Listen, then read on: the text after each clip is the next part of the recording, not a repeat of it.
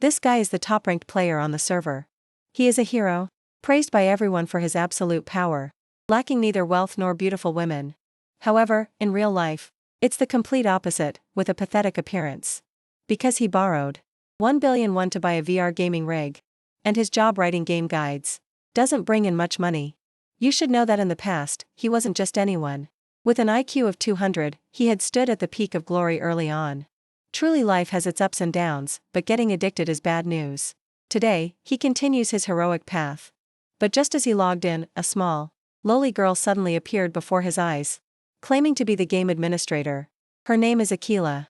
He thought she was spouting nonsense, but with just a snap of her fingers, all the characters suddenly froze. Seeing that, one felt a bit intimidated. Could it be that she isn't lying? She started telling him about a new event. Celebrating the game's 7th anniversary, an open world has begun. Be the first to clear the game with a new character, and you might find the ending of the game there. He felt salty hearing that. I haven't even cleared the game with this character yet.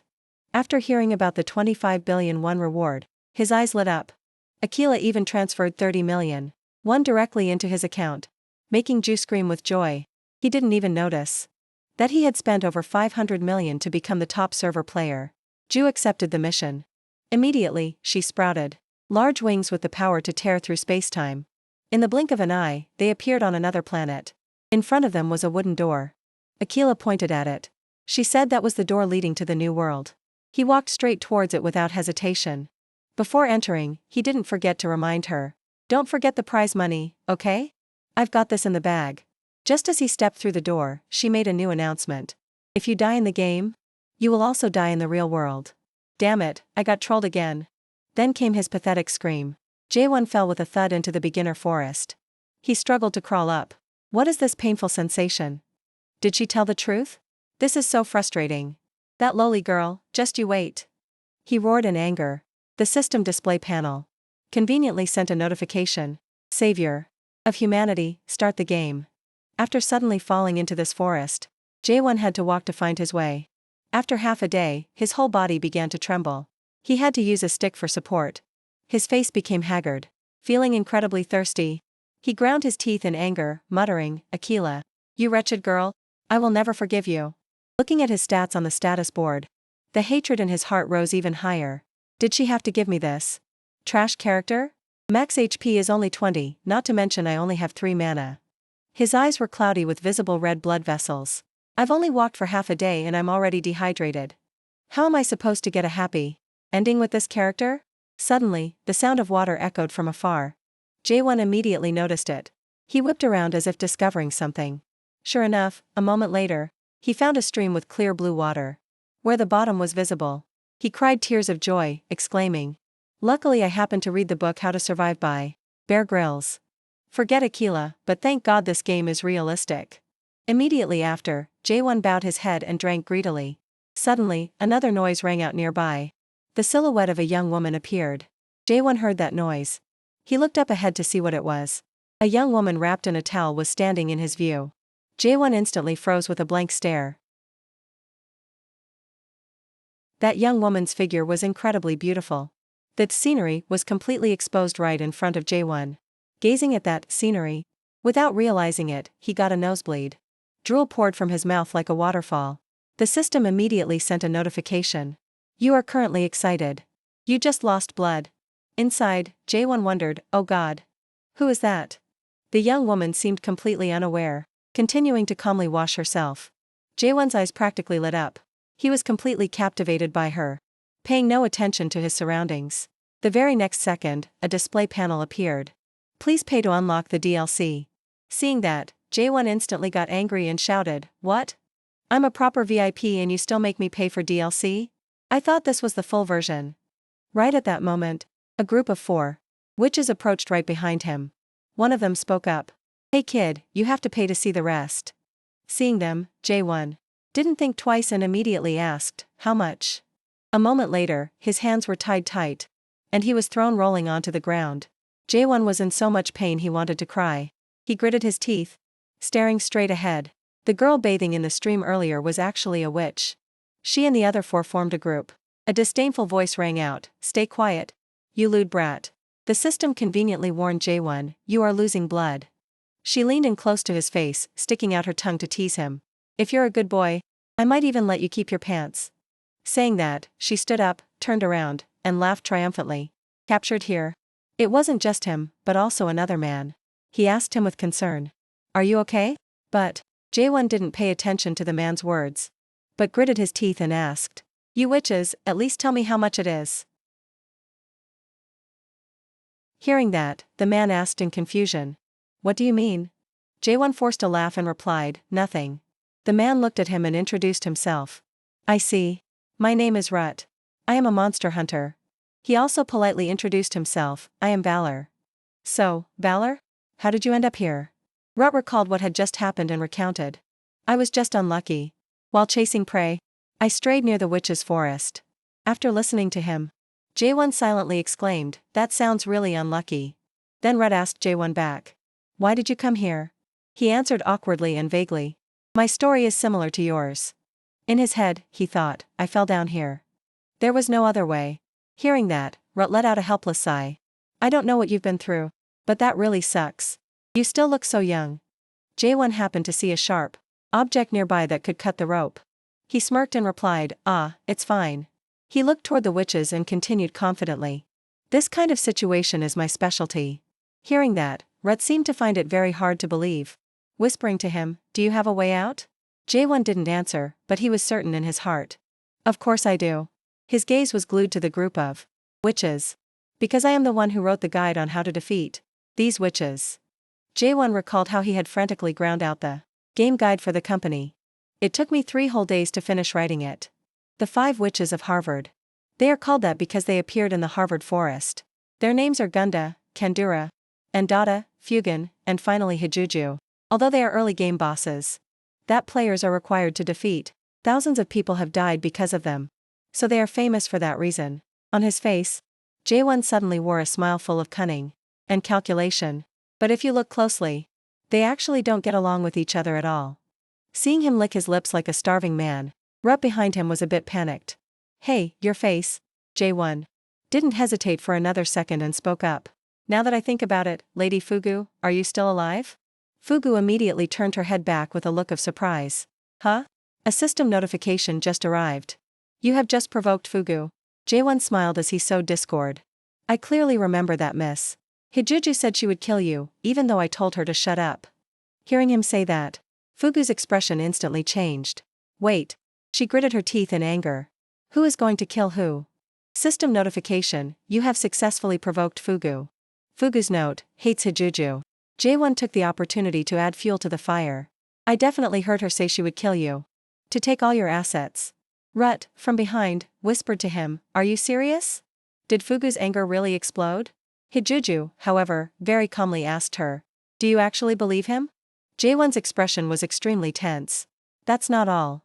Hijuju spread her hands out, her eyes flashing with greed. "It's not like you use all that money anyway. Why not give me some?" The system sent another notification. "You have successfully provoked Hijuju. Hijuju's note, covets Fugu's assets." Reading that, Jaewon thought to himself, "Perfect." And Dada stood to the side, clapping her hands and happily saying, "So that's why Juju is making acid bombs." And Dada's note, can't read the room. Gunda was only concerned with food. Whatever, is the rice cooked yet?"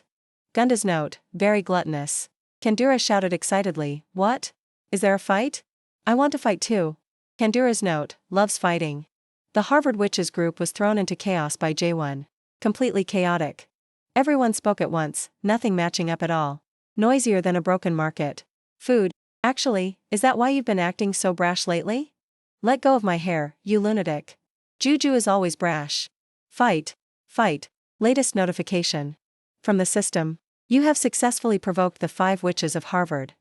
Seeing the dog-eat-dog scene in front of him, Jaewon smiled with delight. Yes, everything is going exactly according to plan. People might think they coordinate well because of that title that they have. But this coven of witches has absolutely zero coordination. Everyone just fights them without knowing that.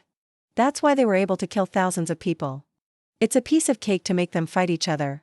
Seeing that the time was ripe, Jaewon turned back and said to Rut, "Brother Rut, we should take this opportunity to retreat."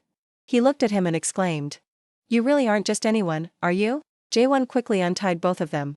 But he didn't leave immediately. Instead, he pulled the carpet that the Harvard witches were standing on. However, his face bore a look of anger. Clearly, he had hatched some scheme in his head beforehand. Immediately after, he yanked the carpet hard, flinging the whole group of witches into the air. All 5 of them landed right inside the boiling pot and screamed miserably. Jaewon, having taken his revenge, pointed forward and laughed, saying, "The exit is over there." Rut looked at him with wary eyes and replied, "All right." Immediately after, he also fled at full speed. New notifications popped up one after another. Andata took 100 damage. Hijuju took 100 damage. In his head, Jaewon silently mocked the Harvard witches. Stupid witches. They are really stupid, but they give a lot of EXP. Suddenly, a snake darted toward him. It wrapped tightly around Jaewon's leg, preventing him from escaping. The display panel also warned. Fugu's snake has constricted you. Your movement is restricted. Fugu, though still struggling in that pot, still wanted to drag him down to die with her. You cunning human. I won't die alone. The snake, under Fugu's control, started to switch to attacking Jaewon. The system, seeing him fall into a dangerous situation, constantly issued warnings. Jaewon lay on the ground, struggling with the snake while shouting loudly, "Damn it, let me go. Get lost." He gritted his teeth, cursing silently in his head. Damn it, I forgot that this character of mine is incredibly weak. In that critical moment hanging by a thread, Rhett turned back to save Jaewon. "Let me help." He drew his sword and swung it powerfully. The decisive strike from Rut cut off the head of Fugu's snake. Having dealt with the danger, he turned to look at him and asked with concern, "Are you okay?" Jaewon was still a bit scared but bravely replied, "I'm fine. Thank you." Then he immediately regained his composure and asked, "Brother Rut, can I borrow your bow for a moment?" Hearing that, Rut looked quite surprised. "Do you know how to use a bow?" Although he didn't answer, he handed the bow to him. As soon as he received the bow, the system updated its information instantly. Rut's bow. Attack, 15. Range, 30. Jaewon drew the bow and aimed straight at the Harvard witches group. His voice was extremely cold. Just a little more. He didn't shoot at them, but aimed straight at the large jar placed on the shelf, right above their heads. The jar instantly shattered. The whole group of witches looked up in surprise. Hijuju was the first to realize the problem. Her whole body began to tremble. "Wait, that's not good." Fugu, not understanding what was happening, immediately shouted, What the hell is that?" Hijuju screamed in terror, "That's an acid bomb." Fugu finally realized it too and screamed in panic, "What?" The acid in the jar spilled out. The whole group of witches trembled in fear. Meanwhile, the acid was about to make contact with something. The very next second, a massive explosion erupted. Bright red flames rose high. The house of the Harvard witches was now just a pile of rubble. A piece of debris happened to fall right on Jaewon's head. The system immediately announced, "You were just hit by debris. You lost 1 HP. Rut, standing nearby, muttered anxiously, "Did we take them down yet?" Jaewon, with a bump on his head and a dark expression, shouted, "Don't say that." As soon as he finished speaking, a series of notifications appeared on the display panel. Achievement unlocked, witches are nothing. You have defeated Hijuju, a witch of the Harvard Forest. You have defeated Fugu, a witch of the Harvard Forest. You have defeated Kandura, a witch of the Harvard Forest. You have defeated Andata, a witch of the Harvard Forest. You have defeated Gunda, a witch of the Harvard Forest. You received a total of 323,760 experience points. You received 5,000 achievement points. After reading, Jaewon shouted, "We got them." Rut exclaimed, "Oh," in response. "That's great." Looking at the numbers on the display panel, Jaewon couldn't help but feel overjoyed. "This is amazing. Getting this much at a low level is super lucky. Now I just need to get that thing." Rut, remembering his contribution just now, expressed his gratitude. "I thought I was a goner. You saved me." He took out something that immediately caught Jaewon's attention. "Although it's not much." Rut smiled, preparing to hand him a bag. "But please accept this as a thank you gift, okay?" The notification sound from the system rang out almost immediately. "You received a red dragon fruit." Jaewon's eyes lit up. "I didn't expect this at all. Are you really giving me these? I don't remember this happening in my last playthrough." Rut smiled and explained to him. "They seemed valuable, so I took them from the witch's place." As soon as he finished speaking, the bag in his hand was snatched by Jaewon. "Thanks." He didn't hesitate to pour the whole bag into his mouth. That sudden action of his left Rut stunned and unable to react. Jaewon's muscle strength increased immediately. You are now a dragon bone possessor with immense power. He chewed ravenously, grinding the remaining red dragon fruits in his mouth. I can see my stats skyrocketing. Strength plus 100. Agility plus 120. Stamina plus 150 increased. A regular player, like me, never even dreamed of these things. I really got lucky. Rut, seeing that, just smiling slightly, looking at him with interest, Rut extended his hand and suggested, "Are you interested in monster hunting?" However, Jaewon, just coldly, looked at him while his mouth was still chewing ravenously. Then he swallowed it all down in one gulp, leaving the other person speechless. Only after finishing eating did Jaewon wave his hand and reply, "Sorry, but I have things to do." Hearing that, Rut remarked, "Young people are so busy, aren't they?" In return, he suddenly realized something. Wait, isn't this an opportunity? Then he quickly synthesized the information. I don't have a class yet, so this huge pile of experience has nowhere to be used. If I leave it like this, it will disappear after a month. Meanwhile, Rut had turned his back, intending to leave. Well, I'm off then. But Jaewon suddenly held up 3 fingers. 3 months. His tone was full of confidence as he declared to him. Is 3 months enough? As for Rut, that arrogance made him smirk. Don't you mean 3 years? Just like that, both of them headed deep into the forest. Many lush green canopies grew close together, obscuring the path. When they found a suitable spot, he said, "First, go into the forest and hide anywhere you want." Rut leaned one hand against a tree, looking incredibly relaxed. "I will find you in 30 minutes. That request surprised him a little. Monster tracking skill from the hunter skill tree? You catch on quick. And then Rut stayed at the waterfall, while Jaewon quickly ran off to hide. I have explored this forest countless times. His hand even twitched slightly with excitement. I could navigate this forest with my eyes closed. Just waiting for that. Jaewon immediately dashed off like the wind. I remember every single small branch. First, he easily jumped over small branches. Dense canopies that make it easy to lose your sense of direction. Poisonous spores from toxic mushrooms scattered everywhere. According to his memory, dangerous scenes flashed through his eyes. And even ferocious beasts. More dangerous than those witches. Jaewon continued swinging on vines. Most of them are etched deep in my mind. Moreover, thanks to eating the red dragon fruit, my stamina is practically maxed out. Even now, he still chuckled arrogantly to himself. He won't find me easily. But a moment later, Jaewon's face froze in shock. Huh? Rut's terrifying face appeared. Peekaboo. He instantly fell into confusion. Wait, what?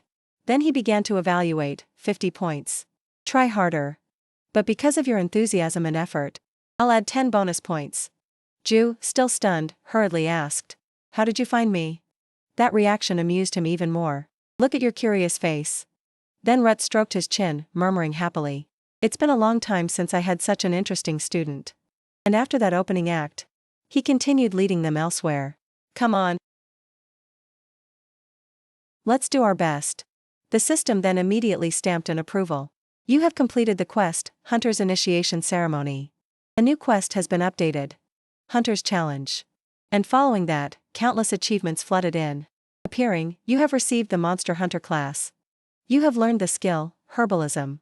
You have learned the skill, Intermediate Swordsmanship. You have learned the skill, Survival.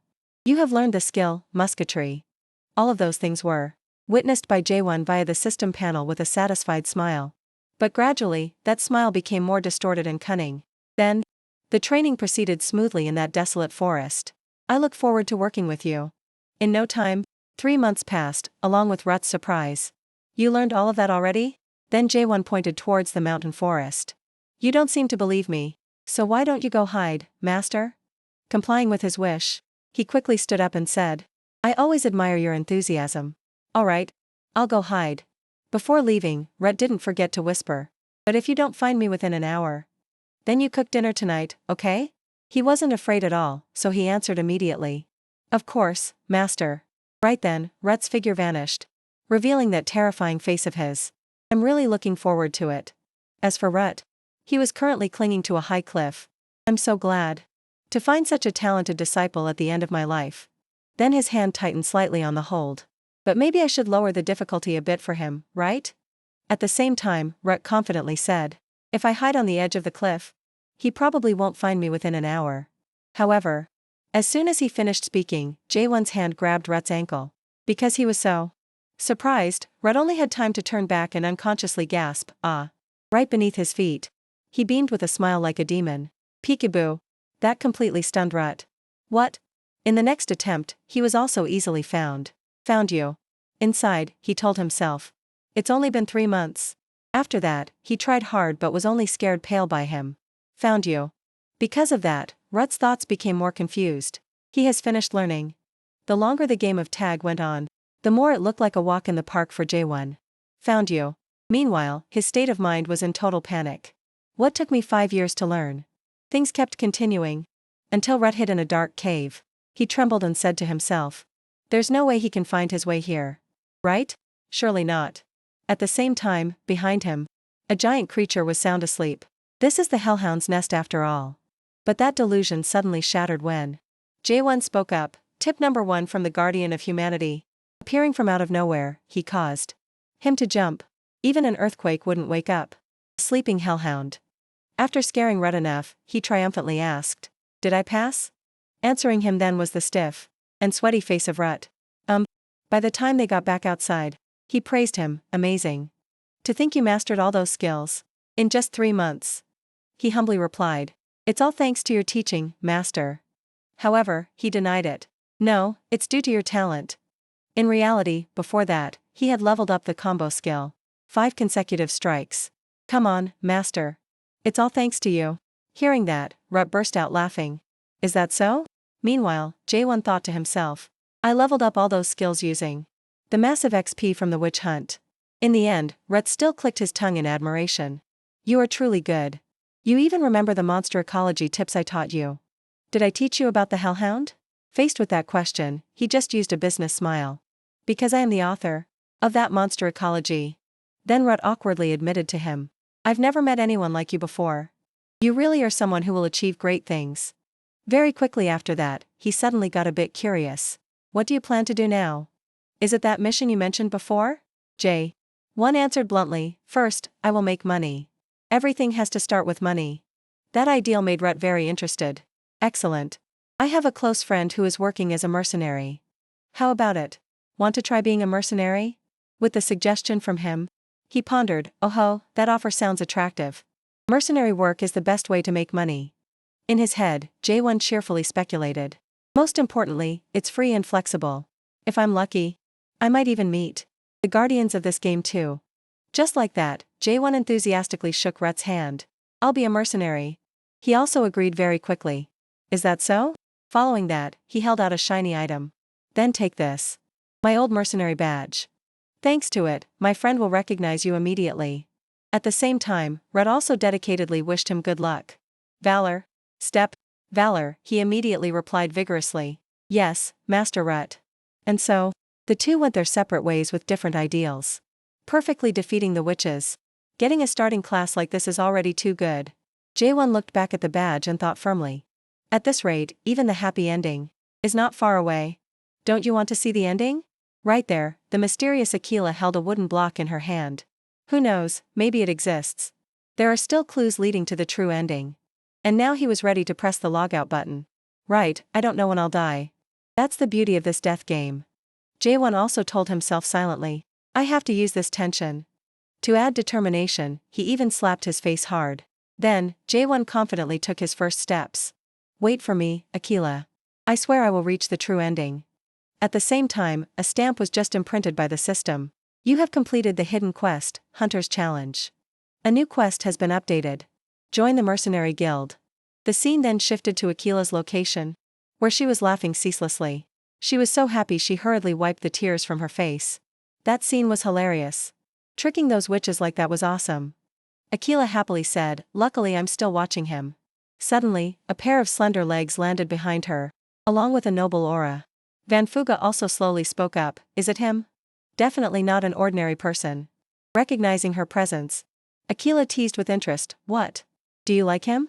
Gradually, her beautiful appearance was revealed right behind her. Van Fuga. Van Fuga gently brushed her hair aside and replied, Aquila, I am a god. How can I look at a human I have to protect in that way? Hearing that, she giggled. Why not? He's cute.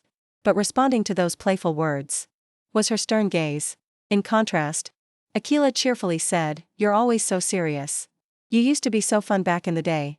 Putting that aside for now." She gently placed her hand on the chair and changed the topic. "That was a long time ago. Hey, did you really pay off all his debt?" She quickly replied, "That was done a long time ago." Van Fuga glanced over and questioned. "So he is still working to pay off a debt, without knowing it's already been paid?" Akila casually joked, "That's right." That made her exclaim, "You really are cruel." Even so, Akila still enjoyed watching the TV. Why not? It's interesting. Look at him. On the screen, Jaewon was chatting with Rut harmoniously. So full of life. Van Fuga slowly nodded. "You are truly terrible." Her voice rang out playfully in response, "Thank you." Then she mentioned another matter. "So, Akila, is he part of your plan?" This time Van Fuga was a bit suspicious as she questioned her. "Or just a toy?" In return, Akila just casually crossed her legs and pondered for a moment. But very quickly she had the answer. "Perhaps a promising talent." As she finished speaking, those eyes glowed pink with excitement. At the same time, Jaewon was on his way to the next location. Just keep watching. After his diligent journey, Jaewon collapsed from exhaustion. "My legs hurt so much," the system simultaneously announced. "You are in a state of exhaustion." Amidst that depression, he blurted out a complaint. "Why is this damn forest so difficult?" Even so, Jaewon still tried to prop himself up. "Only thanks to this body was I able to get out of the forest in half a day. Time to keep moving." Then, in his view was a vast capital city. The mercenary guild lies right before my eyes. Jaewon quickly entered the citadel and stopped by a tavern too. The bell chimed. As soon as he walked in, Susan immediately stepped out with a smile. "Franco, the best tavern in Frankfurt. Welcome, dear guest." Claire also welcomed him at the same time. "How may I help you?" The system immediately updated. "You have entered the tavern, Franco." As for Jaewon, her beautiful appearance left him dazed and confused. "Actually, I'm looking for someone." Hearing that, she happily replied, "I understand. First, let me show you to your seat." Then he also noticed the surrounding atmosphere. Just as expected, the tavern is the best place to gather information. Good wine, happy people, the scent of food wafting through the air. If there is any place to help me get information about mercenaries, this is it. His gaze. Jaewon quickly scanned the young men. People talk more when they are excited. Thinking it over, his face suddenly flushed red. And above all, the waitresses are so cute. Riding that wave of delight, Jaewon curiously asked. "This is the right place. By the way, do you know anyone named Rebe's Chat?" As soon as he finished speaking, the noise and the people in the tavern instantly froze. Claire, standing nearby, trembled with fear. "Sir, that name is forbidden to be mentioned here." Hearing that, Jaewon was even more surprised. "Huh? Why?" What answered him was Susan's panicked look. He is very dangerous. My boyfriend got involved with him once." Her hesitant words that followed made him even more horrified. "And he came back looking like a mummy." Susan even added. "Others here have also suffered because of him." At the same time, the system also informed. The tavern's morale has decreased. Meanwhile, the young men in the tavern trembled and said, "I heard you caught a rat again?" "Good job." "No, I only managed to kill a slime. A rat is still too much for me." Seeing that scene, Jaewon thought to himself. "Rut, what the hell did you introduce me to?" But before he could recover, Claire hurriedly pushed him away. "Sir, run. He's coming." The situation threw him into extreme confusion. "Huh? What?" Suddenly, Jaewon's face bumped into someone's hard flesh. The pain made him groan and hold his head. "Who is it?" Meanwhile, the person opposite him leaned in. The voice answered, "It's me." The stern and equally terrifying face of Rebe's then appeared. "My name is Rebe's Chat." Then, in just a fleeting second, he spotted the badge on his hip. "Huh?" Rebe's calmly grabbed it. "What is this? Isn't this Rut's mercenary badge? So, you must be the one." In return, Jaewon was very surprised. Since when did he? As for Rebe's, he quickly burst into happy laughter. "Great. I was looking for a teammate. I mean, a companion." However, Jaewon was now very scared. "What did you just say? What kind of teammate? That sounds wrong." "Rut, you bastard." In contrast to him, the guy flashed a wicked smile. "Just kidding." Right then, he thought to himself. "Remember this, the next time I see you, you're dead." With that meeting, the two of them moved the location outside. "And so, I finally became a teammate. I mean, a companion. Reluctantly dragged into the war between the Elector and the Pyjamas faction. Rebes also nodded in satisfaction immediately. Exactly. You catch on fast. You have a bright mind. Then he laughed loudly, making Jaewon skeptical. Although this feels like I'm being forced to enlist in some country, but actually, this is a wonderful opportunity. But inside his head, he calculated carefully. The Elector is one of the guardians of this game. One of the central powers of the region. Jaewon silently stroked his chin and smiled.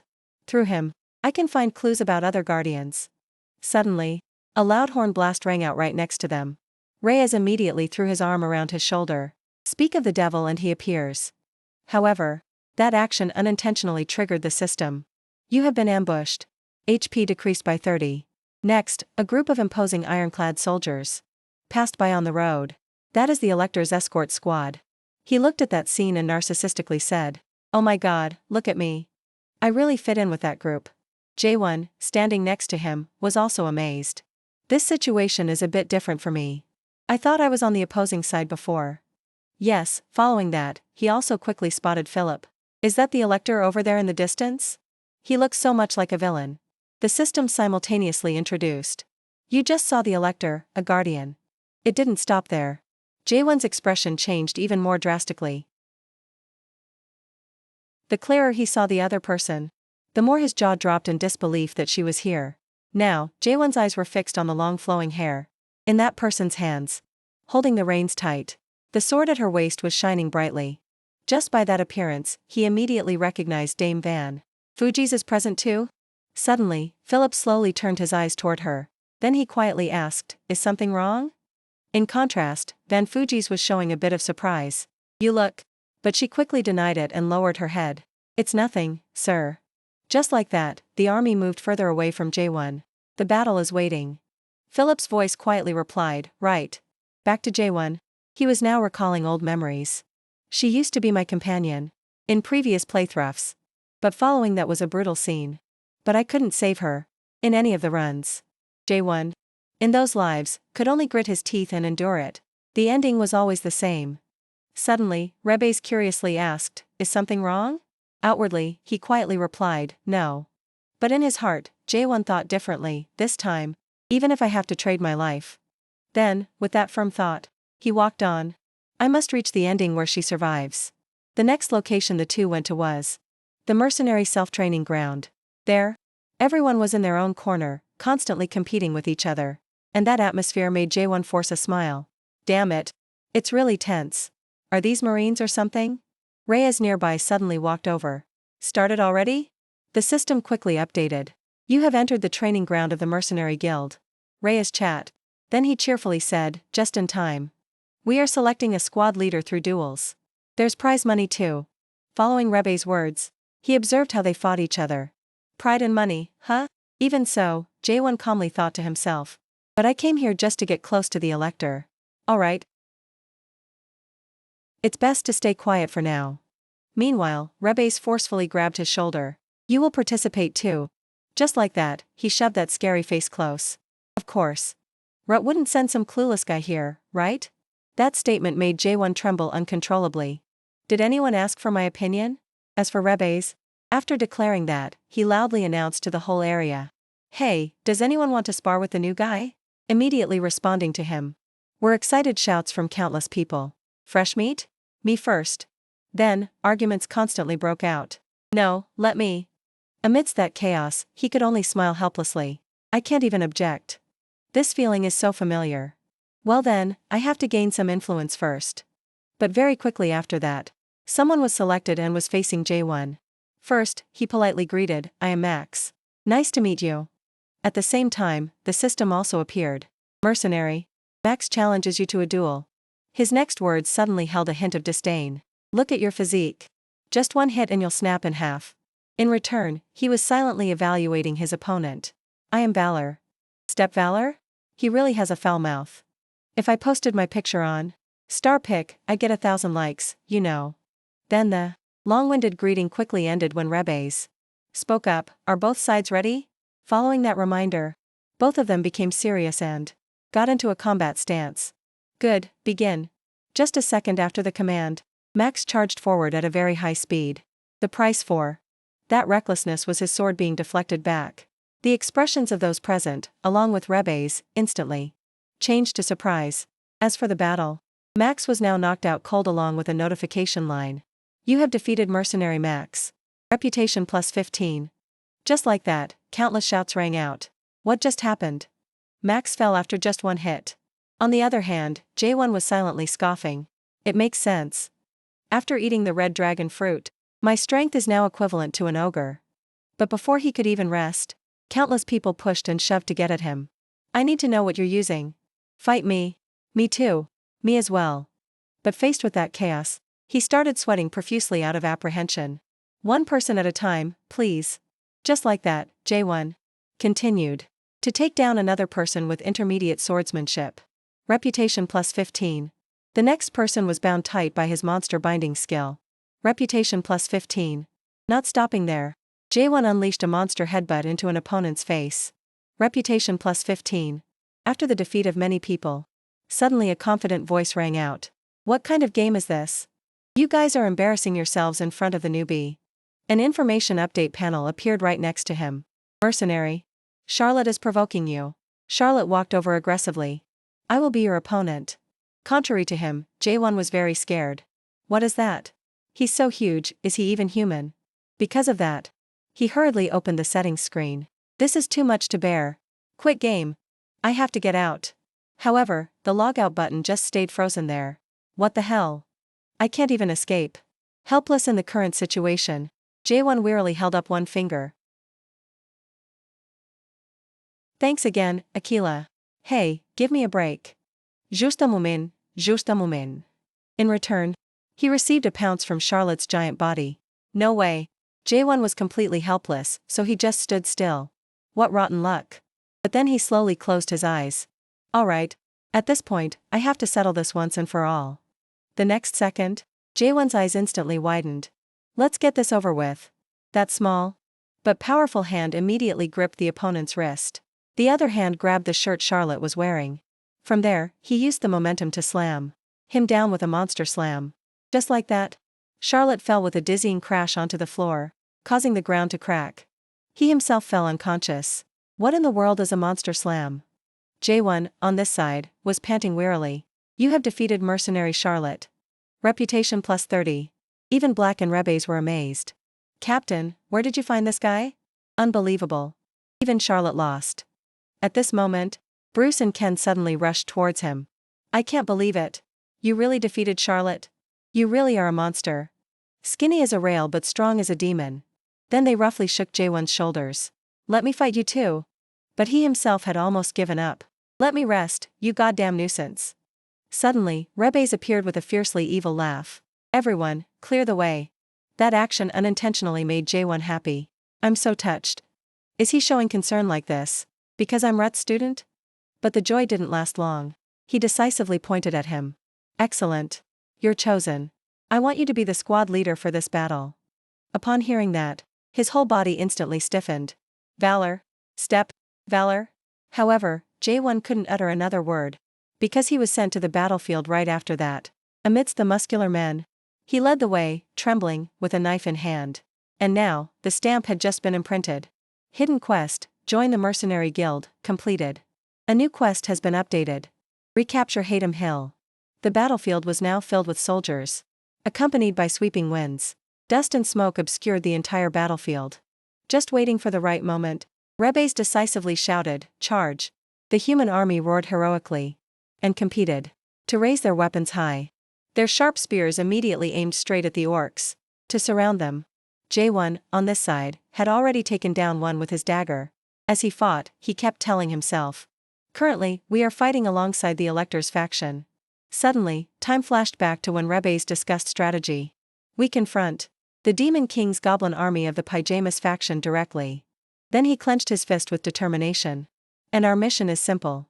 Capture the enemy commander's military flag. Besides, Rebes further explained the plan. After our troops break the enemy's tight formation, we will sneak into that gap and collapse their entire formation. Then he slowly reminded them, but remember this. These are proud goblin warriors. They are not only strong, but also have coordination skills among the top in the continent. Finally, Rebes pointed forcefully straight at J1. Now then, Valor. Step. Valor. Because of that, he was now facing 2 orcs alone. Your job as the squad leader is to block them. Countless spears stabbed down, tearing his shirt, but couldn't touch him. Seizing that opportunity, J1 charged forward. What? My job is being the squad leader? In the blink of an eye, he had knocked away all their weapons.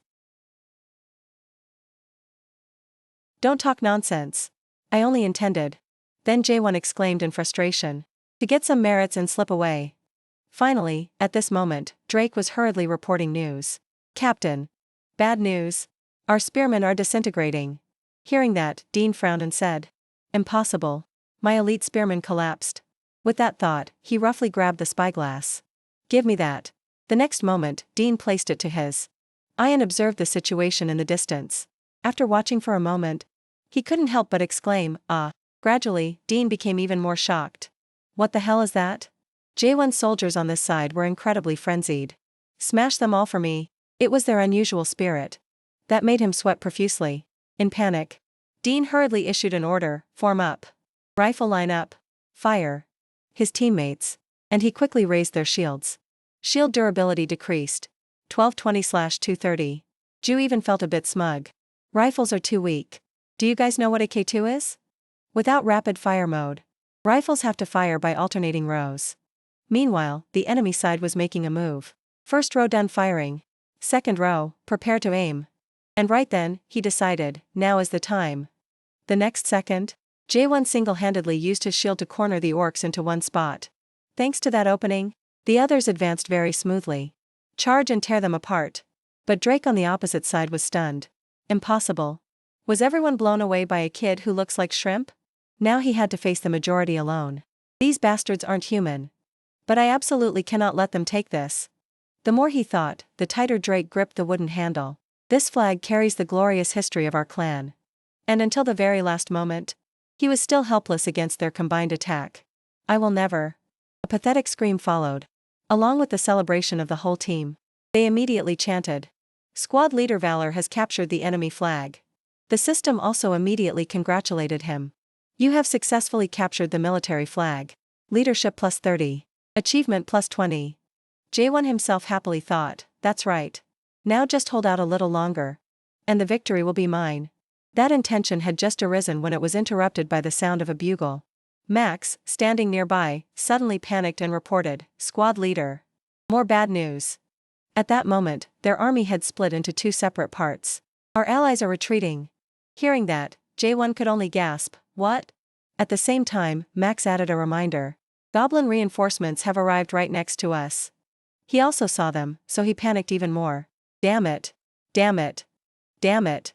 And accordingly, the thoughts in J1's head began to fall into chaos. Victory was within reach. Why are they running away now? Suddenly Max, trembling all over, stuttered to him. Squad leader, what now? Should we drop the flag and run? That idea was immediately rejected by him. What the hell did you just say? Faced with that grumpy reaction, he slowly looked around. But right now, we are only 4 people surrounded by orcs. Surrounded. Hidden boss, Goblin General Callion, simultaneously appeared with a powerful aura. It's over. With bloodshot eyes, his mouth full of sharp teeth slowly opened to speak. Brave human warriors. He stood right in front of them and said, surrender and retreat. These are my proud elite soldiers. If you agree to retreat now and leave the flag, I will acknowledge your bravery and spare your lives. However, J1 suddenly pulled out the flag to threaten. Dream on. Take one more step, and your precious flag will end up in Charlotte's underwear drawer. Upon hearing that, Callion gritted his teeth in anger. You dare? Our sacred military flag. You intend to put it in that filthy place? Responding to him was mockery from him. Think war has rules? For victory, I will wipe your flag everywhere, you'll see. Beside him, the system excitedly commented. You attempted to threaten Callion. This time, an orc couldn't help but scream. Captain. Even he got agitated along with it. What? Damn it. Then, Callion suddenly paused for a moment with unpredictable eyes. Finally, he decisively ordered, everyone, ready to fire. The situation suddenly changed, leaving him bewildered. Huh? As for Callion, he pointed directly at the target with a concise instruction. Fire. As soon as those words fell, Countless cannonballs hit their bodies one after another. The system at this time also announced, "Your threat failed." Jaewon himself was confused. In previous playthroughs, they never gave up their precious flag so easily. Amidst that difficult situation, his eyes hurriedly glanced around. And he quickly saw mercenaries struggling to resist. Some were trying hard, but others were screaming in fear. Damn it! They even brought out the general? That's cheating. It didn't stop there. The situation of other troops is no better. With my current reputation and level, there is no way I can fight that monster. Jaewon's worldview darkened because of that. His worldview darkened. Jaewon's worldview darkened because of that. What should I do now? What to do now? Suddenly, a memory inadvertently rushed back while he was enjoying the scenery with his teammates. Jaewon's face was very happy as he enjoyed the atmosphere. But right after that, Akila's mysterious laugh cracked the space, accompanied by the cold words she uttered. Even in real life, you could die. It was thanks to that brutal truth that Jaewon woke up in horror. Behind him, Max was constantly urging the squad leader. You have to give orders. Otherwise, we really will be wiped out. He hesitantly replied immediately, right? Just like that, the corners of Jaewon's lips curled up slightly to form a weak smile. Immediately after, he leaned back and laughed loudly, alarming his teammates. Has he really gone crazy? Before they could even understand, he had roughly snatched the horn. Charlotte, give me the horn. That action confused him greatly. There are no reinforcements left. On the other hand, he still confidently said, shut up and watch, you pighead. Next, Jaewon took a deep breath before blowing that horn. Then, in the very next moment, the sound of the horn echoed across the battlefield full of orcs. This was very confusing for Max. Squad leader, that direction isn't where our troops are. Answering him was Jaewon's grumpiness. I know. Damn it, shut up and take the bullets for me. Yeah. Next, he even smirked. So we're even now. Akila, if you have any conscience left, you won't abandon me, right? Even in this critical moment, Jaewon still shouted aggressively. I'm still a VIP guest after all. Kallion's order rang out simultaneously. Spearman, charge immediately. Just like that, Drake gripped the spear tightly and prepared to land a blow. Before striking, he even angrily uttered, the sworn enemy of our clan. Jaewon had no other way to hide, so he had to face the spearhead directly. Suddenly, the situation before his eyes changed. When Drake was hit by an arrow, following his collapse, was the silhouette of a knight, leaping through the air. All the orcs there were drawn to it. They all looked up at Van Purgis with stunned faces. And very quickly, her horse's hooves landed safely on the ground. Van Purgis continued to pull the reins tight and reassured. Our troops, do not give up. Finally, she pointed her sword straight at the enemy, to boost the soldiers' morale. Raise your swords high, soldiers. At this time, Kallion declared very aggressively. All units, do not interfere. This battle is between me and... Facing him, Van Purgis calmly drew her sword. The Countess of Nidabe. This is a duel of nobility. Hearing his words, she softly said, so, you also know how to appreciate romance. Dame. Van Purgis suddenly swung her sword first, but he managed to dodge in time. The sound of swords clashing followed, as both traded blows simultaneously. Jaewon witnessed that scene with admiration. Amazing. An evenly matched fight. Van Purgis is still in the early stages of her storyline, yet she is already this strong. At this moment, she and Kallion had just knocked each other's swords away to counterattack. In just that moment, his face suddenly wrinkled in surprise. The reason for that astonishment was because Van Purgis had jumped straight up in front of him. Next, she delivered a powerful kick to his head, making him dizzy. Kallion immediately stepped back, with his hand unconsciously touching the wound.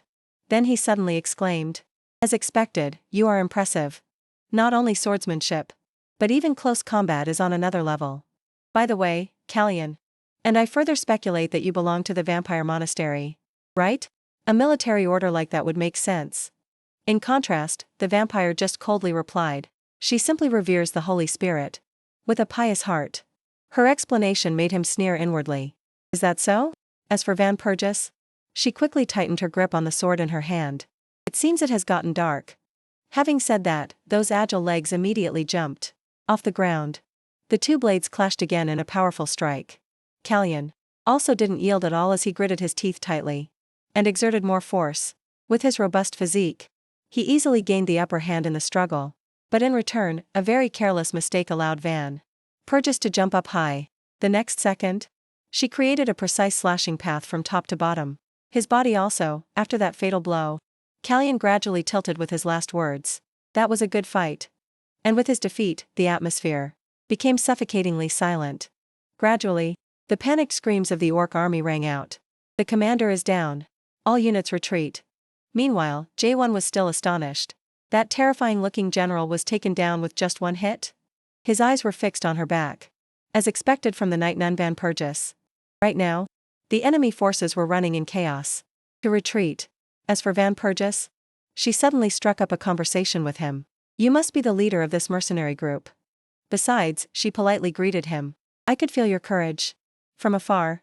My name is Van Purgis. Jae-won also quickly shook hands. Pleasure to meet you. I am Valor State.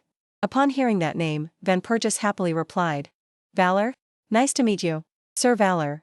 Conversely, he felt very grateful. Van Purgis bows to you. Without you, Lady Van Purgis, we would all be dead.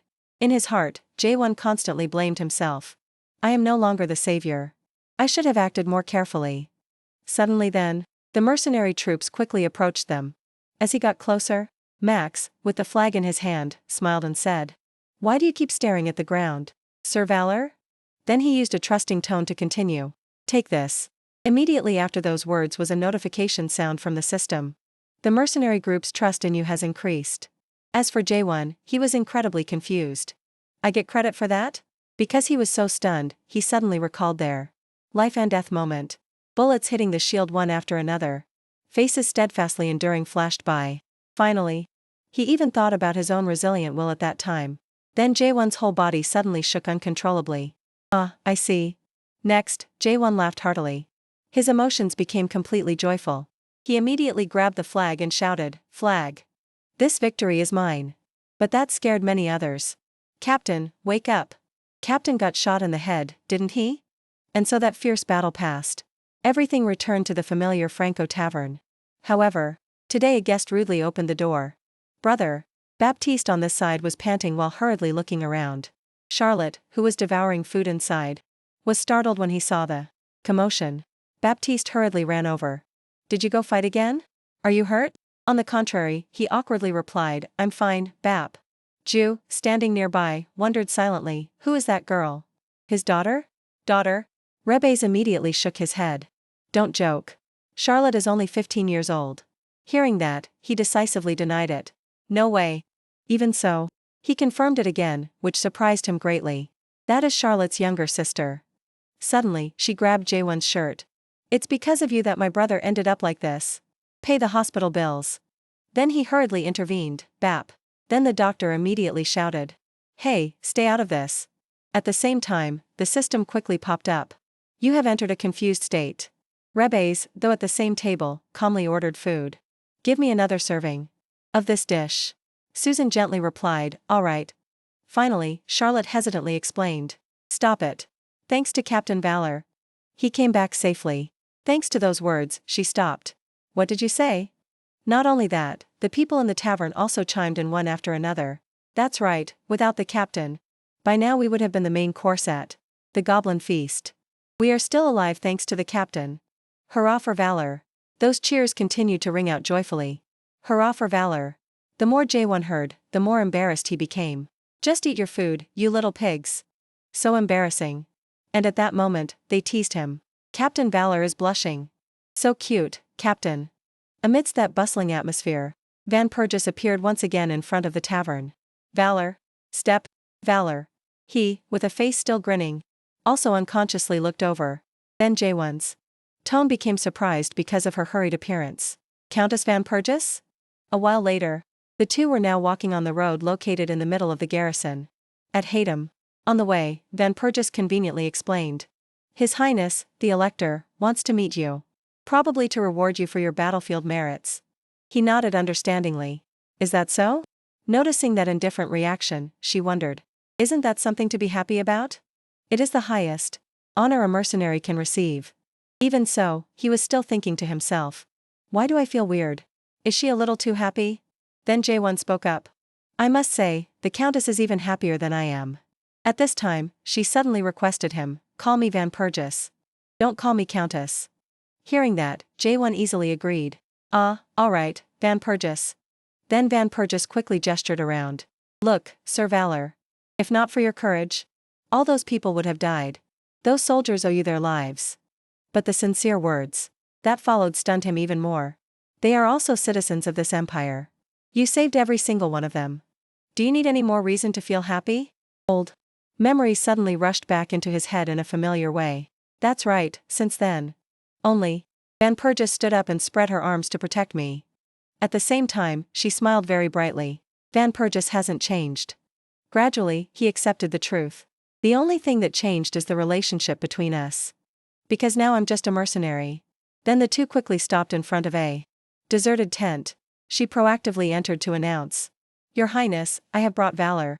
Step, valor. The voice of the person inside echoed out. "Excellent. Well done." When Jaewon looked closer, what caught his eye was a shiny gemstone. "So, you are the one they call Valor." Philip, along with his close aides, was waiting for him at the table. "It is a pleasure to meet you. I am the Iron Elector." Before mentioning his name, he deliberately paused to appear mysterious. Philip received his caution in response. "It is a great honor to meet you, Your Highness. So this is the famous warrior." Just standing next to him feels pressuring. Then Philip suddenly continued happily, "Valor the mower." Words of praise continuously poured from his mouth. "Your courage truly impressed me. You fought bravely like a lion." Jaewon, hearing that, was immediately humble. "You flatter me, Your Highness." However, he still smirked very cunningly. "Not at all.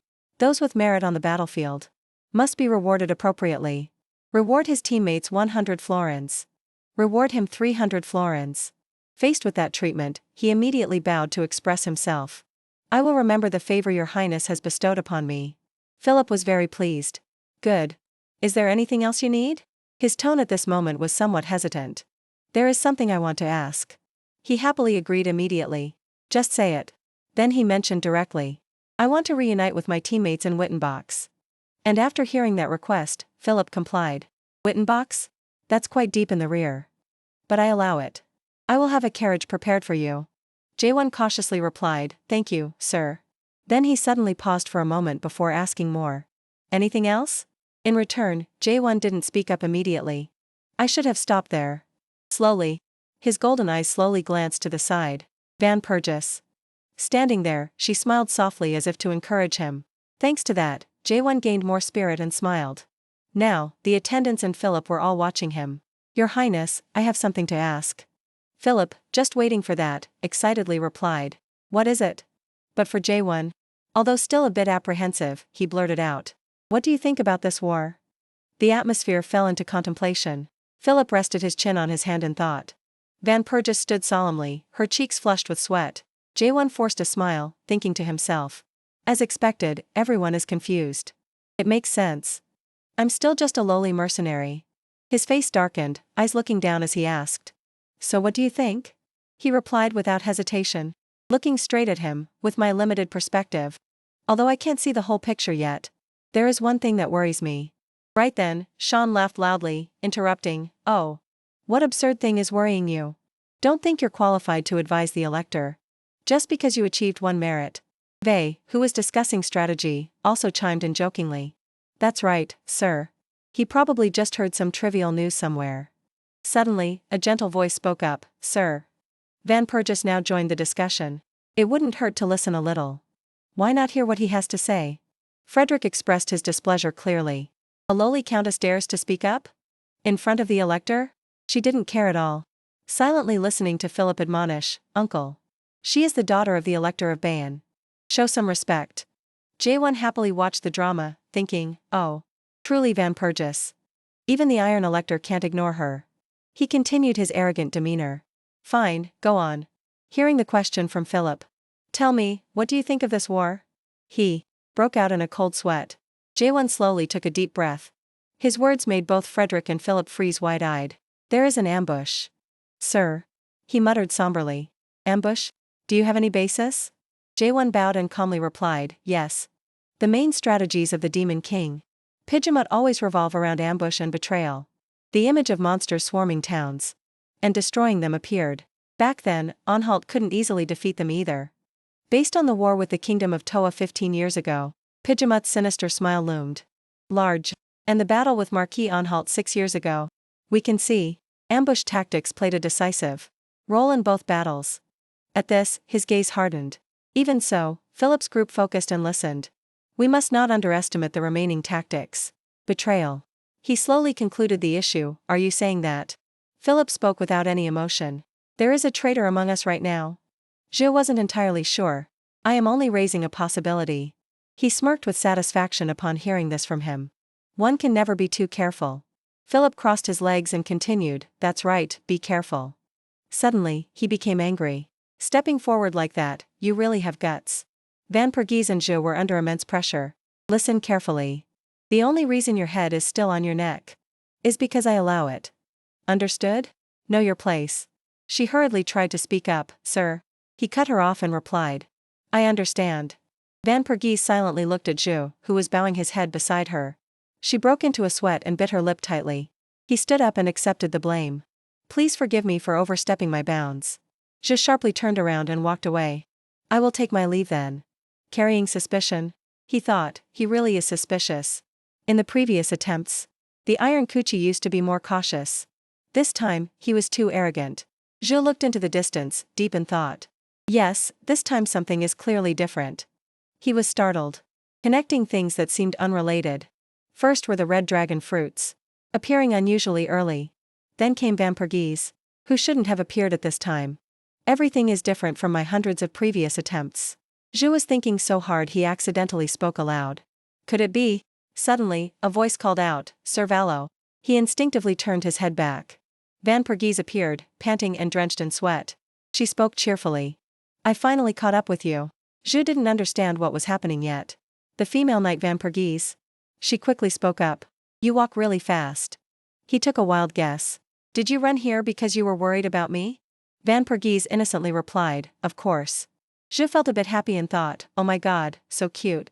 She apologized on behalf of her superior. Please let me apologize on behalf of Kuchi.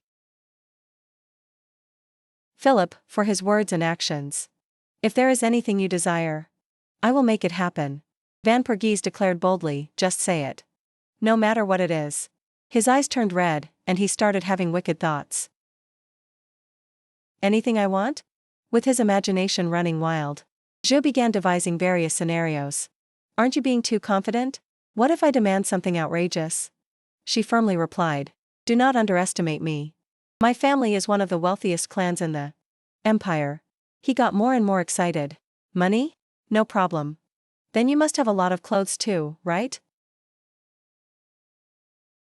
Something made Zhu pause. He suddenly smirked with a hidden meaning. Zhu thought of something he wanted. Give me a quill pen and a pistol.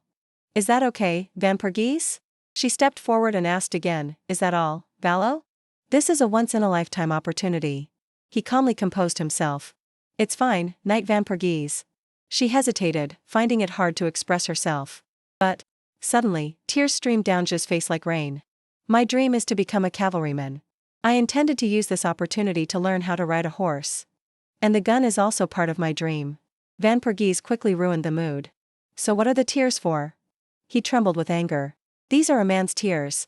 She exclaimed. I have never seen anyone live for others so much. Zhu clenched his fists, trying to suppress his laughter. I have given up so many things. Knight Van Pergese. Van Pergese agreed easily, all right. This isn't the place to talk. She smiled, grabbed his hand, and pulled him along, follow me. Zhu quietly looked at the smile of the girl in front of him. Knight Van Pergese. His cheeks flushed red. Words he couldn't bring himself to say. Time passed. Some time later, two opposing factions appeared on the large field. The battle to retake Haptham Hill. Iron Elector Philip versus Demon King Pizarud. Philip rode his horse and declared aggressively. Today will be the day I end you, Pizarud. Pizarud looked disgusted and held his nose, good heavens. Can someone shut his mouth for me? His breath is so strong I can smell it from here. Vincent stepped up from behind and announced, Sir. Everything is ready for the battle. He was satisfied. Very good. He asked concernedly, Master, do you really intend to use her? That Heija? Pizarud looked impatient. Are you asking about that again? Vincent recalled the previous trauma and stammered. But she is too cruel. If we capture the elector, he will be a valuable hostage. If we hand him to that crazy woman then. He took in the opinion. I know. I will handle her myself. Just trust me. Pizarud looked at the glowing stone on his ring. Speak of the devil. A familiar voice rang out, it's me. Greetings, sir. A dark figure with a fluttering cape stepped on the backs of subordinates. I am ready. He frowned and reminded, right. Good job. Be careful. The person on the other side briefly said, yes. Pizarud squinted and hesitated. By the way, can you go easy on him? Heija put force into her leg and asked back. What? Have I ever been heavy-handed? He shouted with all his might, you are always heavy-handed. She smiled playfully and turned back and forth, oh my. Heija's expression changed instantly. I am very gentle. Her eyes were cunning and revealed amusement. When have I ever been hot-tempered? On Pizarud's side, a sense of unease overflowed. Always gentle. That's what she says. Vincent hurriedly screamed, sir. The scene changed. Zhou hurriedly rode his horse through the night. He widened his eyes in disbelief and thought. Unbelievable. Is this horse named Philly? Its speed is beyond imagination. Looking at the black horse he was riding, Zhou couldn't help but marvel. And this is only a spare horse? Truly the style of a Bavarian noble. An information panel appeared. Full recovery potion. Completely heals all wounds. Price, 1,000 florins. He looked at the potion bottle, smirked, and thought. She even gave me this expensive potion. One bottle costs 1,000 florins. That's equal to the price of a building, isn't it? Suddenly, there was a huge explosion right behind Zhou. He was startled and immediately understood the problem. Damn it. It has already started. I have to hurry. Recalling Philip's triumphant face. It made Zhou feel uneasy. That Grand Elector, that arrogant Steele, has no chance of winning this battle. He will definitely charge in. While completely unprepared. There is a high probability that on the battlefield, he is heavily injured and unable to stand up. Frederick had betrayed him and joined Pizarud. They laughed loudly together. Two deadly eyes stared at Philip, who was kneeling in front of them. Just as Zhou predicted, he would be crushed. His voice asked back in disbelief. Have you not realized your situation yet? Uncle, why? Why did you betray like that? He stroked his chin and judged. And yet you dare to call yourself a knight of the Empire? Frederick explained the whole story. The truth was exposed. Listen clearly, Philip. Right now, you are committing treason against the Emperor. Pizarud and I have joined forces. We will arrest you for treason. He moved close to Philip and made a provocative gesture. How does this feel? Frederick's face clearly revealed baseness. Do you feel it yet? He couldn't shake off the shock and confusion. What the hell? Who would believe those ridiculous words? A second later, Philip was kicked in the face. You? Think you are a 12-year-old child or something? Stop deluding yourself and open your eyes to look closely. See what is happening right before your eyes. Yes. Pizarud bowed and gave a faint smile. You really are hopelessly insane. He glanced back, snapped his fingers, and ordered. Tie him up immediately. Yes. The subordinates quickly ran over to comply. Sir. He stepped back in fear. Don't touch me. Philip's face turned pale, and his whole body trembled. I am a Grand Elector, a noble. You idiots. Pizarud, annoyed, gave orders without paying attention. Van Pergese appeared from the sky. Hey, shut his mouth. He's too noisy. She delivered a powerful kick to his face. Van Pergese landed safely. Pizarud gritted his teeth in pain. She hurriedly gave an order. Quickly. Take this opportunity to escort His Highness away immediately. The soldiers behind replied, yes, understood. But in the canyon behind, more figures continued to appear, galloping towards them. Pizarud. At this rate, Philip will escape. He shouted angrily. Shut up. You're giving me a headache. Pizarud sent a telepathic message, Hera. He is heading towards you. Her tone sounded like she was enjoying it very much. What? So fast? He asked in puzzlement, why haven't you acted yet? Hera was still using a person as a chair, gazing at the night sky. I'm just having a little fun. Pizarud, uneasy, reminded her repeatedly. Listen to me, stop messing around, damn it. He began to take the operation seriously. Start the operation immediately, she replied, as you command, sir. Hera smiled brightly with delight, like a succubus. All right. It's feeding time, my good babies. Hera summoned a pack of carnivorous beasts, targeting Philip. You must be very hungry, right? Go and tear him apart to your heart's content. They dashed quickly through the forest. Traveling the same path, they encountered Zhou. He fired a shot, easily destroying one. Zhou glanced to the side and thought to himself. I knew it. Undead dogs. Looking at the drooling dogs, he immediately understood the plan. She uses these things to wear down the opponent. And then slowly finish them off. Suddenly, from behind, one flew towards Zhou to attack. He disdainfully swung his hand to counterattack. Truly a disgusting tactic. With his weapon, Zhou easily sliced it in two. I know your dirty tricks all too well, Hera. According to his calculations, there were almost none here. The rest have probably all gone to chase Philip. Zhou rode his horse while worrying about the battlefield. I don't care about that bastard.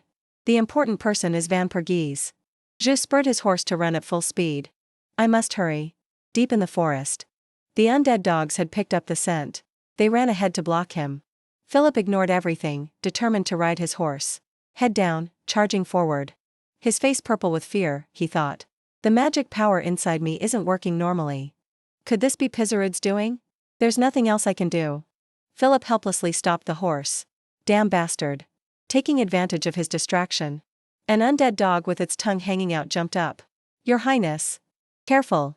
Philip couldn't react in time. He could only blink and watch. Van Pergese reacted quickly. She ran over, swinging her sword to slice the dog in two, saving him. With the horse galloping at high speed, she bravely stood up. Van Pergese performed a series of movements very neatly.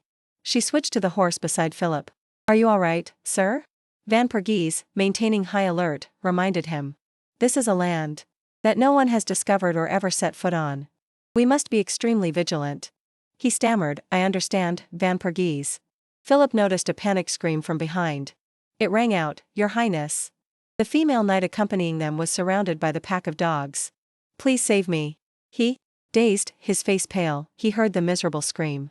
Your Highness. Van Pergese tried to shout loudly to calm him. Try to hold on a little longer. I'm coming right now. Philip suddenly interrupted. He shouted her name loudly. Van Pergese. Philip, his whole body trembling, forced a smile. Just leave her behind. She shouted in disbelief. What do you mean, her? Your Highness. He decisively rode away. Isn't it too obvious? Her life and mine are on completely different levels. Van Pergese fell into confused thoughts. Is this the duty of a ruler? She gritted her teeth and blamed herself. I should have listened back then. Recalling the scene in the barracks, Van Pergese thought to herself. If I had listened to Valo back then. Recalling Philip's arrogance, perhaps there would have been a solution. She remembered that face. It's all because we ignored him. A rope wrapped around her neck. Interrupting Van Pergese's train of thought. Looking at you all is truly funny. Heija was here and was forcefully subduing her. Van Pergese reached out to plead for help, Your Highness. She widened her eyes in panic. Van Pergese seemed stunned looking at the person in front of her. Philip broke into a sweat. Glancing back, he still chose to turn away and leave, letting her be dragged away. Left behind, Van Pergese couldn't sit up straight and fell hard to the ground. Her hand clutched the dirt tightly. I trusted the wrong person. Looking at that face, panicked and worried only for himself. Van Pergese was speechless. I didn't expect someone like that. She struggled to stand up. To be called a Grand Elector. Hera tightened the rope. Joining the conversation? No. She spoke with hidden meaning. That is exactly what makes a true Grand Elector. Heija touched her lips. You think so too, right? Right, sister? Van Pergese shouted in frustration. Take back those words immediately. For many generations, the position of Grand Elector has the power to choose the next emperor of the empire. Every single one of them is basically like an emperor within their own territory. She was determined to affirm it once again. Heija sighed, turned back, and ordered. You guys continue tracking Philip. The subordinates immediately accepted the order. Yes. Holding a whip in her hand, she slowly walked over. Come to think of it, you also carry Elector blood, don't you? Heija's eyes were extremely cold. Seeing that Van Pergese didn't answer, she became even more smug. Did I hit the mark? She finally couldn't take it anymore. and rushed towards her opponent. Bastard. But that didn't affect Heija at all. She easily dodged it. Van Pergese couldn't help but be shocked by this situation. Before she could react, Heija had already struck a painful whiplash onto her back. She seemed to go mad, laughing continuously in triumph. Scream more. Good, very good. Now I want to play with you even more. Van Pergese had absolutely no strength to resist the attacks of Heija. She finally couldn't stand it. After one blow, she rolled onto the ground. Van Pergese suddenly became weak. Tears flowed endlessly down her cheeks. Sir Valo, if it were you, I believe you would find a way to overcome this. But I think this is as far as I go. However, Heija had no intention of letting Van Pergese go. Not yet, sister. She raised the whip, intending to strike again. But her attention was drawn to something. Hera's face was utterly bewildered. Near her, there was something strange. It turned out to be just the corpse of a dog. Hera was still dazed, looking to the other side. Without noticing that behind her, there was a figure appearing. What is that? It's a dog's corpse. Zhu, without any mercy, threw a punch straight into her face. Because Hera was too surprised, she couldn't control her body and fell flat on the ground. Van Pergese carefully turned around. Her body couldn't help but tremble. She couldn't believe her eyes. It was quite a while later that Van Pergese softly called out to Valo. She couldn't contain her joy. She smiled as fresh as a flower. You truly are a hero. However, as soon as she finished speaking, Van Pergese collapsed to the ground. Zhu didn't say a word and picked her up. Then he just walked away, ignoring Heija's presence. She sat there, watching their retreating figures, and thought to herself, he killed an undead dog, then circled behind me. Before I even realized it. He is no ordinary person. Zhu now turned back with a gun in his hand. Still as freakish as ever, Heija? Heija was extremely suspicious. You know me, big brother? But Zhu's attitude was utterly scornful. Don't call me brother with that face, it's disgusting. Even though a gun was pointed at her, Heija showed no fear at all. A gun, huh? Surely the range is longer than my whip, right? Aim carefully there, big brother. My whip is even faster than a bullet. Zhu didn't hesitate to pull the trigger. Hera didn't sit still waiting for death but rushed forward. Before he could do anything, her whip had already tightly wrapped around Zhu. His neck was constricted, causing him a bit of surprise. Hera laughed like a madwoman and kept pulling the rope. Come here, Zhu. Could do nothing else now, except stand still and take the hit. She used all her strength to headbutt him in the face. Then, pressing her advantage, she gave Zhu a punch right in the face. Heija used all her strength to throw Zhu far away. But things hadn't stopped there yet. She controlled her whip again. I'm not finished yet. But this time, Zhu was quicker and dodged Heija's attack. Then he dashed forward with all his might. Zhu was full of determination this time. Heija, however, was not worried. On the contrary, she laughed in amusement, planning to close in. Although whip strikes were unleashed continuously, Zhu perfectly dodged them all. Now Heija's expression turned grim. Unbelievable. Even in the unit, my whip skills are top tier. Yet he still dodged them all? Zhu was getting closer and closer. However, Heija was still determined to fight to the end. You think I'll go easy? But just as she rushed in, Zhu had appeared behind her without her noticing. This time it was Zhu's turn to laugh in his opponent's face. Heija seemed to sense it too, so she tremblingly turned around. Zhu just gave the opponent a stab. He held the knife, smirking triumphantly. How is it? Exciting, isn't it? I am actually a close combat damage type. She just got lightly relieved by him. Of one eye, screaming in pain, she spread her wings wide, wanting to escape. But his gun had been loaded since who knows when. Bang! A hit. She lay neatly on the ground. Zhu gazed thoughtfully at the object in front of him. A full potion bottle. He carefully observed the information from the system panel. Effect. Completely heals all wounds or diseases. Note, apply directly to the injured area. It will completely restore the target's physical condition. Reading these lines, Zhu's body couldn't help but tremble.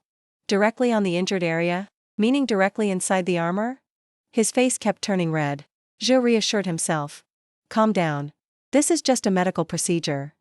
No dark thoughts allowed here. Right, of course not. Zhu now recalled his own past memories. My real name, the name that almost everyone has forgotten, is Hanju. When I was young, my father died of illness. My mother collapsed from exhaustion at the age of 58. I was completely alone. At that moment, a blue-haired person sat gloomily on the ground, cursing incessantly. Damn it, are you mad because you were tricked? So why are you chasing us now? Zhu had no intention of caring about it. What is this? New to the job? I only do the work I'm hired for. Problem solver in Hanam-dong, Hanju, 22. Lai Kong approached gratefully. Thank you. Here is a little something as a reward. Zhu stood there counting the received money, 10, 100. Confirmed. He didn't forget to turn back and question. Anyway, this is just a temporary measure. If you have that much money, why not pay off all your debts? He was so tense he couldn't stop sweating bullets. I have a mission this week. Zhu frowned, clearly showing his disdain. Lai Kang's face turned pale and he trembled. He kept explaining. Don't look at me like that. After finishing this mission, I'll have about 10 million won. And so, Zhu also seemed attracted by this amount of money. One mission for 10 million won? That's right, that mission is very important. What kind of game offers such rewards? Lai Kong suddenly asked, have you never heard of protecting humanity? Zhu was a bit annoyed. What the hell is that, you nerd? He then formally introduced it. You really haven't heard of protecting humanity? Really? A vast world with ultimate freedom. With beautiful anime girls. And globally famous character designs. You know. A billion players in this RPG title. Whoever tops the ranking can just leisurely earn a few 10 million won easily. The mission I intend to go on today is also. Zhu heard this and was still suspicious. You say people earn 10 million from this game? Lai Kong affirmed with great confidence. Of course. Do you want to try? But right at that moment, Zhu's phone rang. No, I'm busy today. He took out his phone to check. There was a message on the screen. Canceling today, we made up. Zhu hesitated a bit. So I'm free now? Just like that, Zhu logged into the game. He stood before a strange scene. And couldn't stop marveling. I can't believe I logged in just on a whim. The technology is modern, isn't it? The sky looks just like the real thing, even. The streets and people look like they are truly alive. Is this really a game? At this moment, Zhu noticed the people on the roadside. He couldn't help but exclaim inwardly. They look so lively. Realistic enough to see every pore. It's too real. Then the shopkeeper shouted loudly. Aren't you going to pay? Zhu then realized he was too engrossed. And did something crazy. Oh crap. He disdainfully swatted his hand away. If you don't have money, get lost. I still have to serve other customers. Right when Zhu was worrying, a money system panel appeared in front of him. Money? Words appeared on the screen. Current balance, 10 florins. Florin must be the currency here. But I'd better save it. Zhu? He said to Claw. Sorry, I don't have. Suddenly, Dennis appeared beside him. Looks so delicious. He also quickly noticed the boy. But Dennis's mother came over and called. Come on son, let's go. The boy was still a bit reluctant. But then Zhu spoke up and asked. Give me an apple. How much is it? Claw immediately quoted, just 1 florin. He gave that apple to Dennis. The boy was extremely happy. Here, take this. The mother beside him bowed repeatedly in gratitude. Thank you. You used your precious money for my son. Zhu politely waved his hand, it's nothing. It's just game money anyway. On the contrary. Dennis was overjoyed to get his favorite food. It looks really good. Thank you so much, mister. The boy's mother then informed him. However, 1 florin here is enough to eat for a day. Zhu scratched his head awkwardly, not knowing how to answer. Then the mother? When the mother and son left, they didn't forget to express their gratitude. Thank you very much. Thank you, mister. See you again. Zhu also waved back, remember to listen to your mom, kid. This reminds me of the past. Back when I lived alone with my mom. Truly a stubborn brat. Always whining for fried chicken. Thinking of this, Zhu smirked again. He looked at the surrounding scenery and thought. This game really has its appeal. After that, I started logging into protecting humanity. More often. Whenever life stressed me out. Playing the game made me feel better. In the game, Zhu received love from everyone. Thank you, young man. You have completed the mission. And so, I started logging in more and more each day. All the pent-up pressure from the real world. I vented it all in the game. After recharging my energy, I continued living my life. But then returned with piled-up exhaustion. And by that time, 5 years had passed in the game. While he was lost in thought, Suddenly a voice rang out from behind. So you are the one they call Hanju. Van Pergese introduced herself. I am Van Pergese. I heard your skills are quite good. She made an offer. How about it? Help me deal with the wild boar going berserk in Harvard Forest, will you? But Zhu hesitated a bit after hearing this. Wild boar? Van Pergese immediately asked back. What's wrong? Are you scared? He immediately waved his hand confidently. Right on time. Who, me?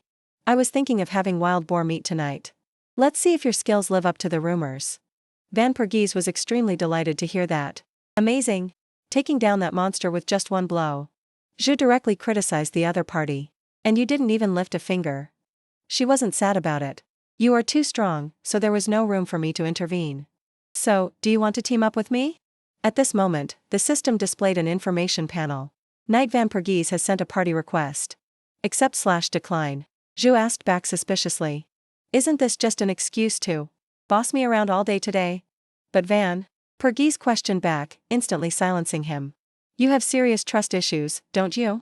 After a while, he replied, I guess something like that. She couldn't help laughing upon hearing that. You are really interesting. Alright. If you accept, I will recommend you to become a Knight of the Empire. Just like that, the two of them formed a party. Back in a certain castle. Calls rang out continuously, Hanju. A while later. She finally woke up. Her face was slightly flushed. Seeming to know that Guy had taken advantage of her. Only to see his face when he turned around. Had been punched swollen.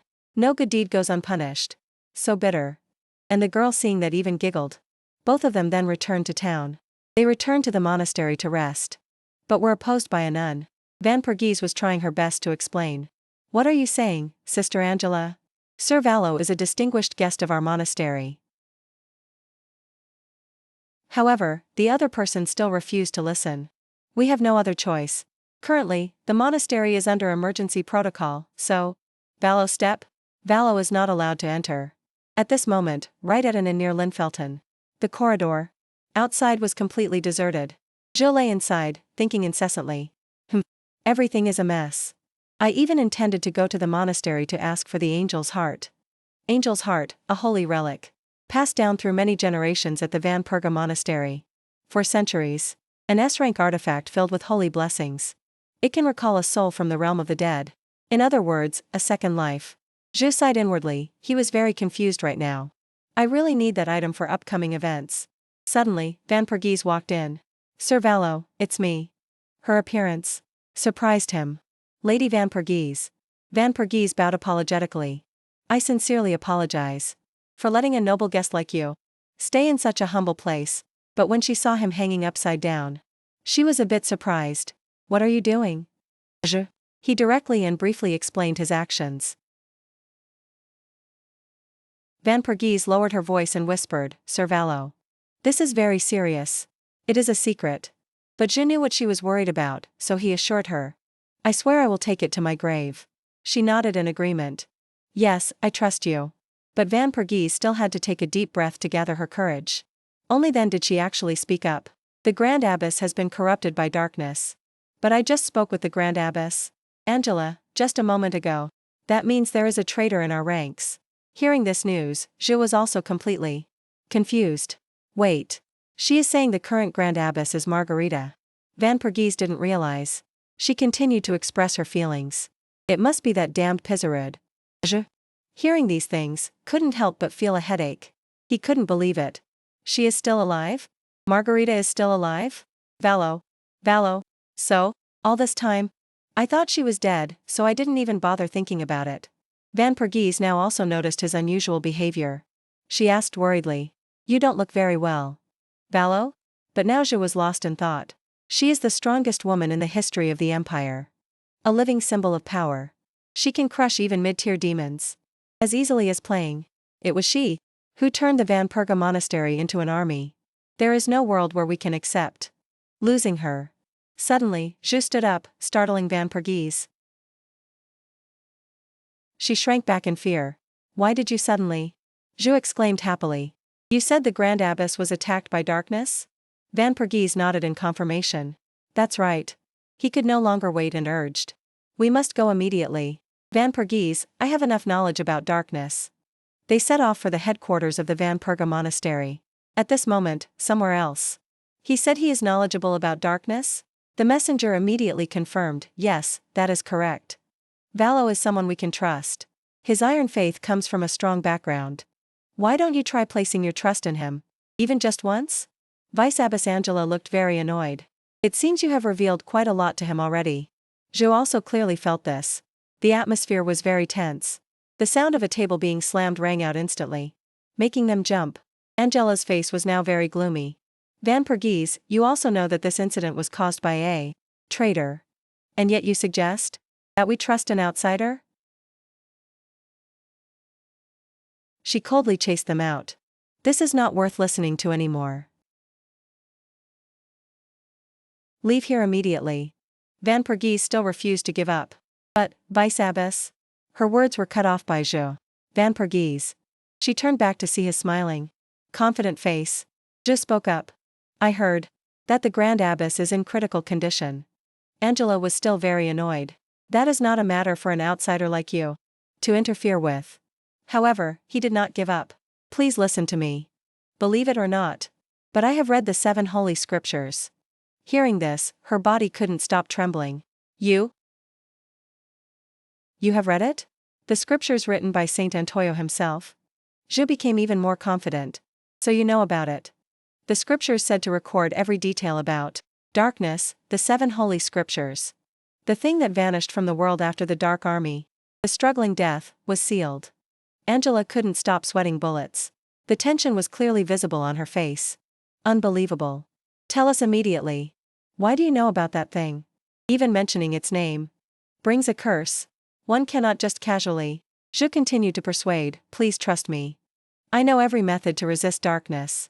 Then he smiled confidently. As for Van Pergese, she was so shocked her jaw dropped. Angela tried to control her trembling. All right. In return, you must swear not to breath a word about this until you die. If you dare utter half a word. She gently crushed the object in her hand. Angela didn't forget to warn him. I will bury you under the river Lai. At this moment, Zhou and Van Pergese were standing amidst a group of monks. He thought to himself with annoyance, this bunch of muscle heads. She crushed the edge of the table with just her bare hands. And what's with this strong smell of sweat? Margarita? I've never seen her face. But she must lift at least 2 or 3 times. Van Pergese stood behind him. Seeing something unusual, she asked, Sir? Valo, you look so pale. Zhou tried to suppress his anxiety. No, I'm fine. By the way, Lady Van Pergese, is this physique your ideal type? I wish I could be like that, but Uncle wouldn't agree. So I'm trying to hold back. Honestly, I'm relieved. Before long, they arrived at a mysterious place. We're here. But Angela didn't forget to advise them beforehand. As you can see, the evil aura here is very heavy. If you don't focus, you will easily lose yourself. Zhou nodded immediately. I understand. She turned back and ordered her subordinates, everyone wait here. The whole group responded in unison. Yes, sister. Just stepping in, the powerful darkness radiating out surprised him. The Grand Abbess lay unconscious there, being corroded by dark energy. Zhou immediately instructed Angela upon entering. Use the monastery's holy relic on the Grand Abbess. Angela looked pensively at Margarita. She gently stroked her cheek. So the holy relic here is the angel's heart, right? I understand. You intend to draw the curse from the Grand Abbess. Over here, transfer it to someone else. And seal it inside them. However, Angela had a concern. But divine power and curses naturally conflict. During the process of removing the curse, the Grand Abbess is almost certain to die. Zhou nodded in confirmation. That is why the angel's heart is indispensable. Such a curse for any cleric is no different from a death sentence. So no one in the monastery can do it. But now, there is me, an ordinary mercenary here. Meaning I am the perfect vessel for the curse. Sounds appealing, doesn't it? Angela also nodded in agreement. That is true. However, Sir Valo, that plan won't work. Grand Abbess Margarita left a message. She recounted the saying. This is my darkness. No one is allowed to sacrifice themselves for me. If that happens, the Empire will lose everything. Moreover, this is a curse born from darkness. Angela questioned Zhou back. Its origin and symptoms are unclear. It is a mystery shrouded in shadows. Do you really think you can survive afterwards? She slowly moved step by step towards Zhou. Angela didn't forget to give a warning. This curse will cling to you for the rest of your life. Van Pergese, standing beside him, also spoke up in warning. Sister is right, Sir Valo. However, Zhu ignored it all. You have no reason to do this. Van Pergese, I will be fine. Angela, I am the best candidate. I know darkness well from the Great Holy War. I am not a cleric, so I won't be easily attacked by it. And we must admit that I am just an outsider who just appeared today. Angela remained silent, waiting for Zhu to continue. He confidently asserted. To put it bluntly, I am an ideal pawn. She sighed in frustration. Angela is in a very difficult position right now. If the Grand Abbess wakes up, she will surely tear me apart for this, Sister Angela. Angela. Just do what you think is right, Sir Valo. At this moment, the system screen displayed information. Angel's heart revives the user's soul. Once after death, Zhu took the angel's heart and put it on his hand. Normally, it would be wiser to save it for later, but this might be the only chance to recruit Margarita as an ally. Van Pergese was still worried, so she wanted to advise Valo. Are you sure you want to do this? It's still not too late to. Her action was quickly stopped by Angela. Van Pergese, he is a man. Let him decide for himself. Zhu then announced that preparations were complete. Now, let the ritual begin. He began reading strange words that no one could understand. Then he gently placed his hand on Margarita's forehead. Streams of dark energy transferred to Zhu's body. Angela and the others nearby were amazed, to the point of dropping their jaws. A spatial rift quickly appeared. Right after that, Zhu was teleported to a strange place just like that. He looked around in confusion. Is this the Dark Realm? It's as black as an abyss. I can't tell front from back. Suddenly, a mysterious voice rang out. I am the one hiding in the deep grave. Who dares summon me? Zhu loudly stated his request. My name is Velocid. Lift the curse befalling Margarita. However, the other person, upon hearing this, only laughed scornfully. Just a mortal. You can't even see my form clearly, yet you dare to set foot here and lose your own shell. Zhu silently observed the other person. This is his final form. The other person continued speaking. You are not the one I want to meet. Get out of my sight. The mysterious person's scream shook heaven and earth. The system immediately activated protection mode. Player's soul protected. At this moment, the mysterious person also began to notice something strange. Wait. Are you immune to soul absorption? Zhu angrily shouted, shut up. Break the curse on Margarita. And transfer it to me. Why did not yield at all? Silence. If you don't tell me who you are, I will tear out the soul of everyone who has ever fought by your side. He was shocked upon hearing this. Damn it. Using hostages to threaten me? Then I'll play dirty too. Zhu didn't hesitate to reveal, I have read the 7 holy scriptures. The Gravekeeper King was astonished upon hearing this. What did you say? He made faces and teased incessantly. I made a deal with the struggling death, and exchanged for the dog he used to raise. Why was driven mad by Zhu's teasing? Insolent wild beast. However, that didn't stop him from continuing. Right now, he must be selling copies of the scriptures to other sages for a cheap price. Don't you think so? If this drags on, who knows, I might slip and reveal the color of your underwear. The Gravekeeper King finally had to agree. Fine. I will grant your request. Zhu chuckled triumphantly to himself. You walked right into it. But then Wei continued, in return, I have a condition. Zhu replied without hesitation. That is exactly what I was waiting for. He got into a ready stance. Divine light quickly enveloped his entire body. After an unknown amount of time, he woke up, realizing he was still in the monastery. The blue ring was still on his hand. His whole body trembled with joy. System notification. You have obtained S-rank skill, Necromancer. Summon undead. His face was smiling with satisfaction, though it looked a bit perverted. Just then, his girlfriend brought medicine in, making him a bit awkward while he was gloating. She wept with joy. Are you brain dead? Why did you act so recklessly? She recounted what happened earlier. After performing the ritual, you passed out, and I brought you here myself. She scolded, don't ever risk your life like that again. He could only scratch his head in confusion. Her hands were still clenched in anger. Do you know how worried I was? Valo. He immediately reached out to comfort her. I promise I won't do it again. I promise. His face became shy. Just as the two were getting cozy, Suddenly, a warning sound came from outside. Rumble. The two of them immediately ran over and asked in panic. Are we being attacked? Before their eyes, ancient trees had snapped nearby. A vibration shook behind them. From above, a voice spoke up, "Oh, you are awake?" Carrying a large tree on her shoulder, she continued speaking. "I was just warming up while waiting for you to wake up. My savior." She introduced herself clearly, "I am the Grand Abbess of the Van Perga Monastery." Seeing this imposing manner, he felt a bit intimidated. She looks so small, but why is she so freakishly strong? She threw the tree down below, shouting her name, "Just call me Marie Margarita." She led a group of people, skipping through the tunnel. Zhu walked while scratching his chin in silence. By now, Philip must have made it out of that deep forest. He couldn't help but think about the power he received earlier. Finally, I have achieved the highest rank in the system. Necromancer. Emotionless warrior. With this power, I intend to assassinate Philip. Thinking of this, Philip's face immediately appeared in Zhu's mind. But since he is a guardian, without the angel's heart, the chances are very low. I cannot let my guard down until the very last moment. While he was lost in thought, she suddenly shouted loudly. It's adventure time. Angela looked at Margarita like that and sighed, reminding her. Margarita, please maintain some dignity. She glared back and retorted, dignity, Angela? That is the true evil of the nobility. You're old and you're always nagging.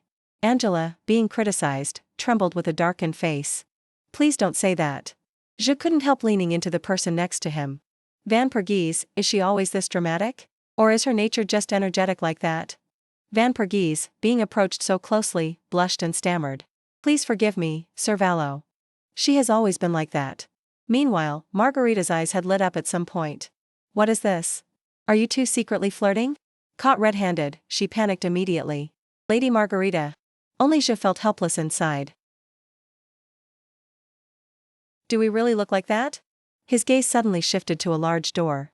Is that the place? The Van Pergese underground armory? She also quickly walked over to it. We were so busy talking we didn't realize we'd arrived. Margarita couldn't help but feel excited. Bragging to Zhu about the heavy weapons. Vallo, this place is full of magic tools that the monastery couldn't even imagine. Perfect for a cursed person like you. He froze a bit at those words. Is that so? Thank you for bringing me to a place like this. She took this opportunity to flirt with Zhu again. Don't mention it. If possible, I'd even like to go on a date with you. Before she could finish her sentence, an angry roar from behind cut Margarita off. Margarita. Van Pergese flared up with a fiery aura, enunciating every syllable of her name. Lady Margarita. Margarita turned pale, frightened by that anger. How scary. Don't worry, someone is going to go crazy. So I won't do anything. Immediately after, she hugged the door to change the subject. Anyway, let's go in. I'm so excited. Looking at that expression, he felt a bit helpless. Yes, it's utter chaos. Very quickly, the door opened, revealing a blinding light. Seeing that light, Zhu sighed in relief. So far, everything is going smoothly. From now on, I will pick up the pace. And then, the hunt for Philip will begin. Scene changed to a roof under a clear blue sky. Philly breathed heavily, his face flushing at the words of the person before him. What do you think, Philly? My new gear looks cool, doesn't it? He appeared in a new outfit provided by the system. The Cursed One, rank S. Nullifies curses lower than the equipment rank. Equipment skill, Dark Critical Strike. Zhu excitedly waved the dagger in his hand. It's second to none, huh?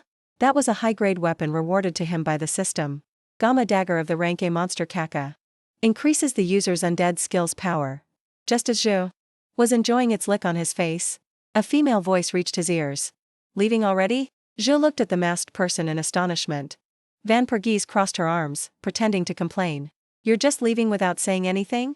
That's a bit sad. How about we go for one last walk together? Following her words, the two of them quickly stepped onto new ground. Van Pergese wanted to break the silence, so she spoke first. Even though we only met recently, it feels like we've known each other for a long time. He replied pensively, is that so? She kept chatting incessantly in Zhu's ear. Perhaps because you have helped me so much. Van Pergese unconsciously recalled the time he risked his life to help her. In the battle against the 7 orcs, the moment Zhu appeared in the forest was also deeply etched in her heart, and the final duel with Heija. You were truly amazing and reliable back then. He was a bit modest. Praising Van Pergese in return, the help from you was also invaluable. Van Pergese, thank you for saying that. After these words, neither of them dared to look at each other to talk. Finally, she started the conversation again. You don't seem very curious, do you? Zhu glanced over and stammered, curious about what? Van Pergese, seemingly understanding him well, chuckled. Don't pretend. She touched her helmet, as if signaling secretly. About my real face under this helmet.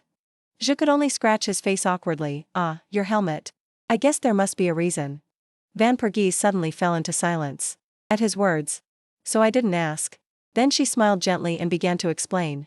I see. Actually, under this helmet is a large scar. It is the mark of a curse. The great secret of the Vampire Knight was finally revealed by her. Even I don't know what kind of curse it is. My uncle tried to hide it at all costs, always saying that no one must know about it. Zhu was a bit shaken and nodded, so that's it. Hearing that, the Vampire Knight continued to tell about the malicious faces in her subconscious. That's why people call me the Ugly Knight. That is a nickname given by those who know nothing about my situation. Gave me. Now. She gathered all her courage to express to him. Valo, can you look at my face? Van Pergese reached up to remove her helmet but hesitated a bit. I feel a bit worried, but if it's you, I feel you will see through to my true self. But before she could finish her sentence, Zhu's cheeks were already blushing, bewildered. Van Pergese didn't know how her face, beautiful as a sculpture, had captivated him. How do I look? Do you think I am very ugly? She didn't see him answer, so she shyly covered her face even more. Only Zhu knew he was moved by that beauty. Van Pergese squeezed her hand slightly, pleading. Say something, please. Realizing his rudeness, he hurriedly praised her. Sorry. You are truly very beautiful. Receiving these words, she sighed in relief. Really? What a relief. At this moment, Zhu still couldn't believe his eyes. Impossible. Van Pergese taking off her helmet. As for Van Pergese, she covered her mouth shyly. Come to think of it, Valo. He was still immersed in her beauty. I have always looked at Van Pergese, but I never thought it would be like this. Van Pergese, a bit embarrassed, shouted out. I have something I want to give you. Zhu was startled and stammered, what is it? She quickly took out a pendant. This is a treasure of the Bayan family. Passed down by my uncle. He watched that movement with curiosity. Why give such a precious thing to me? Van Pergese took the initiative to hold Zhu's hand. Instead of a confession. This is a keepsake. Proof that I will always be with you. His heart suddenly skipped a beat when he looked at that shining gem. It was so dazzling it made Zhu repeat her words. A keepsake to remind me that you will always be with me? He immediately placed it on his chest as an answer. I will cherish it. Van Pergese, a bit emotional, looked up coquettishly. Manhwa roi ne. Zhu. Vi quan I ngung ma truck teep quay sang nin philly. Duok roi de den luk ta fi di roi. Koi kochet teek nuyen hung van gue loi chuk den on. Vang me man loan o ben nai. Vang zakon quang dua teare truok. Vang ve mwako di truok. Van Pergese light song nyan gung tu choi. Kong nai di truok di kong. Bon ho siu ve dua de quali mak cho no dung. Mot ben chan nan. Kong vampire girl ko siu di truok di. Kong. Tom yuan nai di truok ma oi thoi ma kong sao dao. Vampire girl di truok ma. Kong va lo tenge truok. Kung luk du he thong kung bat ramot thong bao moi. Kot trian and huyet thong qua kak siu tri bayan. De duok mo qua. Tuen tin kem qua Van Pergese de duok mo qua. Radan han troi de dan toi kung tien koi gion tan. Philly. Kochet neo any truok and hung loi doc tho I ben tai. Troi vamoti tang dan ong nu min phi lam sao day. On nin he thong. Roy lagi toi ko it lai du mat. Tuen tin kem voi ko nong kung nak vampire girl you. See you denai. Chong Fai Chi Con Thum Wat Sai La Duong Thoi Sao. Dang Sung Swang Ti Jabong Engui Thay Mot Mui La. Dui Chan Angwa Quan La Hung Lot Ti. The Nam La Leet. Gi the Nai Chet Teet. Dang Luke Mwa Thursday Bat Dao Swan Set. Jinin and Hung Guang Mat Kong Nam Mat. Dan Gia Mot Lut. Dua Veo Tin Hin Ti Ko Vi Nu. Philip Va Pizaru de Jiao Chien Kake Si Leet. Ca Nueva Angwa Du Lan Ra Dat Trong Rat Tam Hai. Duong nu ca tu kong kon du suc de teep tuc. On kong chet de du ret kim tai cho. Jivang mot not kim roi fi nuok dai. Min fi tim kim kuvak nai. And hung. Tam mat on lai leak vi hung he thong quen thuok. Nu koi tren moi jolin lo ra Thursday 6 day. On seat chat ton kim dang toa ra sak kai nong nac. Kich hot ky nong. Rat and han big. Fan tu de dan mot doi quan mat sarong di toi. Kaija kat loi. And hung tin du dam mao. Hey tiaro ton te sai quata tru hoi vampai. On zoe nuoi lan ting ra len cho on ta. Nim viu dao tien qua nuoi la. 6 sot ton bo kuvak nai va trui lung Philip. Vin quang thuak vi chua ti qua chung ta. Sadujulai chi veo anna. Con nuoi koengiing nuoi kun kin dap lai. Bang thua chunan. On leak mat nin mei ti the voi nu koinem him. Thursday gom lai ton bo quan fuk nam jai raco day. Chung si coach day. For chuyen kintoi kuna bo hongim yu. Philip theo zing bajus. Tron duak veo mot kan nam wa dam tho man. Han song tuc dien kaino toi guang mat qua Friedrich. Chet t bacu chithap. Kong ngo lai ko gay nai pizaru kong the Thursday. Thwa ka qua Philip the veti lo lang. Dua tue du cho han. Dien ha du la cho truong hop con cap. The en hung Philip chong chet beat on. Ma jayat man no viite. Dua de Hong Kong du. Net lane de Thursday thwak la veo ming. Phia ben nguai. Judang lang tangoi ten Philip. Hong tu Philip twa den don nai day. Hong tu Philip. Twa la lindan thu nai tung gap truok du day. On contract ti pet lon ten qua min. Han nathe tiing. Jiti nu the tsong rum q mang. Matuoi ten han hanoi. Valo dinin latano koroi. The en hung kai lai ten tau han makuyan han ta. Dien hanoi him lam. Truok het ta siu quan sat tin hin de dung du. Tinin Philip lai tang te tat renim di. Lu vio dung han chi te ra nguai kat jong chat van. Trong kai han den de q ta. Ti kak nuoi dang lam sai kgi ve. Tu nuoi kia du ngora. Truok en hung loi bac tin qua Philip. Dung la mot lu sao bo kong dang de dam len. Han no nu koi zeo tra sap sep din men cho bon ho. Kat case by jong chuk. Ton cap dui qua ten lin dan thu kia. After this. As soon as he finished speaking, the door behind Philip was kicked open. He saw him and was extremely delighted. Valo, I am here, Valo. Je calmly led the vampires to stand before Philip. Your Highness, I missed you so much. I crossed that deep forest to get here. Hearing that, he was even more touched and praised him. I thank you. And thank you for bringing reliable reinforcements. The person behind was still wheezing, calling out to Philip. Your Highness, wait for us. But he didn't even care, his bright eyes looking at. You are the only one I can trust. I will ensure you receive a worthy reward. He smiled brightly and pretended to be polite. Oh my. No need. Immediately after, Zhe's army rushed forward on command. Blood splattered, leaving Philip stunned. He rubbed his head, hiding the sinister smile that was blooming. Because I won't need you anymore, Your Highness. Zhe led his people to take the upper hand in front of Philip. He held his sword ready in hand, not forgetting to provoke him. A mangy dog dares to act arrogant before a tiger's claws? Philip's face became even more unsightly as he got angry. I raised a dog only for it to come back and bite its master now? Zhe wasn't afraid at all. He even mocked him enthusiastically. That's right. I am a dirty dog. I will bite someone like you, Philip. Philip's blue eyes immediately widened. His sword also quickly entered the fray. With just 2 moves. Moon Shadow Swordsmanship, first form. Crescent Moon Slash. Philip had taken down almost all the vampires. The more they advanced, the harder he slashed. Zhe looked at this scene with some dissatisfaction.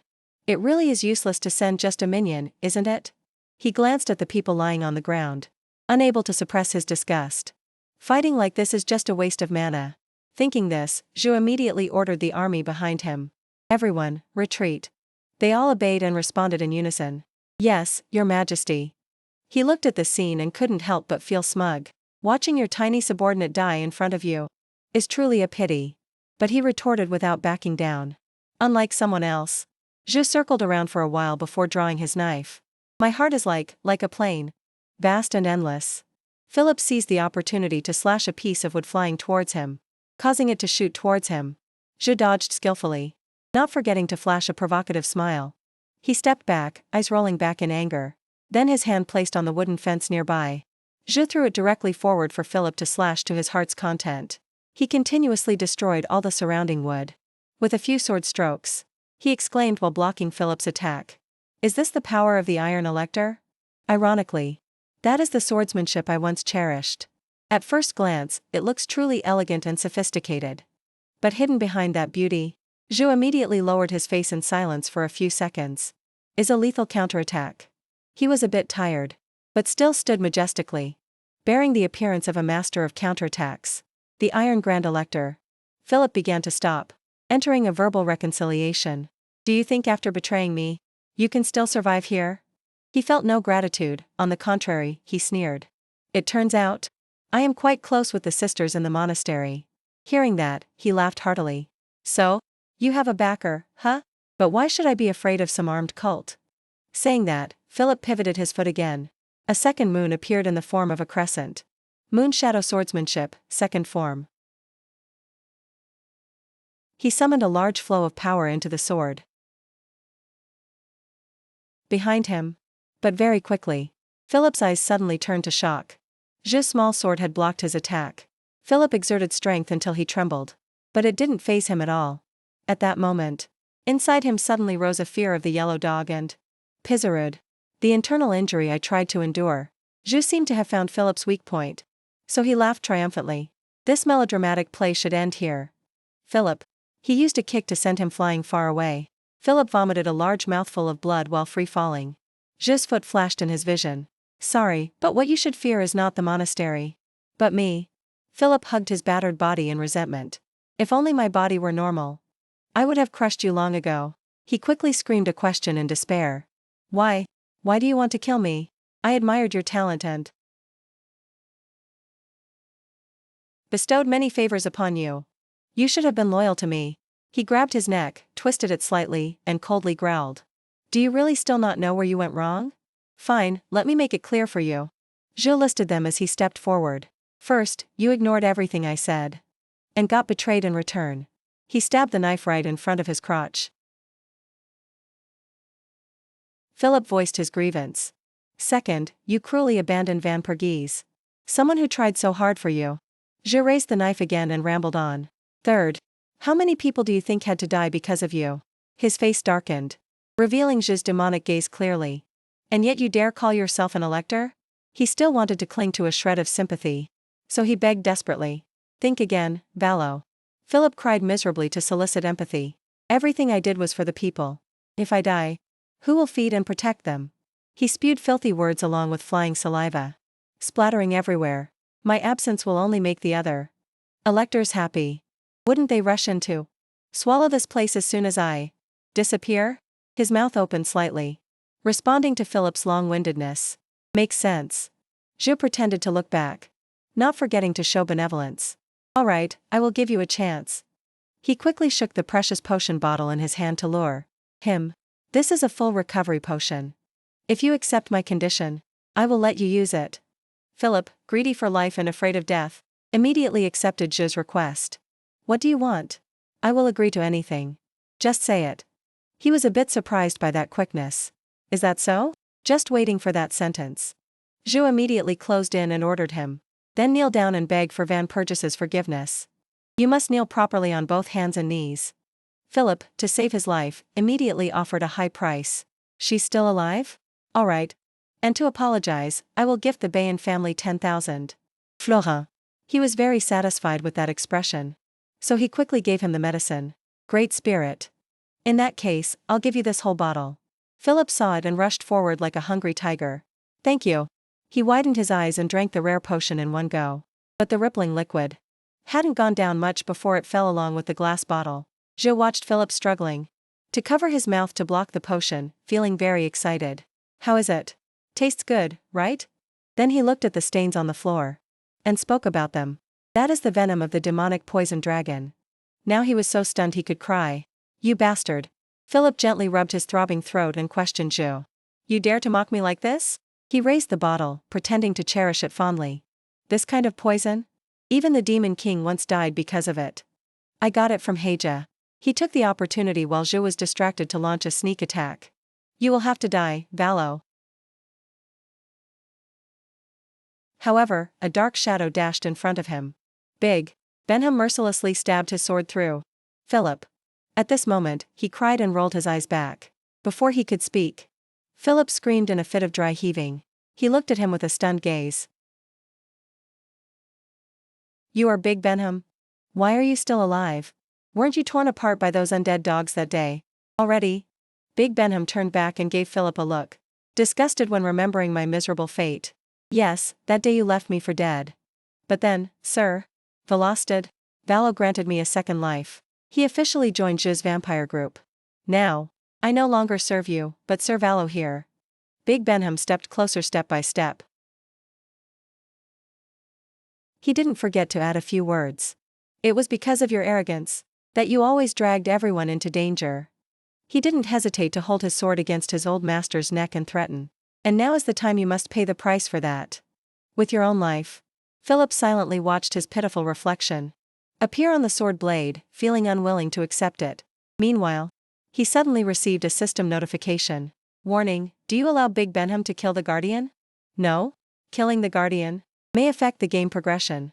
Continue killing the Guardian? Zhi curiously stared at the words. It will disrupt the game? He started looking at him in his begging, pitiful state. Zhi's face unconsciously twisted when thinking about this. Just because of that bastard? Forget it. Even if you gave him to me, I wouldn't want him. He decided immediately. He waved his hand to order Big Benham and turned away. Big Benham, kill him. He obediently replied quickly, yes, sir. Having received permission, Big Benham raised his sword high. At the same time, Zhi's system issued a red alert. Error, error, error, error. Guardian defeated. Error, error. A few seconds later, the system reset the program. Hidden scenario, killing the Guardian has been activated.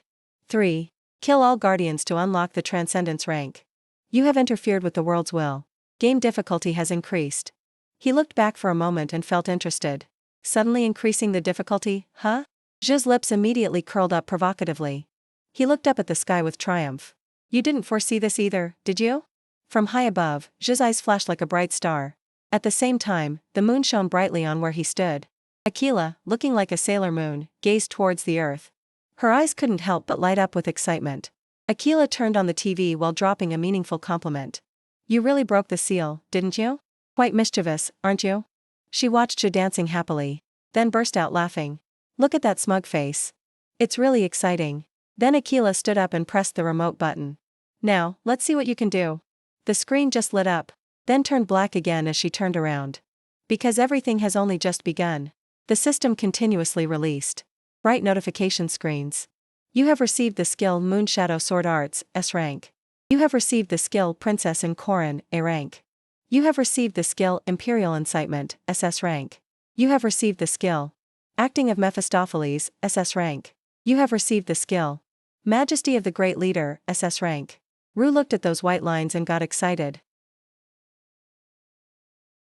As expected of a Guardian-level entity, the rewards are just too delicious. 3 SS rank skills, 1 S rank, and 1 A rank.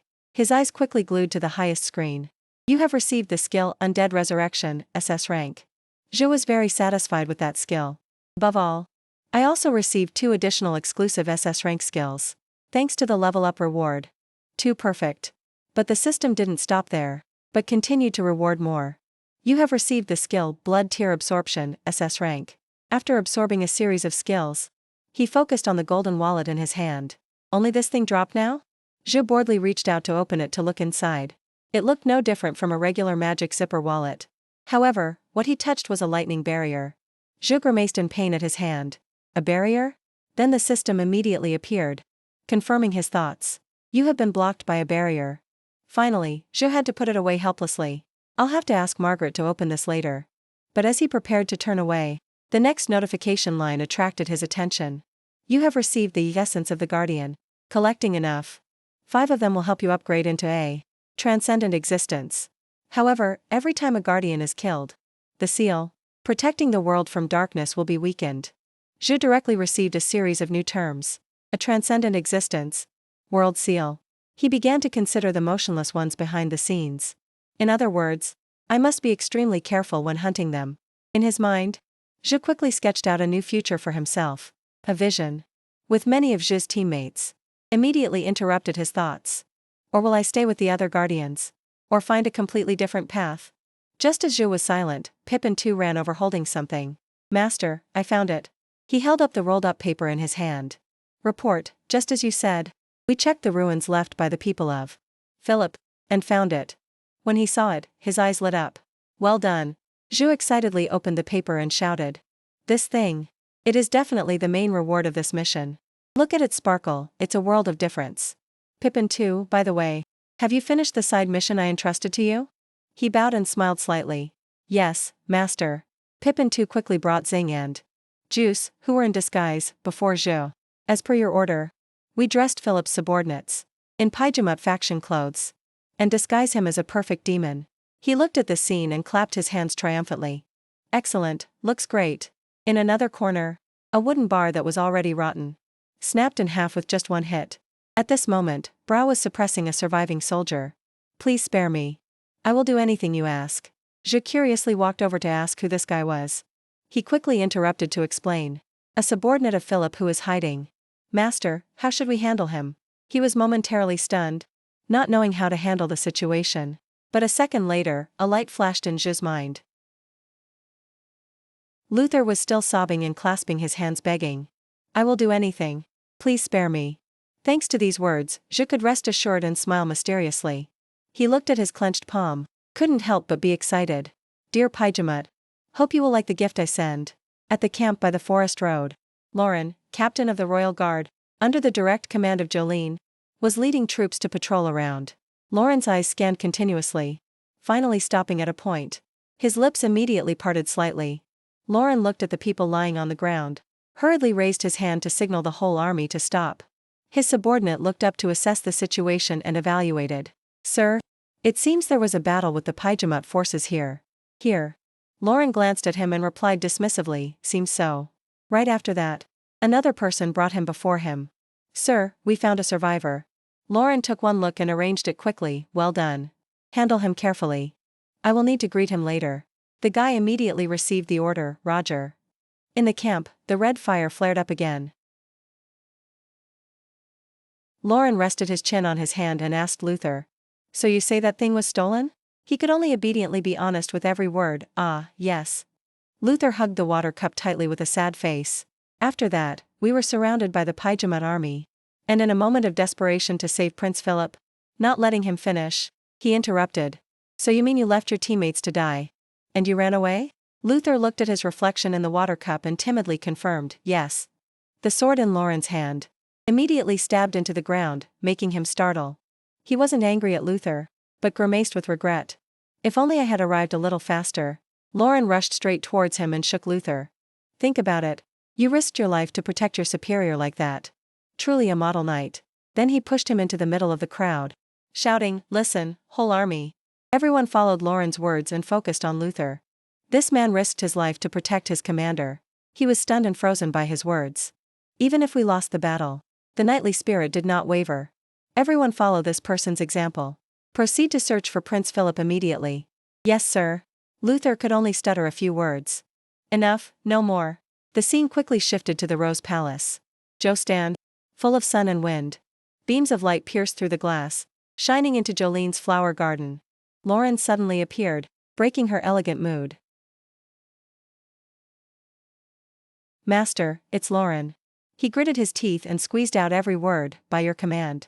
We pursued the Pyjamat army and found traces of Lord Philip, but because he escaped, his whereabouts are currently unknown. Jolene fell silent for a moment. Is that so? She continued walking into the campus, not forgetting to question. What about that thing? I am sure Prince Philip is holding it. At this moment, Lauren stammered and recounted the incident. The Pyjamat bastards took it. Jolene's fingers tightened even more when she heard this. Pyjamat, this name makes me more and more uncomfortable. He thought he had done wrong, and immediately admitted guilt. Forgive me, master. If you wish, please punish me. She wasn't angry at all, but comforted Lauren. No need. Right now, that thing is more important than anything. It is the only way to return Prince Philip to his position. At that gesture, he couldn't help but slam his hand on the floor. But Prince Philip, Jolene narrowed her eyes slightly and reminded Lauren in a cold voice. The prince is not someone who dies that easily. She rested her chin on her hand and spoke casually, go to Pyjamat and deliver this message to him for me. that he must hand that thing over.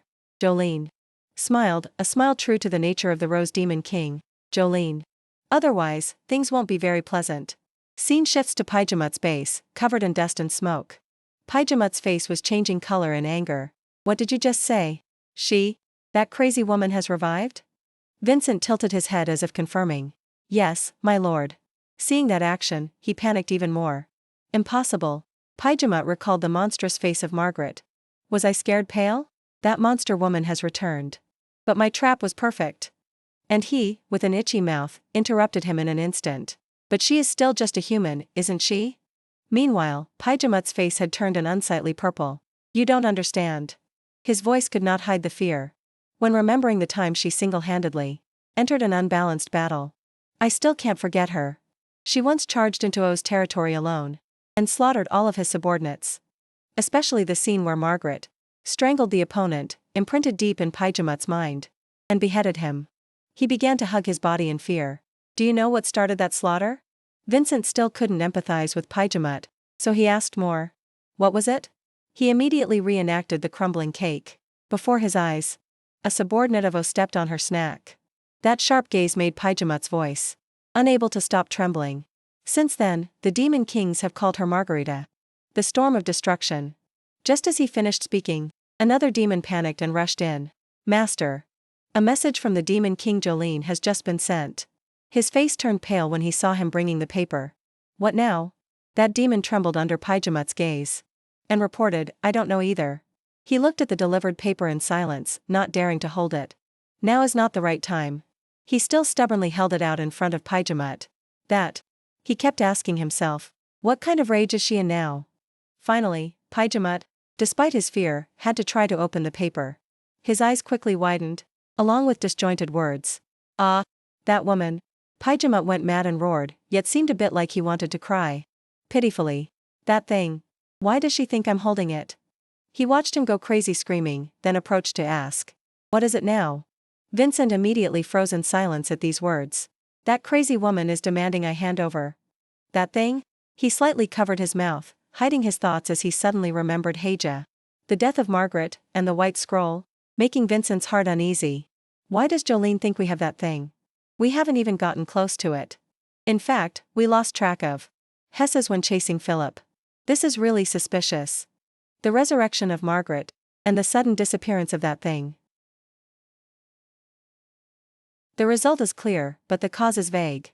Suddenly, a thought flashed through his mind. Astonishing Vincent. Impossible. Is there someone behind all of this? Scene shifts to Zhu sneezing continuously as if being mentioned. He opened his mouth wide, but still sneezed until he was dizzy. Pippin too saw this and asked. Master, are you sick? Zhu could only reply dismissively. No, my nose is just a bit itchy. Hearing this, he didn't ask much more and went straight to the point. Anyway, what do you plan to do with Philip's body? He thought for a moment before speaking. What else? I will turn him into an undead later. Specialized in serving. Pippin too stiffened slightly but still agreed with Zhu. Ah, truly a fitting fate for an elector. I look forward to that. He didn't pay attention to that flattery, but directly held out the paper in his hand. Put that aside. The most important thing right now is this. Zhu excitedly opened it while explaining. The Golden Edict. At the same time, the system also provided information about that treasure. Golden Edict. A document stamped with the Empire's golden seal. It is proof of an elector's authority. Just waiting for confirmation. Yet his heart had already begun to swell with excitement. When remembering Philip's face. I didn't expect to have both the corpse of Philip and the Golden Edict in my hands now. Subconsciously, Zhu suddenly called his name. Pippin too. Pippin too was always ready to respond. Yes, master. However, he didn't stop there but continued to call. Pippin too. He didn't complain at all and immediately played along with Zhu. Yes, master. That action made the laughter of his become even more joyful. Zhu raised his hand again and repeated his catchphrase. Bevenham. Pippin too laughed loudly along with him. Yes, master. On a bumpy road leading deep into the forest, where a carriage was rolling slowly. Behind, soldiers in light armor walked along. 2 soldiers sitting at the front of the carriage were chatting and complaining. Choi then spoke up. The guild master is making a fortune this time. Wayne, sitting next to him, nodded in agreement. That's right, with this economic blockade order. This is our last chance.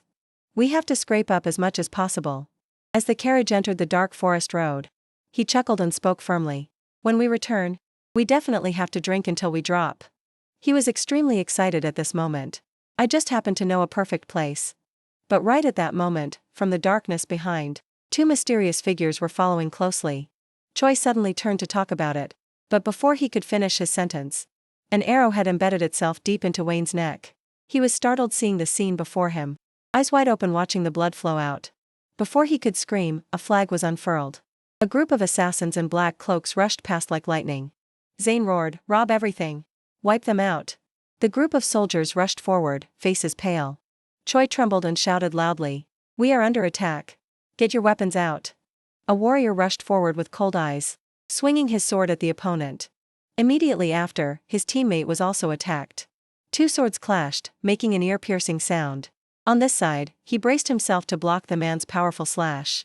But then Zane smiled viciously and spoke sarcastically. "Hey, merchants. You earned a lot, didn't you?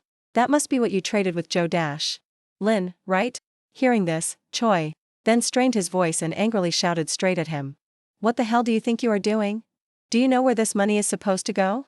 Without hesitation, Zane rushed forward, gripping his sword hilt tightly. Eyes fierce. The two clashed in an explosive moment. He gritted his teeth and retorted.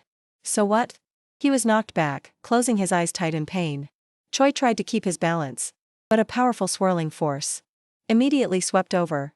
Surrounding them was the darkness of the deep forest, teammates everywhere. A person raised a weapon, approached him, and lowered his voice. "If you have a problem, run back and cry to Vampurgis." Zane's face was full of murderous intent. He gritted his teeth and whispered every word. "Remember to bring your boss too." The scene shifted sharply to a bright room. Zhu was having his wound disinfected by Vampurgis. He groaned softly. She looked at Zhu worriedly and ordered, "Sit still." His face was now flushed. Zhu grimaced in pain. "It hurts, Vampurgis." Vampurgis's eyes were full of worry at this moment. Her voice was soft but stern. "Bear with it a little. After all, what did you do to get injured to this extent?" Suddenly the room door burst open. Margaret rushed in with a panicked look, shouting loud enough to make him tremble. "Valo, you're back?" Both looked confusedly in the direction of the scream. The atmosphere became strangely silent. Her golden eyes widened in confusion. Vampurgis stood as if frozen. Scene changes to a large building setting, where blood-curdling screams echoed through the space. Vampurgis took off her helmet. "Look." A moment later, she refreshingly downed a glass of water. Seeing her apologetic look, Margarita gently teased Vampurgis. Are you trying to give an old woman like me a heart attack?" Vampurgis bowed her head and whispered. "I apologize, Lady Margarita." She smiled tolerantly, cupped her face happily and spoke. "Oh well. I understand. The feeling of not wanting to hide oneself. Isn't that the mind of a woman? Youth is truly great." Hearing that, she paused slightly. Zhu's face was equally red. A moment later, Margaret rushed over and gritted her teeth at Valo. "You must take good care of Vampurgis. If you dare make her shed even a single tear." Saying this, she suddenly stopped, making him gulp and shrink back, asking, "Then what?" The atmosphere darkened. Margaret's eyes glowed red. Coldly threatening, "I will fold you in half." Zhu heard this and panicked, hurriedly replying, "Yes. Let's not talk about that anymore." She sat down, crossed her legs and arms, questioning. "By the way, Philip. You said he died?" He heard Margaret ask this and calmly explained. "Right, his body is in the hands of the subordinates of." "From memory." Zhu shouted loudly, "Take him away." The subordinates quickly responded, "Roger. Sir." He glanced over, shrugged and concluded, I mean my friends are handling him." Hearing this, she suppressed her emotions, voice trembling. "So he is really dead?" A probing voice rang out. "Is that really serious?" Suddenly the atmosphere darkened. Margaret's eyes glowed. Voice lowered, full of murderous intent. "I really wanted to finish him off with my own hands." Seeing her emotions suddenly change, a stammering voice rang out. Zhu sat leisurely on the chair, face looking more confused as he heard Margaret continue. "Oh well, he's dead anyway. That's fine too." He laughed awkwardly, thinking to himself, "Philip, it's probably better that he died at my hands." Zhu turned to look at her. Speaking cheerfully, "Come to think of it, Ma, I have a gift for you." Margaret heard a gift and her face clearly showed excitement. What is it? He was calm but full of confidence, introducing the pile of gold before them. This is what I collected from the remnants of Philip's gang. That sentence made her slightly surprised. Zhu pointed at the glittering pile of gold, confidently telling Margaret, with this, you can buy whatever snacks you want. She widened her eyes in shock and asked again, what did you just say? Margaret stared at him, continuously praising Valo. Could it be that you are actually some kind of saint? Seeing her face like that, Zhu asked softly, does Angela often starve you or something? Margaret's face lit up, sparkling as if seeing heaven. Suddenly you look pretty handsome too. He helplessly shouted, stop it. Vampirgus stepped forward at this moment, looking at the two people before her with a confused expression. She frowned and asked, Valo, what is that pile of papers? Zhu heard that, glanced over, and replied slightly confusedly, because they look like letters. She stepped forward, picked up each letter to read. He explained aloud. Letters exchanged between Philip and Jolene. It seems Jolene was trying to make Philip the emperor. A black and red frame appeared, sketching the majestic silhouette of a king and a woman. Zhu's voice rang out. The relationship between the current emperor and Jolene is very bad because of tax issues. Margaret standing nearby heard that and agreed. That's right, just like the current economic blockade order. Hearing this, he frowned slightly. Economic blockade order? She turned to look at Zhu, eyes slightly surprised. Huh? You don't know? Amidst the chaotic scene in the hall, many people suddenly collapsed. Margaret's voice rang out steadily. The emperor is currently seizing all goods from all merchant guilds related to Jolene. Seizing. Because of that, the Knight families around here are having a huge headache. Images of bandits continuously flashed back. She continued to explain. That is the reason why the Ritter family attacked the Znai's merchant guild. Hearing this, he felt a bit itchy. Finally, Margaret clarified that because of that, our poor Vampirgus is suffering a lot of mental pressure, causing her standing nearby to widen her eyes in worry and cry out, Margaret. She immediately became confused, face blushing from shyness. Margaret smiled awkwardly and stammered, right. Zhu looked at her with worry mixed with a bit of confusion. Is something wrong? Standing behind, holding a pile of papers with both hands, Margaret whispered back. Actually, over here. She bit her lip slightly, standing still. Vampirgus, in her monastic robes, gently looked up. She smiled reassuringly and spoke, it's okay. Let me explain, Lady Margarita. In the dark room, darkness enveloped the space inside. A sigh rang out softly. He pursed his lips slightly, sweat gathering on his temples. Zhu told himself, everything is a mess. The image of a powerful king, an angry face full of murderous intent, flanked by exploding purple lightning. He spoke softly. I didn't expect the Emperor's economic blockade to escalate into a major conflict with the Elec Tor of Bayern. The room door burst open. A familiar voice spoke up, Valo, it's me. Recognizing the visitor, Zhu exhaled in relief. Vampirgus. At the exquisite tea table, Vampirgus spoke in a calm voice, full of reminder, Valo. I hope you will forget everything you heard today. She sat solemnly on the chair, eyes calm but tinged with a little worry. This matter inherently has nothing to do with you. He looked at Vampirgus, determinedly shaking his head slightly. I can't do that. If it's a matter related to you, Vampirgus, then I truly want to help.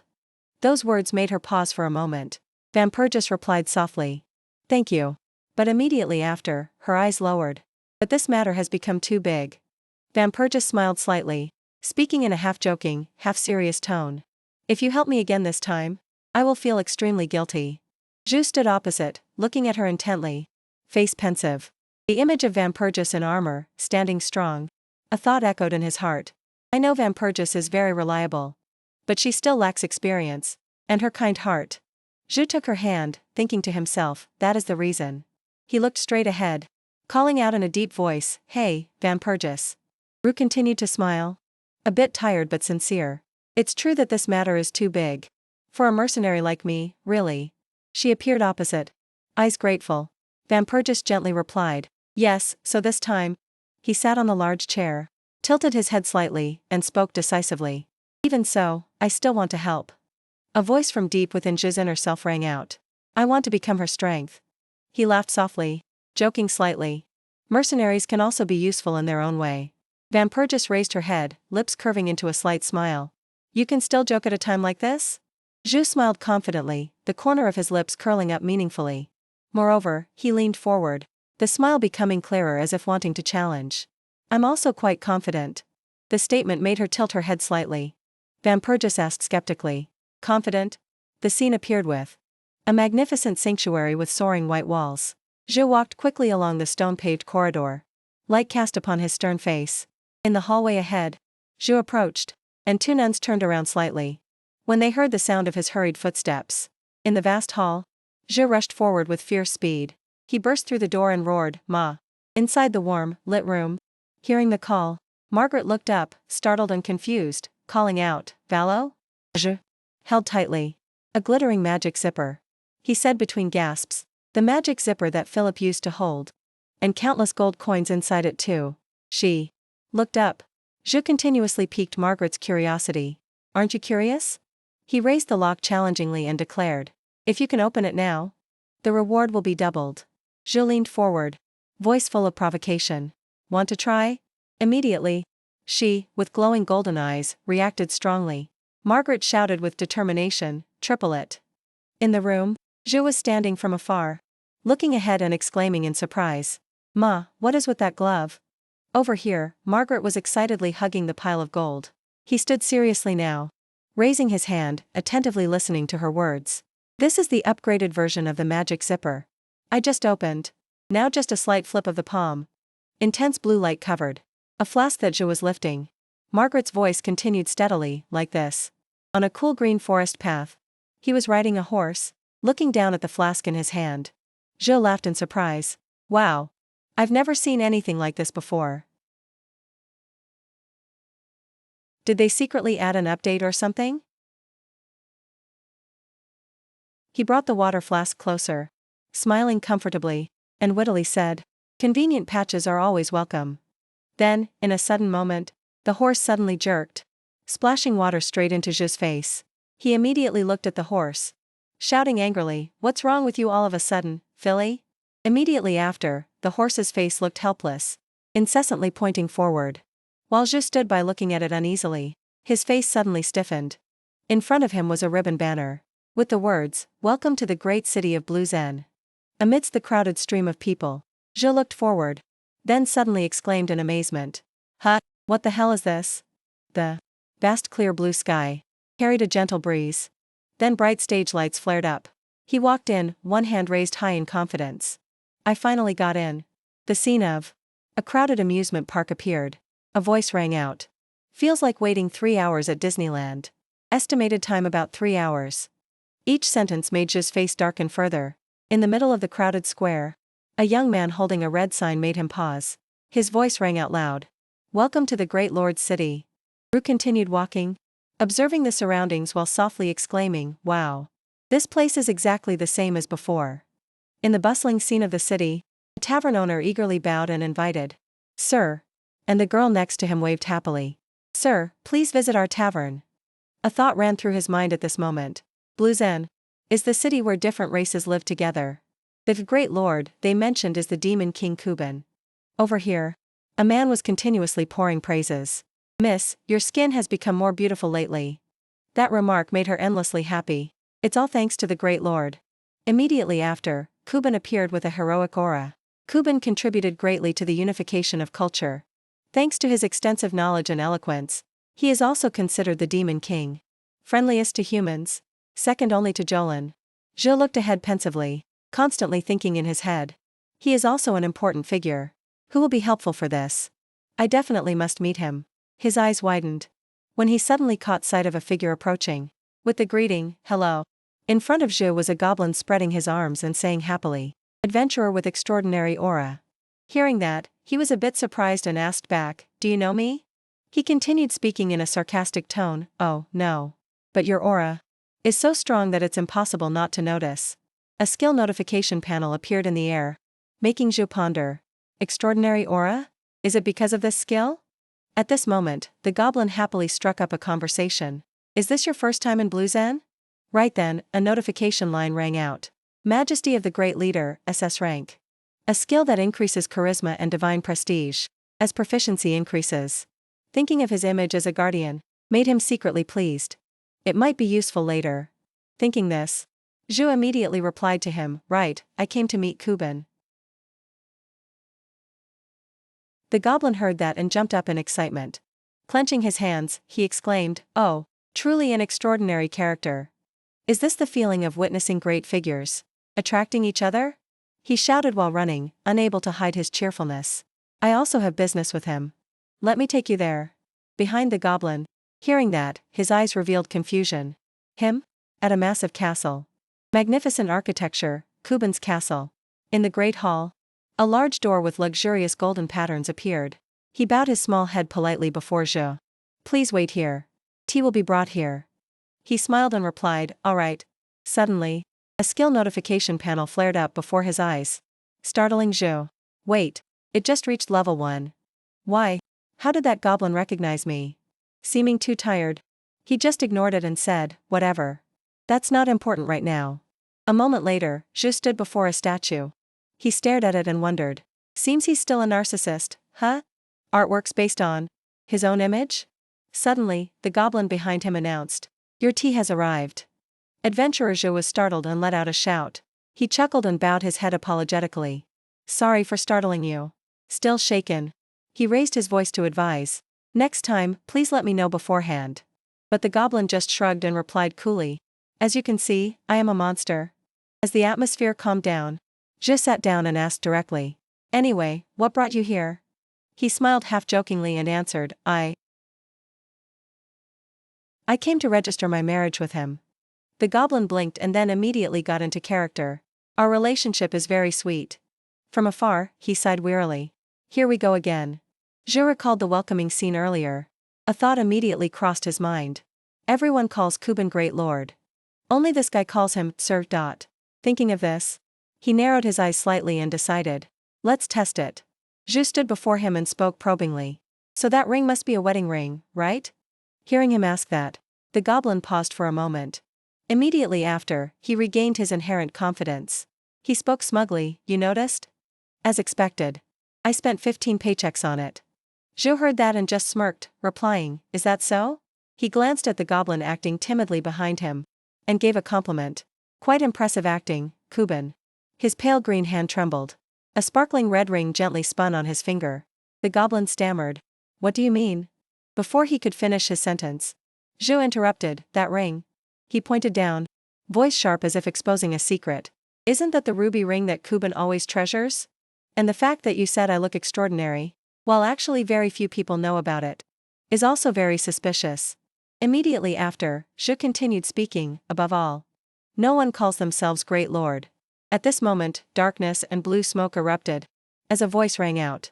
Indeed, the information is very accurate. The smoke swirled violently. He smiled a meaningful smile.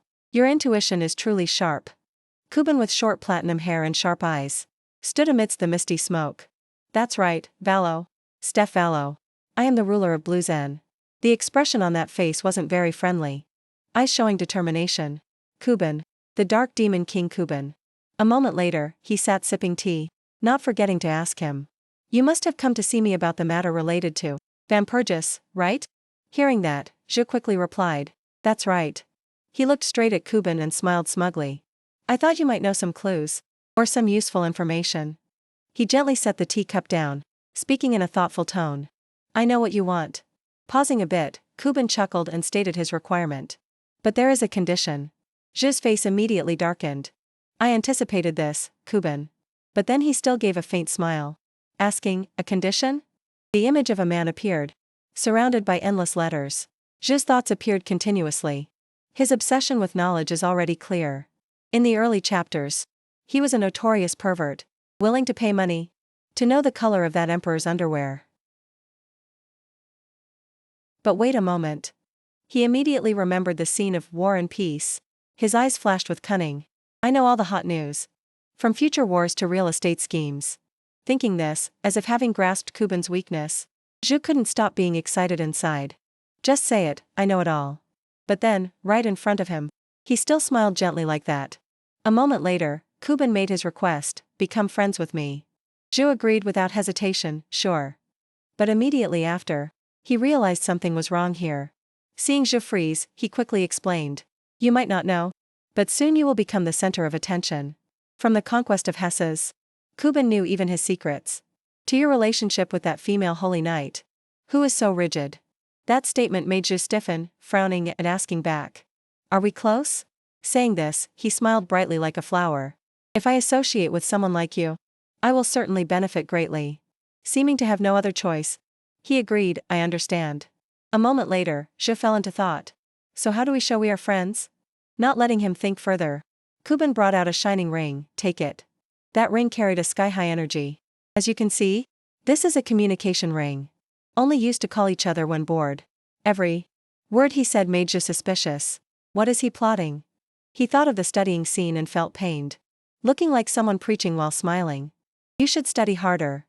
Kuben under the table constantly reminding. You should study harder. The more he thought, the less Zhu believed the word friend he said. Friend? His thoughts about Kuben grew more and more. I can't understand him at all. He didn't hesitate anymore and spoke up. Next, as a friendship gift. A piece of information you want. Immediately, a finger snap rang out. I have something. Hearing that, Zhu curiously asked, what is it? Kuben didn't hide anything either. The clue lies in the capital of the Saxon Duchy, in the Saxon capital's electoral district, Dresden. A voice rang out, Dresden? Zhu walked straight up to the gate to the bewilderment of the soldiers. The guarding soldiers immediately shouted, who are you? His expression right now wasn't very good. Zhu summoned the system panel, shoving it straight at each person, causing them to scream in pain. He darkened his face and grated out every word. Don't stand in my way, I said. Zhu carried the system panel and walked quickly forward. Wherever he went, people were terrified and screamed. They constantly ran away, not wanting anything to do with him. A moment later, right in front of Zhu, rows of people kept kneeling down. Seeing this, he angrily shouted, get out of the way. At the Valia Merchant Guild. An urgent voice spoke up, Guild Master. Lena pushed the door open hard, entering and speaking in panic. There is a terrifying pressure. Advancing towards our guild. DM heard that and was surprised. Terrifying pressure? She seemed unable to keep her calm anymore. Screaming in panic, he's coming. Zhu just stepped closer. Lena fled while constantly screaming, don't come here. Seeing him, his face was not much better than hers. His whole body trembled incessantly. DM raised his voice in a questioning manner. Why would someone like you come here? But Zhu didn't rush to answer immediately, but operated quickly on the system panel. A moment later, he smiled diabolically. Articulating every word, I came to trade, O Guild Master. Zhu, through the recent words, vaguely guessed what he said. Dresden? Kuben leisurely held his teacup and confirmed to him. That's right. The Valia Merchant Guild and the Ritter Knight family are there. Through that, he also let Zhu know they are incurring a huge debt. They are in a debtor-creditor relationship. Zhu couldn't help but be surprised by the information Kuben provided. In his heart, he was also silently admiring Kuben. I was completely unaware of this kind of information. As expected of Kuben, Zhu understood Kuben's current capabilities well. He is the one who overwhelmed me. In countless confrontations regarding war. Information, he really can know everything. Thanks to his power, his intelligence network spreads across the continent. That is the Dark Demon King Kuben. Kuben guessed Zhu's thoughts. He continued to speak. Looking at your expression, it seems you are satisfied with this information. But there is one more thing. Zhu wore a bewildered look and wondered, what is it? He silently stood looking at the little girl lying on the bed. DM placed his hand on the girl's forehead, introducing the girl to Zhu. Sir Extraordinary Adventurer. This is my daughter, Marine. His eyes softened with sadness when mentioning his daughter. Although she is lying on the bed like this now. DM recalled the time when his daughter was still healthy, playing happily. Not long ago, she was still a healthy and radiant child. But then suddenly something strange happened to my daughter. But then suddenly one day, she started to wither. And finally, she didn't even have the strength to grasp anything. And so we fell into this situation. All the people that DM invited to treat his daughter shook their heads. We invited all the famous doctors across the continent, but they all shook their heads. His daughter was his weakness. He collapsed, sobbing and speaking. If this continues, I will lose my daughter forever. I can't. Suddenly, DM stood up again and shouted straight at Zhu. There must be a way. There must be a way to save her. He burst into tears again, stammering and begging him. Sir Extraordinary Adventurer, please bring back the smile to my daughter. Suddenly, Zhu placed his hand on his face to comfort him. First of all, forget that Extraordinary Adventurer title or whatever. Just call me Valo. Yes, Sir Valo. He wiped his face with his hand and explained to James. After all, that is the reason I came here to trade. A bit too much, I apologize. Zhu became serious, lowering his voice. He placed his hand on Marine's forehead, checking the situation. Correct. Just looking with the naked eye, one can see that your daughter's condition is extremely serious. Through the girl's state, Zhu made a diagnosis. Muscle mass has decreased significantly. A persistent low-grade fever. Marine's situation is truly at an alarming level. This disease cannot be cured with ordinary medicine. Zhu looked at the girl behind him and revealed. But there is still a way to cure this disease. Hearing that, James became agitated and shouted, what is it, after all? Zhu told him the remedy to save his daughter. Grossglockner. We need the elixir from that place. When hearing about that remedy, it made James's hands tremble.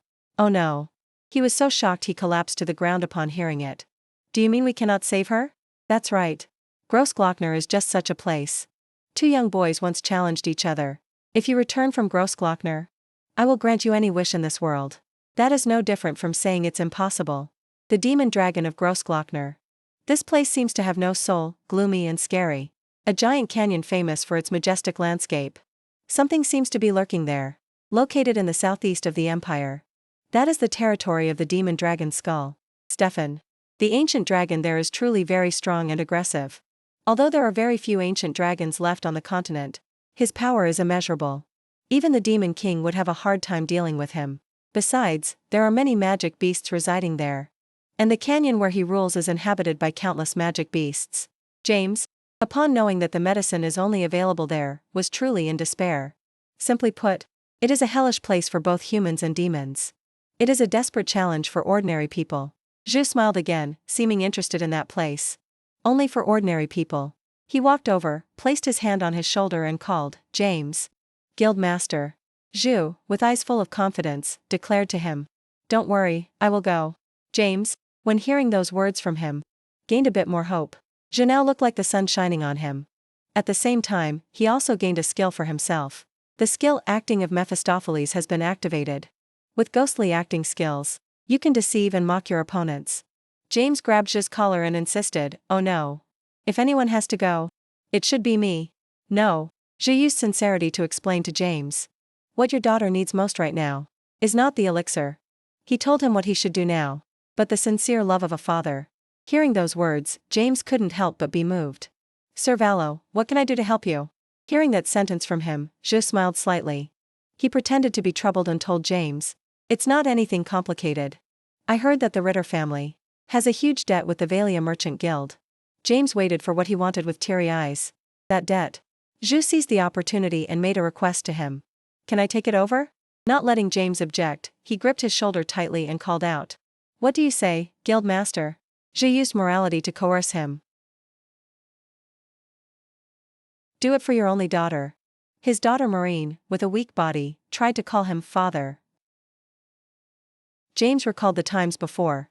His daughter playfully called him, Daddy, Daddy. The girl was still innocent then and proposed to James. When I grow up, I will marry you, okay Daddy?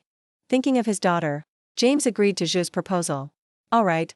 Zhu, after reaching an agreement, went to Grossglockner. Truly a perfect moonlit night for mountain climbing. Looking at the scenery around here made him unable to help being interested. How beautiful this scenery is. Zhu pulled a herb from the ground, exclaiming incessantly. This is really big. He brought the herb in front of Philly and questioned. Philly, do you know what this is? Philly sniffed the herb eagerly. Zhu revealed. That's right, this is a rare herb that only grows here. Zhu fed it that herb. Alright, eat up. Listen carefully, Philly. In this forest, there are also extremely prestigious guards. This place, thanks to the excellent guards, no evil humans or demons can enter. Philly's stats skyrocketed. The weeds growing here also have spiritual power. Even the weeds throughout the canyon are steeped in the demon dragon's mana. Outside of this place, they are considered rare medicinal ingredients. Zhu bent down and grabbed some from under his feet. In other words, he seemed interested in the things with spiritual power here. Here, and there too. A handful of soil here is a precious treasure. Zhu just wanted to gather all the herbs here. Herbs here. Herbs there. Philly, every patch of soil here is worth 1,000 gold. He calculated while pulling up herbs. I will not only save the guildmaster's daughter, but also make money. Zhu shoved a handful of herbs into his mouth and chewed voraciously. Oh, how delicious. Suddenly, a stone was thrown straight at his head.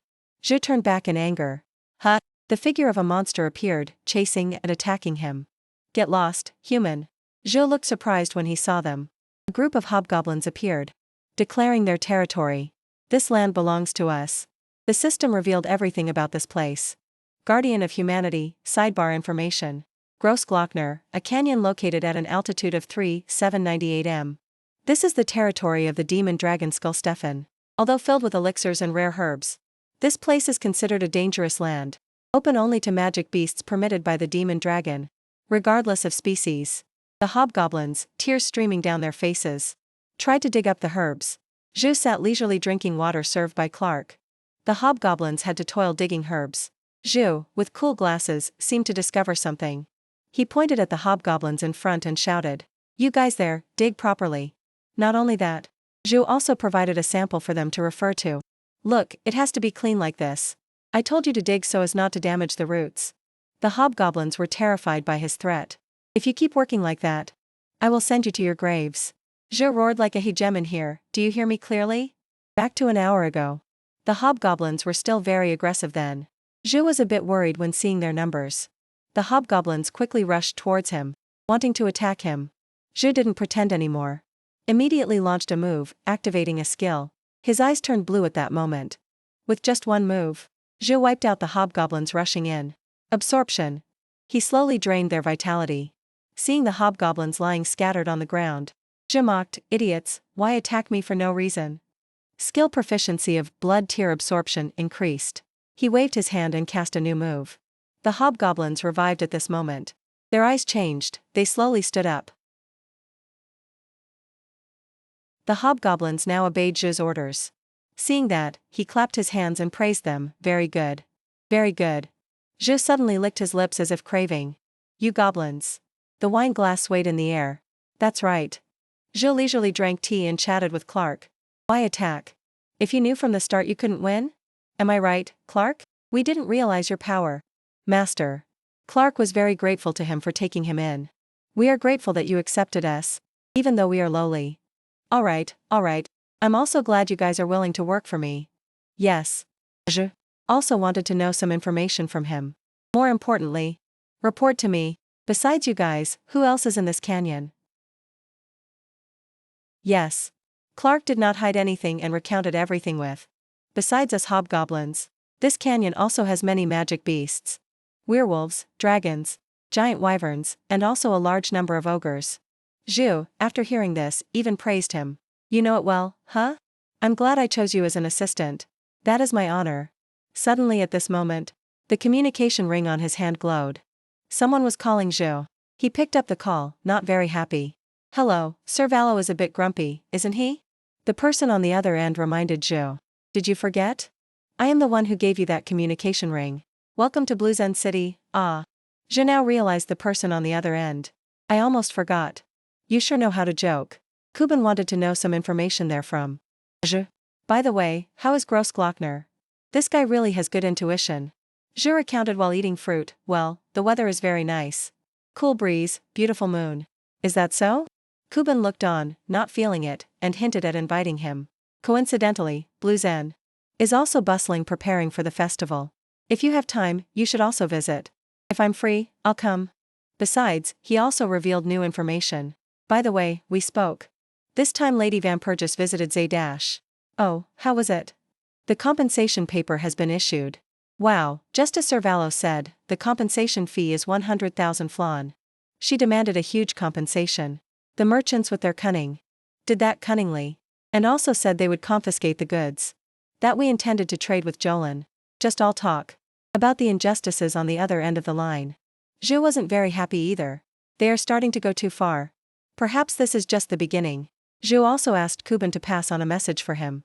Please tell her to pretend to agree to the agreement, but try to stall for time as long as possible. Kuban heard and smiled sinisterly. At least I must be able to do that much. Since this is a matter between me and Sir Valo. Zhu also refreshingly offered a gesture. I will make sure to reward you generously when I return. Sounds good. Kuban on the other side guessed, I'm looking forward to it. I heard Grossglockner is a gold mine, right? Yes, you can look forward to it. He suddenly hung up, confusing Zhu. By the way, it seems quite noisy on your side. I'm hanging up now. Ah. Zhu didn't expect Kuban to hang up so quickly. What? He really hung up? He leaned back, exclaiming in his heart. I'm only trying to endure because of Vampurgis, Kuban. Sir. Zhu felt a bit annoyed seeing Clark's state. Why do you look so panicked? Do you need to use the bathroom? No. Something terrible just happened. After he saw that reaction, he took off his glasses and looked to the side. What is it? Giant monsters had surrounded Zhu for some time. Clark was so scared he jumped when seeing their appearance. Zhu stood up to protect him. Clark, step back. But I have to protect you. He pushed Clark behind his back, commanding, I said step back. Zhu turned his head to look to his side. The hobgoblins had been defeated by the ogres. They have all been defeated.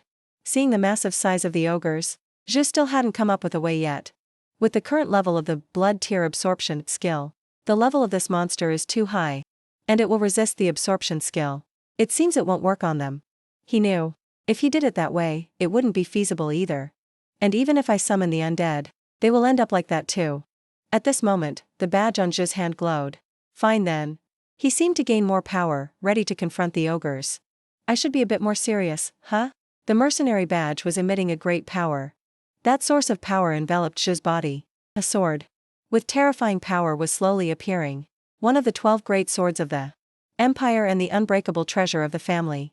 Zhu now had that sword. With Libriana, he felt like he gained extra power. Libriana, S rank. Heirloom of the fantasy family. Passed down for 200 years. Helps increase the proficiency of the Moonshadow sword arts. The exclusive technique of the fantasy family. You guys also realized the true value of this sword, right? This sword is a weapon specialized for Moonshadow sword arts. That idiot Philip chose another flashy sword and left it to rust in the warehouse. Moonshadow sword arts. That energy source emitted by Libriana made even the ogres wary. Zhu seemed to conjure countless Librianas. Attacking forward. Moonless light. 1. Ogre among them was wounded by the sword. The ogres, after getting hit, quickly guarded their backs.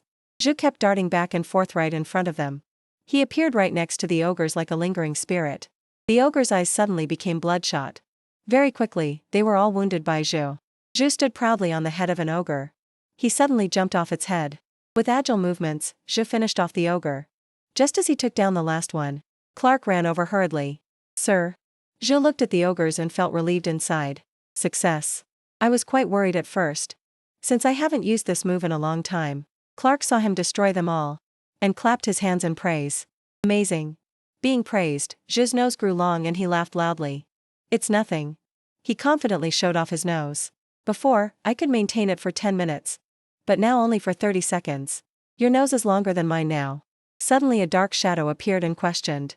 Did you do this? Hearing the voice, Zhu turned to look at that person. The mysterious person rushed in front of Zhu and growled. I asked, did you do this?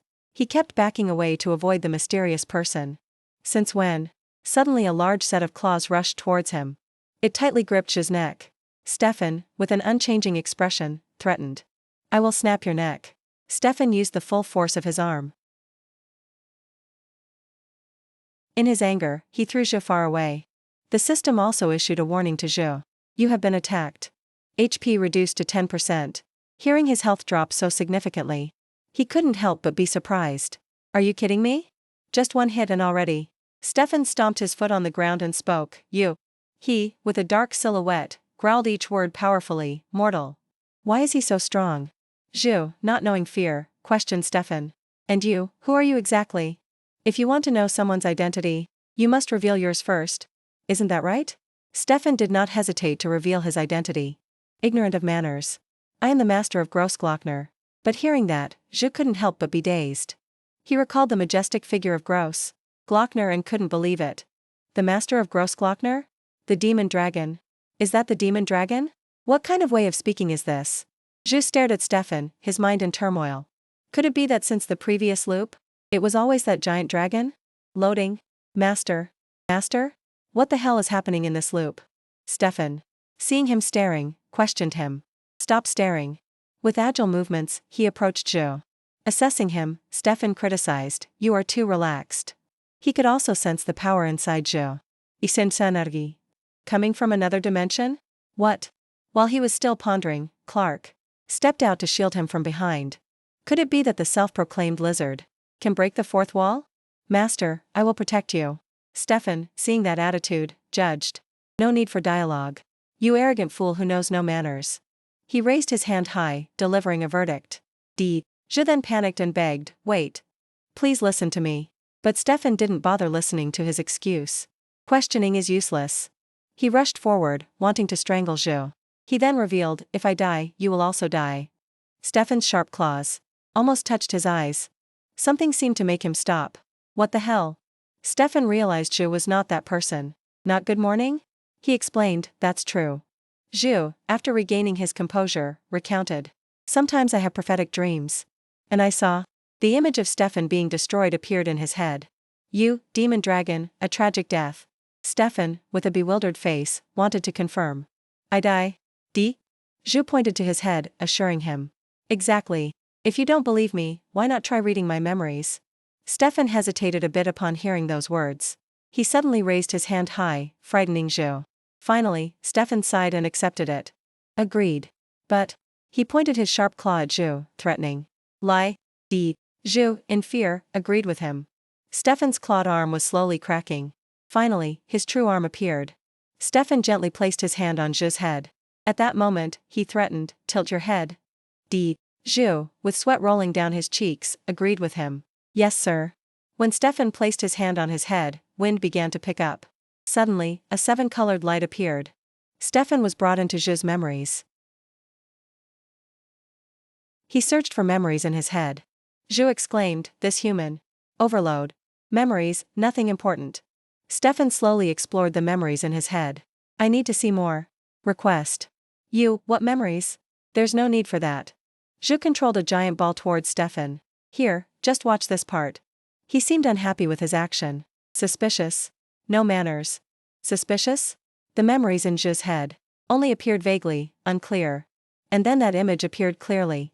Memory. Source undefined. Stefan, after seeing that image, couldn't help but be surprised. Is this real? Yes, that is enough. Zhu pushed him out after showing him. He seemed to have spent a lot of stamina letting Stefan view his memories. Zhu secretly felt lucky. That was close. A little more. And he probably would have dug into memories from previous loops. Stefan, in panic, stammered. Confirm, my corpse. Question. Who killed me? His eyes became lifeless as if realizing something. Stefan waved his hand, granting Zhu a reward. Thank you, reward. You don't die. Banished, this mountain. I don't like it. Stefan used an intimidating gaze to threaten Zhu. Good morning? Zhu suddenly stood up again and made a request. Instead, let's make a deal, Subi. Because of Stefan's name, the two just argued. Your name is too long. Too long, from now on call you Subi. Arrogant tone indeed. Zhu confidently patted his chest and declared, listen to me, Subi. You can live. Receiving this news, Stefan seemed heavily shocked, unable to accept. Subi, refuse. I am 3,000 years old. The two just argued back and forth about this. This is how the MZ generation talks now. Accept it. MZ, meaningless words. Subi refuses. Accept it. Just then, the system updated a new mission for Zhu. A new mission has been updated. Dragon Faith. Due to the updated mission, the game difficulty has increased slightly. In the forest now, the fog became thick. A small snake was moving looking for food. Someone approached and stepped on that snake. The figure of that person walked while humming. Master of the abyss deeper than darkness. King of chaos and disorder. That person also flexed his biceps, confidently asserting. My name is none other than Lord Ogas, with a robust body, roared. The great demon King Ogas. Sir. Ganek beside him reported to him. We are almost there. Sir. Ogas was very angry that Ganek ruined his mood. Dare to interrupt right in the middle of my debut speech? Please forgive me, sir. Ogas sat down to rest by the roadside. Forget it, my mood is ruined. A figure spoke up, begging Ogas. They are my subordinates. Please spare them. He seemed surprised by that person's appearance. Oh, so it's you? Calayan, step forward to Odgaz, my daughter Calayan. She bowed respectfully to Odgaz. Calayan greets the master. He recalled what he had promised Calayan. That is correct. I promise that once this campaign ends, I will grant one of your most earnest wishes. Yes, my lord. Thank you, my lord. Odgaz seemed to dote on Calayan. No, you are my beloved daughter. This is only natural. He immediately called out to his entourage, listen to me. Oh, my subordinates. Odgaz used his authority to command. Now we will advance to Roselocker, where the demonic dragon stands guard. Those low-tier beasts are nothing to fear, but the demonic dragon will not be easy to deal with. Besides, he also warned everyone there, but do not falter because of that. Odgaz assigned tasks for them to execute. All you have to do is devour everything that comes into sight. Not only that, he also allowed them to do even more, and trample upon all living things beneath your feet. Oscar smiled confidently and declared, as for the skull of steel fun. Oscar, the rank 3 demon king of greed. It is mine. The demons roared as if responding to Oscar's words. Perhaps Oscar was radiating an oppressive power. He marched forward, leading the demons. Now, advance, my children of darkness. Amidst the dark rocky crevices, a voice echoed through the night. Assemble, assemble. Zu curled his lips slightly and spoke, a new night has begun. He glanced over at the impatient goblins. Although we were disturbed by strange beasts, and a dragon speaking a patchwork language, our mission is still to gather as many precious herbs as possible to bring back to Dresden. When the morale reached its peak, he shouted. Now, advance. The goblins shouted in unison. Advance. Zu pointed, signaling, good, everyone into position. Into position. Into position. Then, he dropped onto a makeshift chair and panted, all right. At that moment, Clark hesitantly stepped forward with a glass. A mandrake cocktail, here you go, sir. Zu took it and replied happily, thank you. Clark, bring a glass for Philly too. He immediately bowed, yes, master. Zu took a sip and sensed a strange taste. An unexpected encounter with a dragon in a place like this. If I didn't have memories from the previous cycle, my neck surely would have been snapped long ago. He frowned slightly, why is it so strange this time? Simultaneously, he mentally pieced together every clue. From Philip's betrayal to the sudden change in the dragon's design. Thinking of Vampire, he suddenly laughed in amusement. And there's Vampire's beautiful face, too. Zu immediately widened his eyes as if suddenly remembering something. He activated the system panel right in front of him. Zu immediately launched it, opening the main scenario. Numerous notification bars poured down continuously. He became even more certain in his heart. Indeed, it's not just this time. Zu calculated silently in his head. Everything that has happened so far matches nothing from the previous cycle. Compared to my memories from before, everything is completely new. Korea, no human guardian. Korea, rank 1. I remember almost the entire map of Roselocker, every single stone. He crossed his arms in suspicion. So there's no way I mistook the spawn location of the dragon. Something isn't right. Let's reorganize this. Speaking of which, major scenarios appeared one by one in his memory. The Battle of Hapham between the Steel Elector and Bahamut. The betrayal of Friedrich, the assistant of the Steel Elector. And the crisis at the Walpurgis Grand Abbey. The major scenarios are the same. However, when looking at the small details within, the minor events inside are different. This isn't just a new world. Why is there such a difference? He tapped lightly on the table as he pondered, wondering if I missed something? Suddenly, a piercing scream rang out from the distance. Right beside him, a timid goblin spoke up. See? I told you to be careful. I'm sorry. Zu wondered, what's wrong? Jaruk held his slightly bleeding hand and smiled reassuringly. It's nothing, master. It's just a minor wound.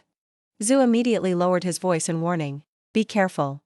You know the consequences of being careless, right? He hesitated and replied. Yes, I will keep that in mind. He sighed helplessly. Take my eyes off for a second and something happens. Immediately after, the two goblins turned away, hurriedly reminding each other. Careful now. Yes. Brimo worriedly bent down, is the wound serious? Jaruk shook his head slightly. It's fine, brother. I'm completely fine. Watching that scene, Zu suddenly thought. It seems they are brothers.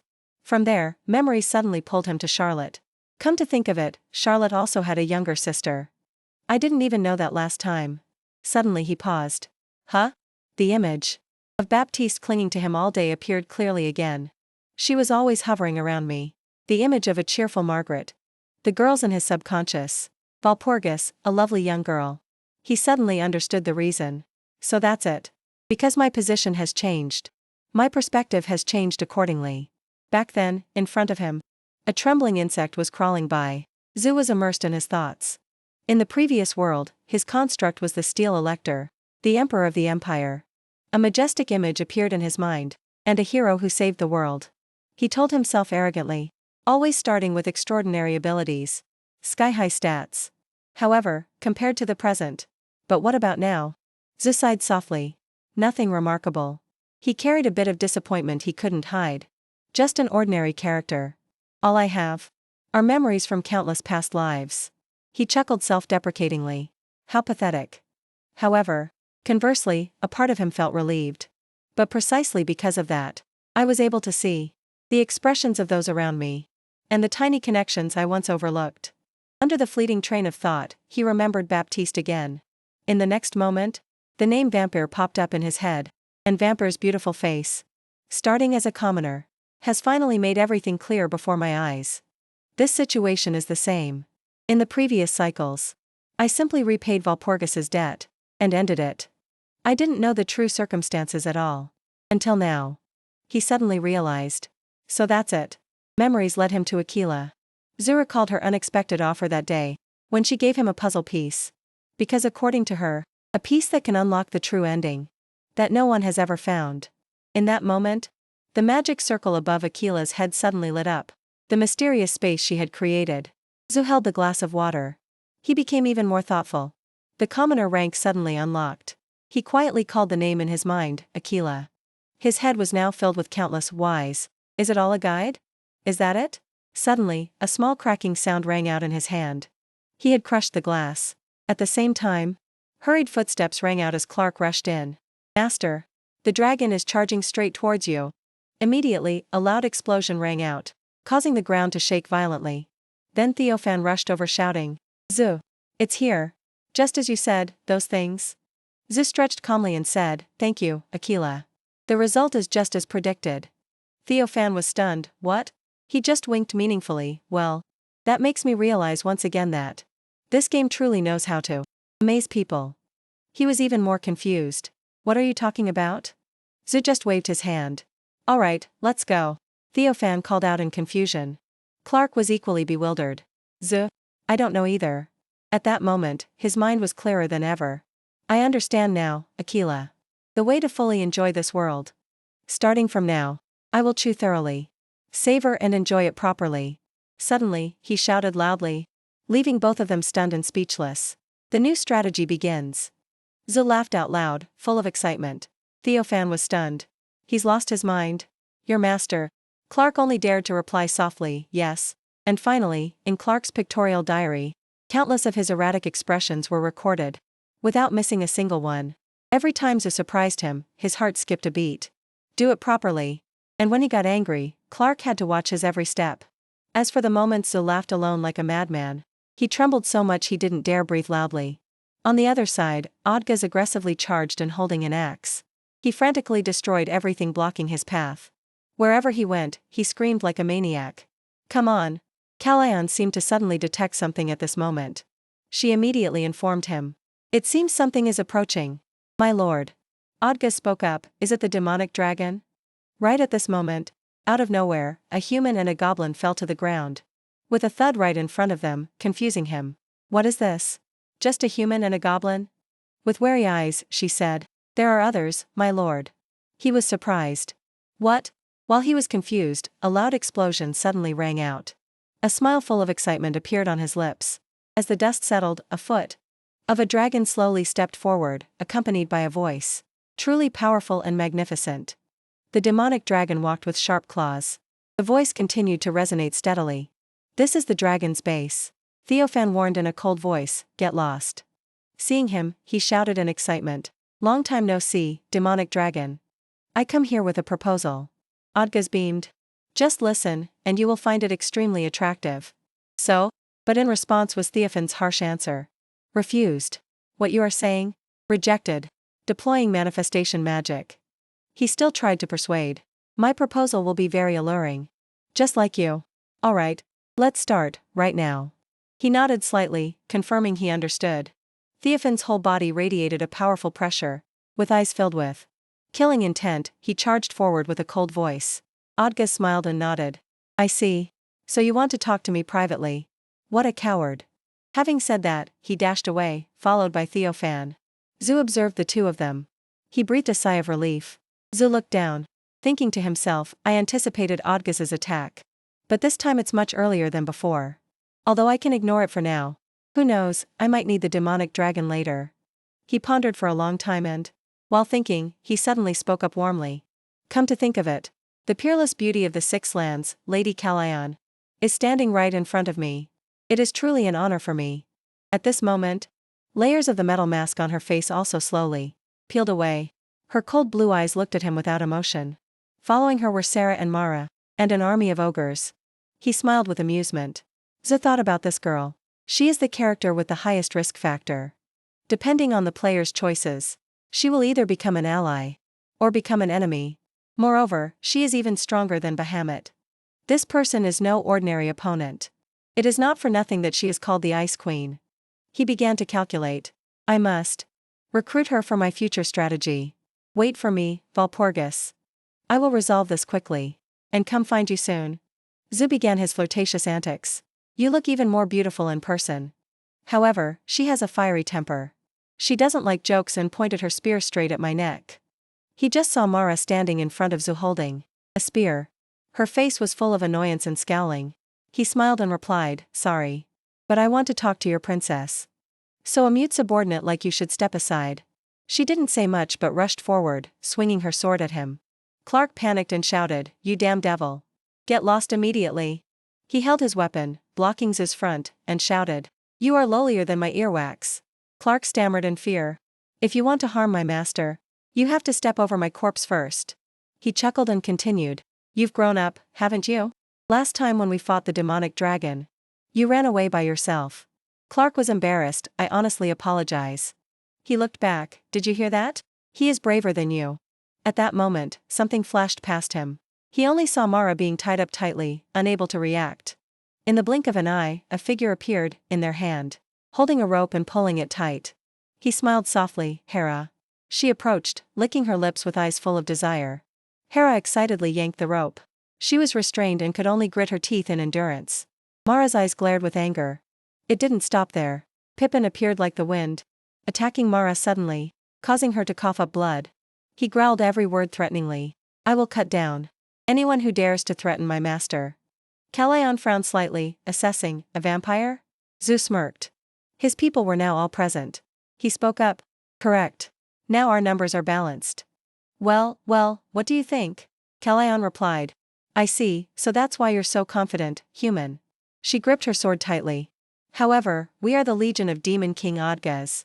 Calayan's entire body reactivated her armor and helmet. She shouted an order, all troops. Hear my command. Tear the enemy to pieces. Leave nothing behind. The subordinates shouted in unison. As you command, Lady Calayan. On Zhu's side, his people also rushed forward. Protect our master. He didn't just stand and watch. He immediately rushed out to fight. Calayan charged in. The two clashed with fierce power. He hurriedly leaped back. Calayan exclaimed, impressive. You not only blocked my corpse summoning spell, but also my attack. You truly surpass even Bahamut. Zhu smiled and replied. What an honor to be praised by the princess like this. But calling Odgas a demon king. His tone was full of disdain.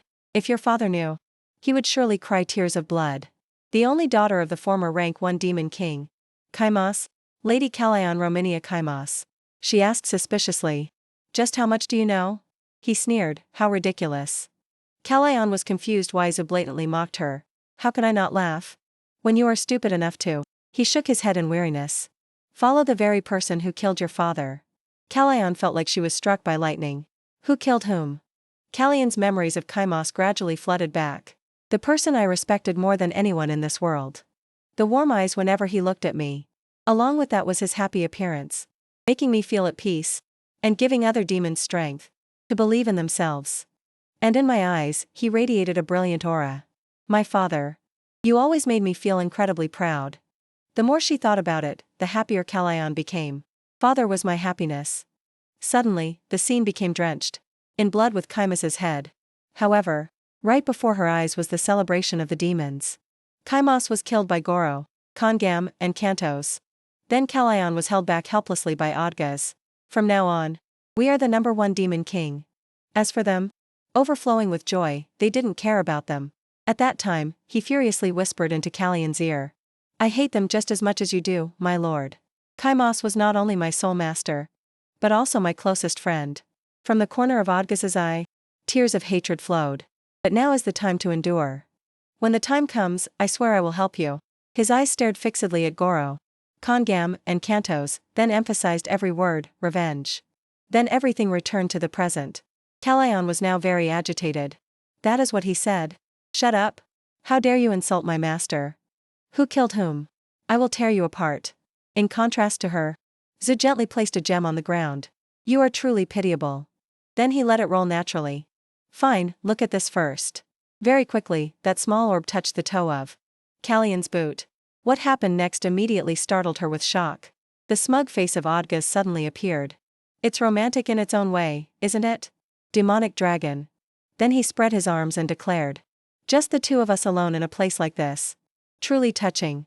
In contrast, Theophan curiously asked. No, you killed Kaimas. But why is Kaimas's daughter, Kalyan, your subordinate? But before that questioning, Odgas just calmly sneered. You think I killed Kaimas? How ridiculous. Clearly he was killed by Goro, Kongam, and Kantos. But that explanation was exposed by him. Useless sophistry. I know everything. You traitor. With that reaction of his, Odgas frowned and said, You're stubborn, aren't you? However, he voluntarily confessed, Fine. You are right. There's no way those idiots could kill Kaimas. And that scene was immediately captured by Theophan. The image of him was replayed at the appropriate moment. It was all me. He himself was unaware, so he continued. When they knew I held Kaimas's only weakness, they craved that opportunity. Those unimaginable words immediately caused Kalyan to freeze, unable to believe it. The sword in her hand simultaneously fell to the ground, heavily, and she fell to her knees in despair. No, it can't be. Lord Odgas was father's most loyal subordinate. Kalyan's tone was equally confused. He was even my father's sworn brother. Meanwhile, he was thinking to himself. Good, she's breaking down. The timeline suddenly flashed back to when they discussed tactics. Listen carefully, Subi. I will explain the plan. You have a magic projection screen in your nest, right? He immediately nodded. Ido. Seeing that, Zhu replied with satisfaction, very good. Then he snapped his fingers to signal him. Use it to broadcast. Incidentally, he explained further. The shocking truth about Kaimas's death. Make Odgas confess. Zhu looked at him with full confidence. Simple, right? That's the whole plan. Meanwhile, Theophan was still a bit skeptical. Is that it? He calmly replied. Yes, that's it. Can you do it? Returning to the current situation, Kalyan was so helpless she sat completely still. He watched her closely. Well done, Subi. Thanks to you, half the plan has succeeded. The orb he threw out was retracting its power. I will handle the rest with Kalyan myself. Her tears were streaming down. So? Everything until now. Was it all just an act? In her head, she suddenly recalled the happy scene from the beginning, after becoming so close. As for Zhu, Hera also appeared just in time, having finished cleaning up. Master. He nodded immediately. Very good. Hold your position as instructed. Because she received praise from him, her face beamed like a flower. Clearly, Zhu suddenly took a slow, gentle breath. Then he spoke up. Think about it. You served for 5 years, without knowing who the real enemy was. Truly remarkable loyalty. However, Kalyan did not reply and just continued to sob. Seeing that sorrowful appearance, Zhu's expression gradually softened. Then he walked over. Are you going to stand there forever? Don't you want revenge? When he was very close, Zhu reached out his hand. From now on, I will teach you the true name ritual of Kaimas. How you want to use it is up to you. Kalyan herself was startled. It's been a long time since I heard of it. A few remaining memories made her remember Kaimas. A spell that borrows the vast power of the universe. Strong enough to injure even a greater demon. It was what made my father the #1 demon king. She asked suspiciously. How can a foreigner like you know about that? Only father knew the details. Faced with that question, Zhu just thought to himself. Because I studied everything from beginning to end. Thanks to the strategy guide, now I remember Kaimos better than anyone. Meaning I know it inside out. Both the overwhelming power of the true name ritual and its single fatal weakness. However, Zhu was concerned with something else. But it's better to just make up a story now. Just like that, he improvised freely. I read the Chronicle of the Seven Demon Wars. It explains methods to fight against greater demons. Outwardly, Zhu also appeared nonchalant. And one of them is the true name ritual of Kaimos. It's truly very useful. Luckily, Kalayan actually believed it. So that's it. No wonder you don't look like an ordinary person. Great. That made him chuckle smugly to himself. The universal cheat code, Chronicle of the Seven Demon Wars. Suddenly her mood became disappointed again. But it won't help. He is immortal. At the same time, Kalayan recounted. Before becoming my father's subordinate, he took a direct hit from that spell. Of course, he was incapacitated for a while. Then she continued to mutter. But if even father couldn't finish him off, how can I? But this time he interrupted directly. You are greatly mistaken. Then Zhu himself slowly stepped towards Kalayan. Listen carefully, Kalayan. She looked back following his words. The comrades who once protected you have all been neutralized by my vampire legion. No matter how strong you are, you cannot fight against that many troops alone. When her eyes returned to the front, he had knelt down to talk. So listen to me. Zhu pointed a hand at himself, as if to affirm. I am offering to become your new ally. Those words were directed straight at her confused state of mind. Choose, follow me, or die here. At that very moment, tears rolled down Kalayan's cheeks again. The promise she made to Kaimos echoed accordingly. Father, when I grow up, I want to become a great demon king. Just like you. Hearing that, he chuckled. Is that so? Then Kalayan must be even stronger than father. Conversely, she was very surprised. Father, do you think I can? Suddenly her body was gently lifted up by Kaimos. Of course you can. Then a cool breeze blew past, making the scene even more poetic. And at that time, Kaimos also proudly told her, because you are my daughter, Kaimos's daughter. It is because of those memories that Kalayan is now teary-eyed. So, can I really kill Odgaz? In return, Zhu only became more panicked. Are you crying? Pippin suddenly reminded him. Sir, that is going a bit too far. He exclaimed in confusion, what? What else could I do? Even Hera added, Master, you went a bit too far. But there was no other way. He had to reassure her, hey, stop crying. You are the combat captain, aren't you? Hearing that, Kalayan replied resentfully. You are the one who should be the captain. Pippin added a reproach, Master. Please remember that in demon years, she is still just a child. She then pressured him. You really like making children cry. A desperate shout from Zhu rang out. No. Meanwhile, Clark spoke up hesitantly. What about Lord Ma Long? Following his question, Odgaz's battle had just ended. With a body full of injuries, but those wounds healed at a very rapid speed. In contrast to him, was the battered and somewhat weak appearance of Theophan. Conversely, Odgaz just coldly raised his voice, too disappointing. Ma Long falling so miserably like that. But he was not afraid at all. He even smirked in contempt at him. He gave Odgaz a loving middle finger. You noob, I'll give you a handicap. Right in midair was an evenly matched clash between Odgaz and Theophan. Then he actively broke away, but was immediately chased closely by him. Meanwhile, he exclaimed in excitement. Truly disappointing. Ma Long, unlike him. Theophan turned to him in resentment. I thought you would happily accept my proposal. You know. But that arrogant expression immediately froze because of something. At this moment, Theophan was inhaling deeply, causing the fire in his mouth to flare up. In the next second, he spewed a stream of hot fire directly at him. When the move ended, Theophan stopped with smoke still lingering at the corners of his mouth. Everything that attack swept through was now engulfed in a sea of smoke and fire. Get lost. But suddenly, a very familiar blue light suddenly flashed from behind him. With movements even faster than the wind, Odgaz responded with a giant pillar of lightning. Then his robust body and powerful aura also slowly appeared. At that time, the corners of his mouth lifted into an amused smile. Oscar stomped his feet hard on the ground. If that is what you want, then so be it. And with just one leap, he soared high up. Oscar's hand was already holding an axe. And he suddenly appeared right in front of Theophan. Then he delivered a direct blow to him, causing him to fall straight down. Theophan's body lay flattened on the ground with groans of pain, but this also made him furious. I will kill you.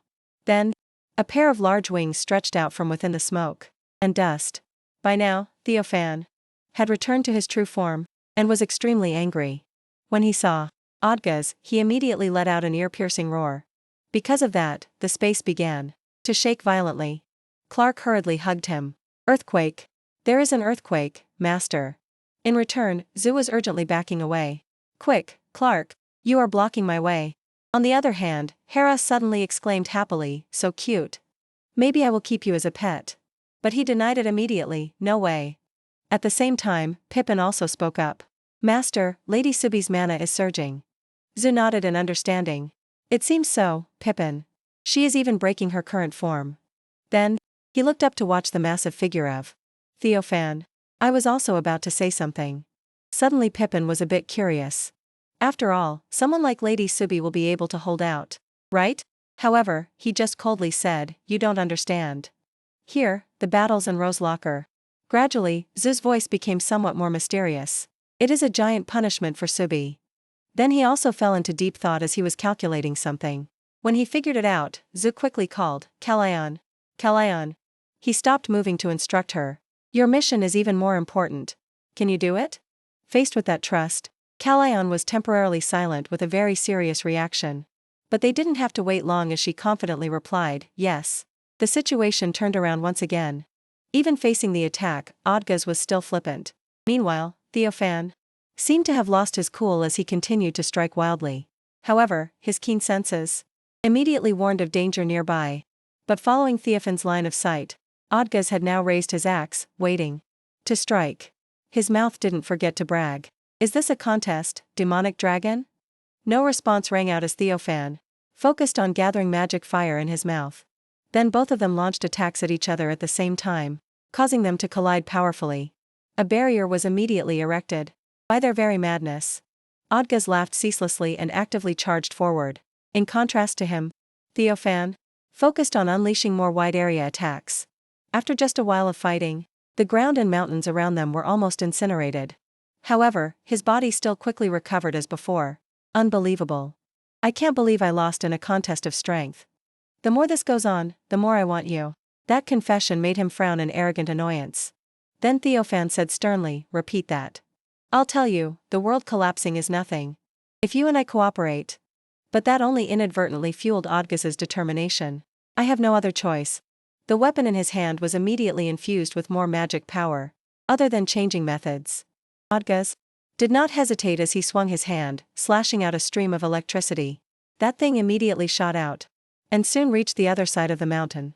Right in midair was the evenly matched clash between Odgaz and Theophan. That thing immediately shot out, and soon reached the other side of the mountain. Odgaz's characteristic blue light gradually manifested more. In the cave over there, suddenly flashing by, a sparkling beam of light flashed amidst the gloom. Along with it was a giant explosion, churning up the earth and rocks. Because he couldn't react in time, Theophan took the full hit and collapsed to the ground. That scene made him so happy he burst out laughing. Truly pathetic. Demonic dragon. By now, Theophan seemed to have fallen at his hands. Unexpectedly, have you lost already with just that? Gradually, that massive figure also vanished amidst the thick smoke and dust. Theophan was forced to return to his human form, covered in injuries. At the same time, the handle of his axe stomped powerfully onto the ground. Then Odgaz spoke calmly. I know there is a reason you are bound to this place. The hole nearby was still emitting smoke rising after the ultimate move. Anyway, I don't really know what this place is. At this moment, Theophan slowly propped himself up to sit. Suddenly, the corners of his mouth curled into a mysterious smile. With that confidence, he gave the opponent a loving finger. Noob. In Oscar's eyes, this was like a joke. You are stubborn to the end, aren't you? Fine. Then he raised his weapon. I will split you in two then. In contrast, Theophan was thinking to himself. My role ends. As soon as he finished his sentence, Zu dashed past and slashed a line across his body. At the same time, he announced, now it's my turn, bastard. That action was too unexpected, so he only had time to glance over. But before he could act, the wound on his body erupted violently. As for Theophan, from behind, he saw Zu's silhouette. Because of that, Theophan happily cursed him silently. Brat. Meanwhile, he was appearing right before their eyes. You're late. Zu's first words to him were mockery. What is with that pathetic appearance? Theophan shouted in annoyance, shut up. Then he was helped up by Pippin, but didn't forget to snort. Coldly. Then Theophan gave a warning. Never let your guard down. Odgaz was now extremely furious. You persistent leech of a human. Where is my Calion? Faced with that question, he glanced to the side. Her? Without hesitating further, Zu took a deep breath himself. And he used that strength to call out loudly to Calion. Right after that resounding call, a soft light appeared in midair. Father. Calion's flowing white hair appeared from there. Her current state was completely different, with a powerful magic circle. Then she slowly spoke. Do you have nothing to say to me? The person she was asking, Odgaz looked at her with an awkward frown. However, he immediately praised. My daughter. Calion, you have finally mastered the true name ritual. Odgaz continued vigorously. Now quickly use that powerful magic to eliminate those pests over there. But Zu interrupted him directly. What are you doing? One hand pointed at him in annoyance. Are you just going to let him ramble on like that? Do you want to be fired on your very first day? With the next words, he intentionally emphasized, him. It's him. The sworn enemy who killed your father. Oscar looked over in astonishment. What did you say? He even laughed as if it were a joke. What nonsense is this human spouting? Odgaz continued to justify himself. Kaimas and I were drinking buddies. However, the awkwardness on his face became increasingly clear. How could I kill him? Suddenly Odgaz realized something from the past. No, you killed Kaimas. But why is Kaimas's daughter, Calion, your subordinate? Even the words from Theophan were recalled and denied by him. Rejected. Meaningless. Everyone knows, you, traitor. Finally, it was what Oscar himself blurted out. I arranged it all. Faced with that brutal truth, the corners of his lips slowly curled up. Then he directly released his magic power, along with the appearance of a madman. After laughing heartily, Oscar said, so that's it. You guys played me on purpose, huh? Meanwhile, Zu was very urgent. Subi, what are you doing? You have to bind him before he goes crazy. He was flustered by him. Don't rush me. From the ground, thorny vines suddenly sprouted. They obeyed Theophan's command, quickly binding Oscar's limbs tight. It didn't stop there. Around him was also a formation created by Calion herself. Even so, his reaction was still very excited. Very interesting. Not bad. Come on. You bastards. Calion, up high, immediately gripped the giant sword tightly. Simultaneously, a barrier was expanding above his head. At the most suitable moment, she shouted, Di, Odgaz. Then that blade decisively stabbed straight down. That beam of light engulfed Odgaz, using its very power to incinerate him. In his final moments, he displayed an incredibly satisfied expression. On the other hand, that move caused an explosion of light, and almost destroyed an entire area. As for Calion, after that finishing blow, she just quietly fell to her knees. In front of her eyes was a motionless body lying amidst the thick smoke and dust. Odgaz was now unconscious, causing her to sob. Finally I did it. The happy scene between Calion and Kaimas suddenly flashed before her eyes. Father. Because of that, Calion could not hold back her tears. However, Odgaz suddenly regenerated, looking even more terrifying. Wonderful. Truly wonderful. His gaze upon Calion, already twisted, was now even more filled with desire. In return, shocked, she could only stare at him in a daze. But at this moment, Zu personally intervened by attacking Odgaz. Enough. That is more than enough. Recognizing his silhouette, he immediately shouted in anger, You persistent leech of a human. But immediately after, Odgaz suddenly flinched from a pain in his shoulder. Only then did he panic and realize, it's not regenerating. As for Zu, he spun the horn skillfully and raised it. Human Guardian tip number 8. Reaching a certain height, Zu stopped and gripped it tightly. In the next second, he slammed it straight into the opponent's head. A stunning blow. Simultaneously, Zu stated, if you want to defeat an immortal, use a part of his own body. And with just that strike, his head exploded, leaving nothing behind. At this moment, the system quickly appeared. You have defeated Demon King Odgaz. That wasn't all. Rewards poured in. Dropped items, Odgaz's sacred relic, Odgaz's horn, Odgaz's cloak. Additionally, he received a new ability. Rank as skill proficiency. Raise undead has increased. Summoned vampires upgraded to daywalkers. Additionally, you can now summon stronger undead. You have acquired the skill, Infinite Vitality, rank S. You have acquired the skill, Black Lightning, rank S. You have acquired the skill, Opera Nova, rank S. You have acquired the skill, Phantom Step, rank SS. Finally, a congratulatory message. You have received the title, Hero. And so, the scene returned to the deep crater Zu had created. By now, Theophan was actively transferring his magic power to Calion. While doing so, he scolded her. Stupid ending. Survival failure. Minimal magic power. Theophan also questioned. And what about your teammates? All dead? Faced with that question, Calion gloomily lowered her head. That. But at this moment, Zu and the others were already standing there waiting. Hey, aren't you coming? That very scene made her cheeks blush with emotion. Finally, Calion smiled. I think I found the place where I belong, Father. Just like that, everything passed peacefully.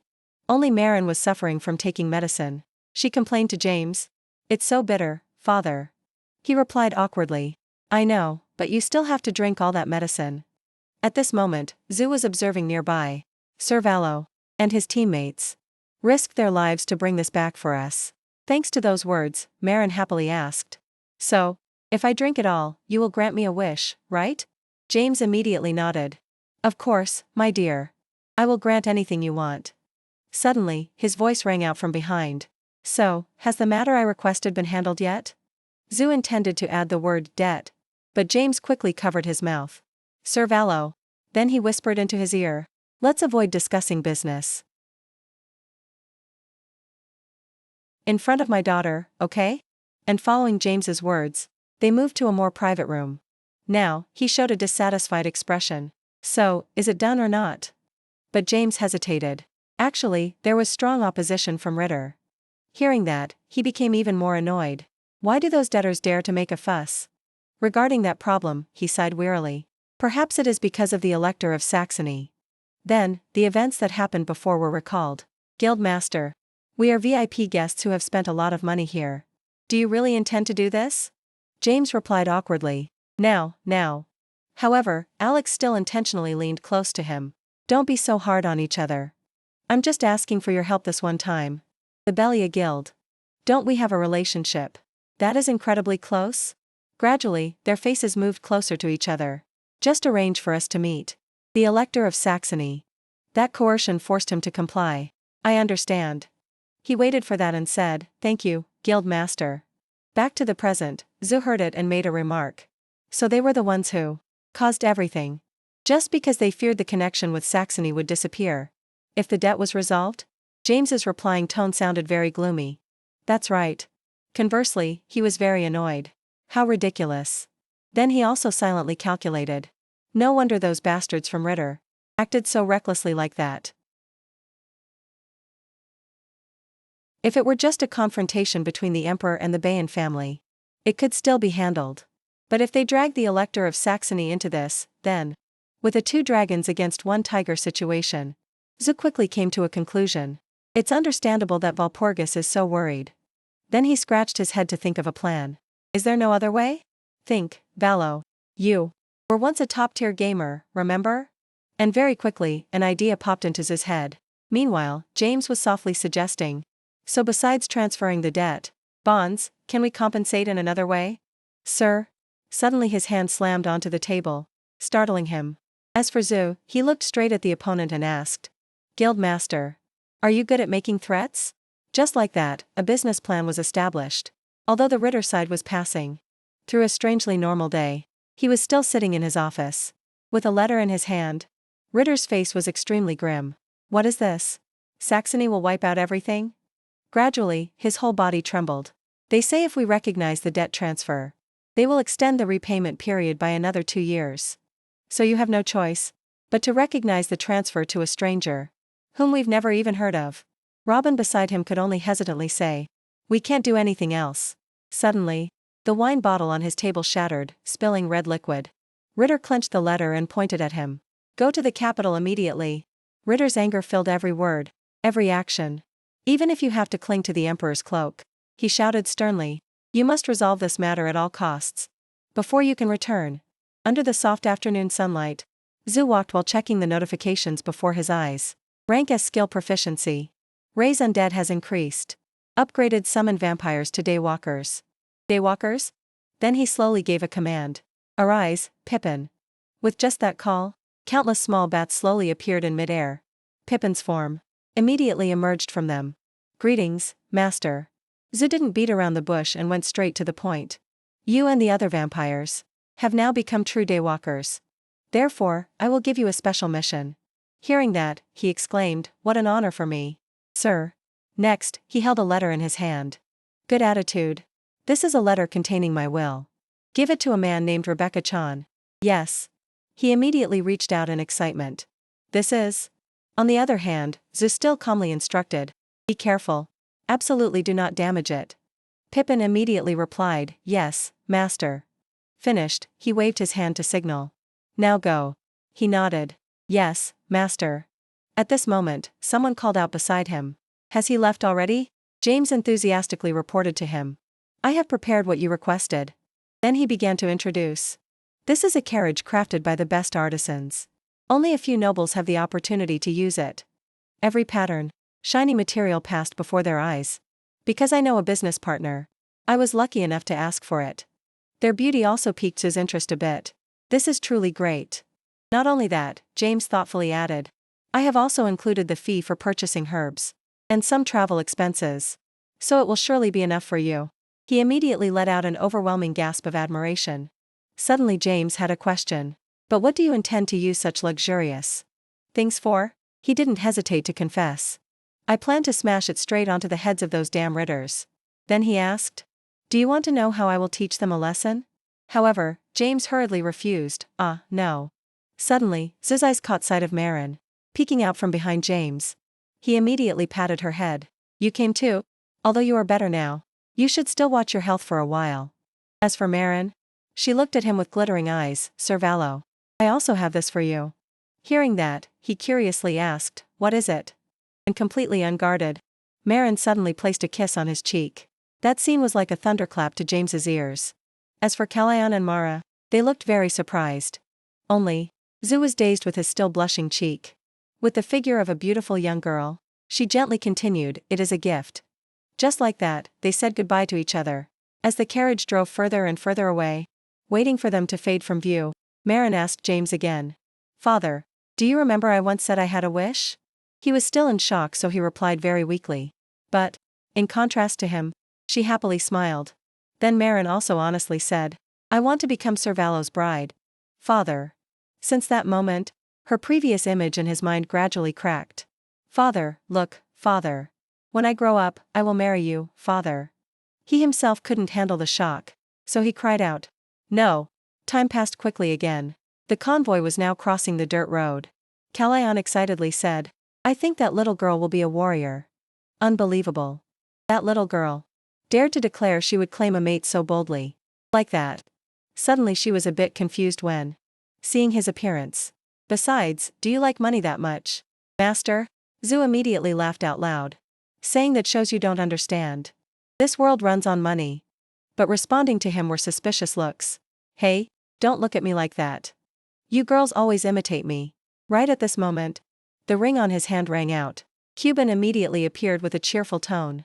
Valo, I heard you are returning from Roselocker. So you really survived and returned. Zu calmly replied. Yes, I have returned safely, Sir Cuban. However, he was quite observant. You are always grumpy, aren't you? In contrast, he just coldly brushed it off. But that's not important. Then Zu asked. Anyway, have those damned ridders left yet? Cuban had an early response for him. I quickly checked with my flock of crows. The real reason I contacted you is because I just received news. But facing that unexpected speed, he became even more curious. That's really fast. So what's the situation? At this time, the black crow gently landed on the roof tiles. Just as you, Valo, predicted. Its cunning eyes were watching closely. Target, they left for the capital this morning. But what on earth did you do to them? They looked quite angry. Ritter down below was now shouting loudly, hurry up. Zu calmly explained. Yes sir, I just provoked them a little. Hearing that, Cuban pushed up his glasses slightly. So now let's switch to even more surprising news. Zu immediately asked, what is it? This time he brought something quite unexpected. They say Jolin, the Rose Demon King, is currently in the capital. Hearing that, he looked out the window. That's interesting. If so, can you spread this rumor throughout the capital? Immediately, an amused laugh came from him. Indeed, you are as thorough as ever, Valo. Then Cuban added a little comment. Fine. After all, we are close, aren't we? But that only made him more afraid. Drop that last sentence. Alright. I will reward you properly later. Conversely, he was very happy. No need to be shy. However, he bluntly brushed it off. Then I'm hanging up. After speaking, Zu clicked his tongue. Disgusting. Close my ass. Meanwhile, Calayan quite admired Cuban. Is that Cuban a Bruce Jen? Yeah.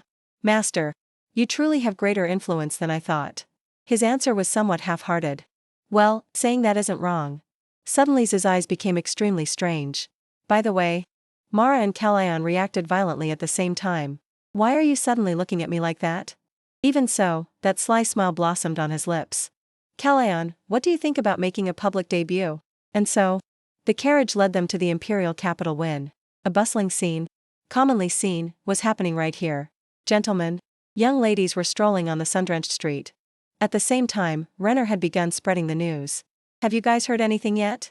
Kaimas's daughter is coming to the capital today. The person sitting next to him was surprised. Kaimas? But gradually they also realized. The Demon King who died long ago? Waiting for just that, the old man continued. That's him. They say back then Demon King Odgas killed Kaimas. And kidnapped his daughter.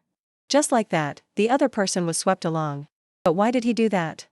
Suddenly Renner carefully whispered very softly. Rumor has it that it was because of Kaimas's techniques. But the way I see it, the real reason is. That very thing made the other person curious. The real reason is? With a serious face and a mysterious tone, he exclaimed. It's because his daughter is extremely beautiful. Hearing that, the other person replied skeptically. Hey, are you kidding me? As soon as that conversation ended, wooden wheels rolled in just in time, kicking up dust. Renner pointed towards the carriage. Look. She's here. As for Calayan, she was shyly asking Zu. Master, is this really necessary? He firmly replied immediately, of course. Your face is a strategic weapon. However, she worriedly said, what weapon? Shouldn't a weapon be a greatsword or a battle axe? Those words were immediately reprimanded by Zu. Don't use such vulgar words. While looking so beautiful. Looking outside at the gathering crowd made her very confused. But it seems there are too many people watching. It feels strange. In contrast, he still insisted. No, the more the better. From now on, just listen to me. Then, Zu demonstrated himself. One hand supporting your face. 2 legs. He followed his words, pulling his legs up, the other hand on his knee. Together. The next scene made even the horse shudder. Then make a face as shy as possible. Zu, with an expression that couldn't be more effeminate, exclaimed. So embarrassing. However, Calayan was still very resistant. Are you really forcing a former commander who led an entire army to do these things? He tried to reassure her further. Just do it so those people look at you. Before those words, her voice gradually grew quieter. But what about the burden of a commander? At this moment, Zu also became irritable. I'm starting to get bored. Hey, do you want to get fired? Then he threatened further. If you don't want to do it, just leave right now. Because of that, Calayan's hand slightly clenched. At this time, the faces of Sarah, Mara, and Zu all lit up simultaneously. As for Calayan, she slowly followed his instructions. Hand supporting the face. Then her slender legs below close together, the other hand on her knee. Her eyes quickly scanned the crowd, and she made a shy face. Finally, Calayan sweetly exclaimed, so embarrassing. At that moment, the people in the neighborhood were either stunned or agape. Surprised by their reaction, she was somewhat worried. Did I do it right? But just a second later, a resounding cheer rang out throughout the capital. That event happened so unexpectedly that it scared Calayan pale. Even so, the cheering did not stop, making her tear up. Is this really what you wanted? At the same time, in a spacious mansion, the servants there had all gathered fully. Jolin gently made an announcement to everyone. Today a very important guest will come here. Simultaneously, her hand glided over the railing. I deeply regret that this place is not the Rose Palace. To me, this person is more important than the Emperor and any Demon King. Then Jolin spoke sternly to continue. Therefore, I want to ask you this. Each person's task was immediately assigned. Chefs, prepare the best dishes you have ever made. The instructions quickly shifted to the maids. Make this place more splendid than the Rose Palace. Suddenly Lauren carefully said to her, "My lady, they are arriving soon." Hearing that, Jolene was a bit surprised. Is that so? Then she didn't beat around the bush anymore but left a final word. Then everyone, please do your best. Let today become the most special day for that person. Suddenly, a sadness flashed across her face here. For my master, Lord Kaimas, Jolene, the Rose Demon King. Her beauty and voice make the hearts of all men flutter. She is the object of envy of the entire demon world. However, her true nature is shown elsewhere. With skillful eloquence, she uses diplomacy as a weapon. With outstanding management skills, she transformed Joestan into a comprehensively powerful nation. Everyone calls her the bride of Joestan, Jolene. The scene now returned to many years ago. But there is one thing the people do not know. The story behind her crown. Jolene earnestly confessed to Kaimas. The only person I can truly open up to is you, Kaimas. Then she pleaded earnestly. My heart will never change. So I beg you. Suddenly Kallian's voice rang out, Father. Just like that, she immediately hugged Kaimas. Who is that beautiful lady? He gently replied, she is my colleague. Hearing that, Kallian exclaimed, oh. She is truly very beautiful. Additionally, Kallian innocently held out a bag of cookies.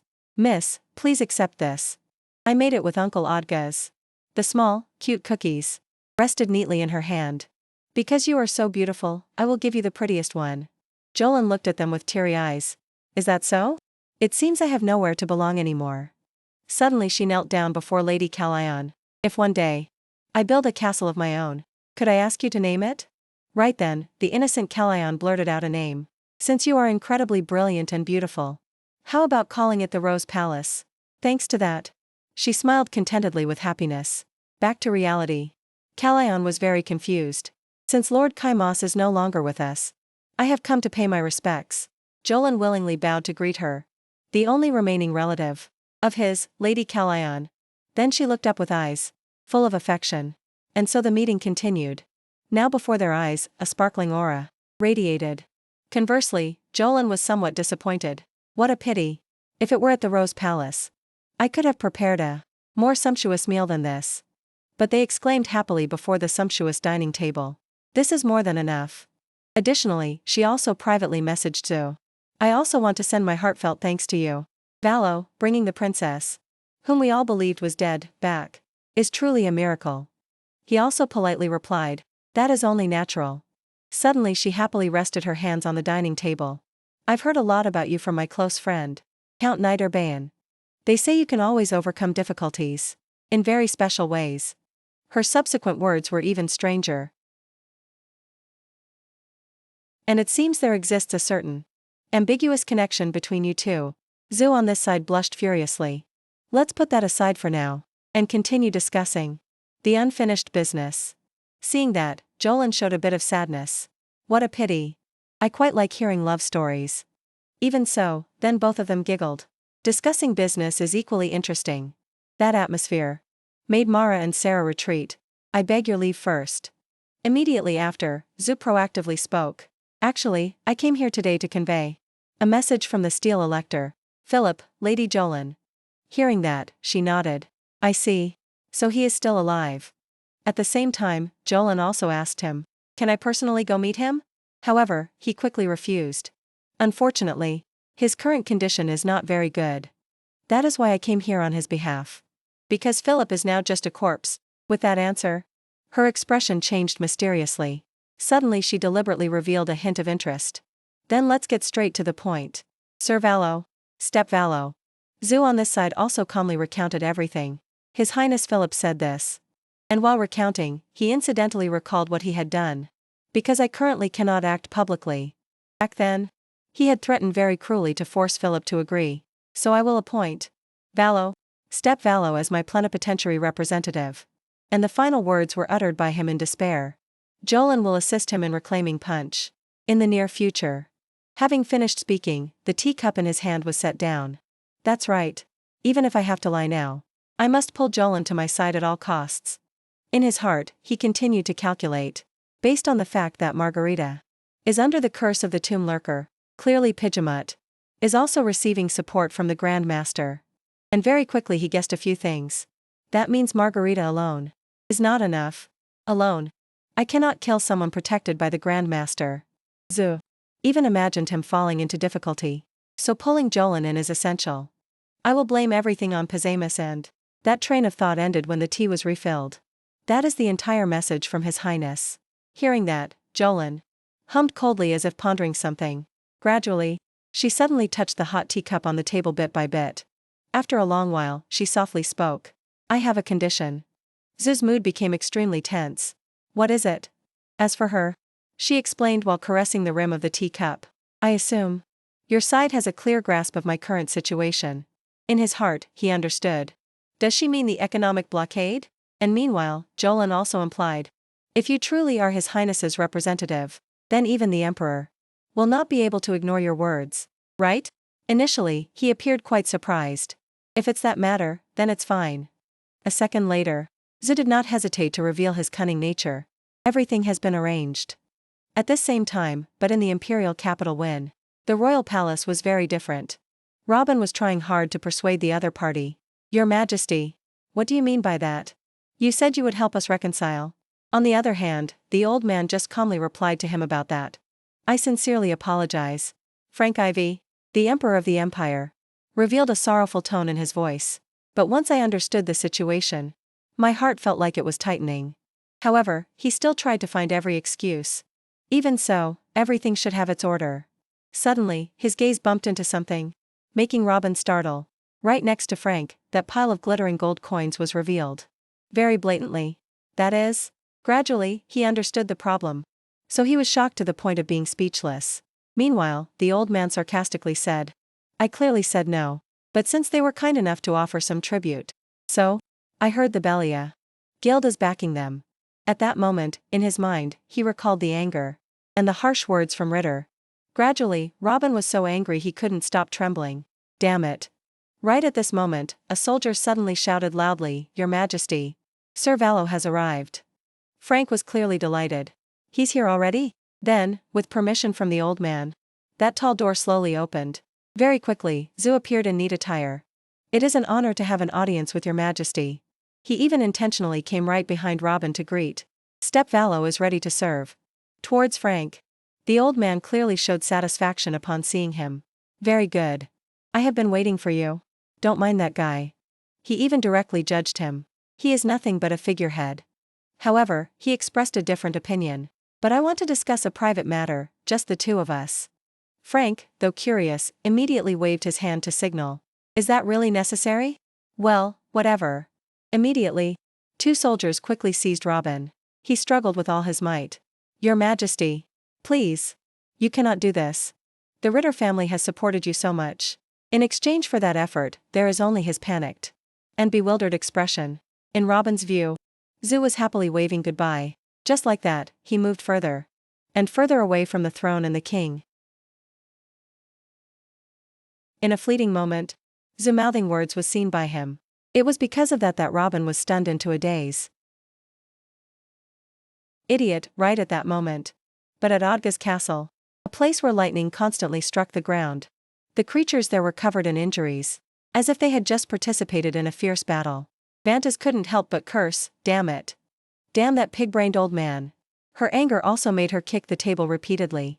I said to just let me handle it. There must be someone standing behind this. It's all because of that bitch Callione. And the more she thought about it, the more clear her anger became. On her face and in the aura around her. Suddenly, Kai trembled and held out a white letter. Milady, urgent news. The moment she saw it, Vantas shouted loudly, what is it now? He was both scared and awkward as he presented the letter. The Emperor has just issued an order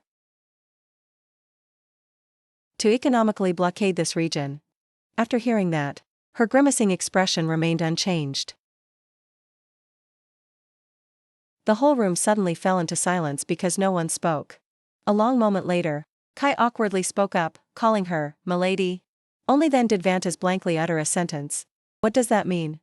Sven behind her immediately said, we are done for. At the solemn palace, after chasing Robin away, Frank asked, is it done? He happily answered immediately. Yes, it is completely clean. Next, Zhu flattered him further. Before we begin, please look at the prosperous scenery of this capital. I cannot help but feel Your Majesty's great merit. I feel that I am truly unworthy to set foot in this place. On the contrary, the old man coldly brushed it aside. All right, stop the formalities.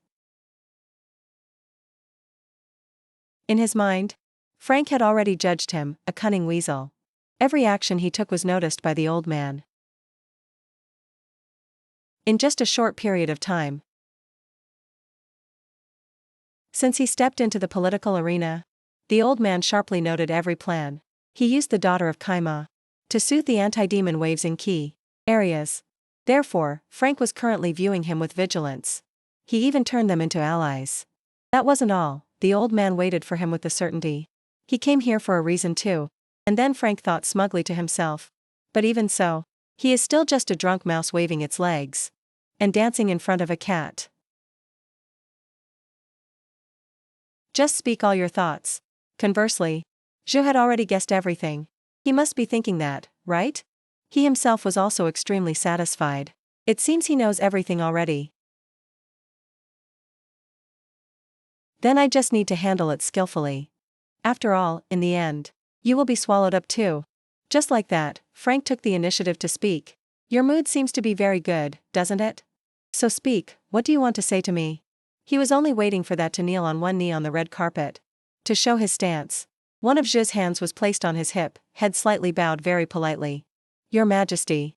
Then he clearly stated to the old man, I humbly request that the economic blockade order on Jostan be transferred to the territory of Demon King Oscar. Frank immediately went straight to the point. And what do I benefit from that? He simultaneously had an immediate answer, a friendship treaty with the Rose Demon King.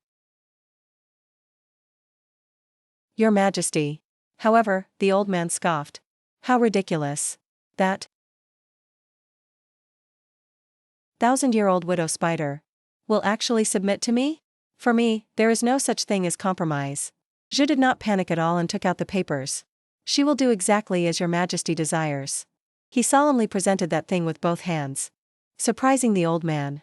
What? Even? Frank was so disbelief that he fell into deep thought. But he was even more shocked after reading the agreement. Are you sure? Jolene personally agreed to pay me 10,000 florins a year. He responded with absolute certainty, yes. But Frank's expression turned serious once again. So, is there any proof that this document is real? This was also within his calculations. So he just smiled slightly. Zhu immediately stood up and enthusiastically explained. Your Majesty, Odgaz is currently the most hated person across the 6 realms.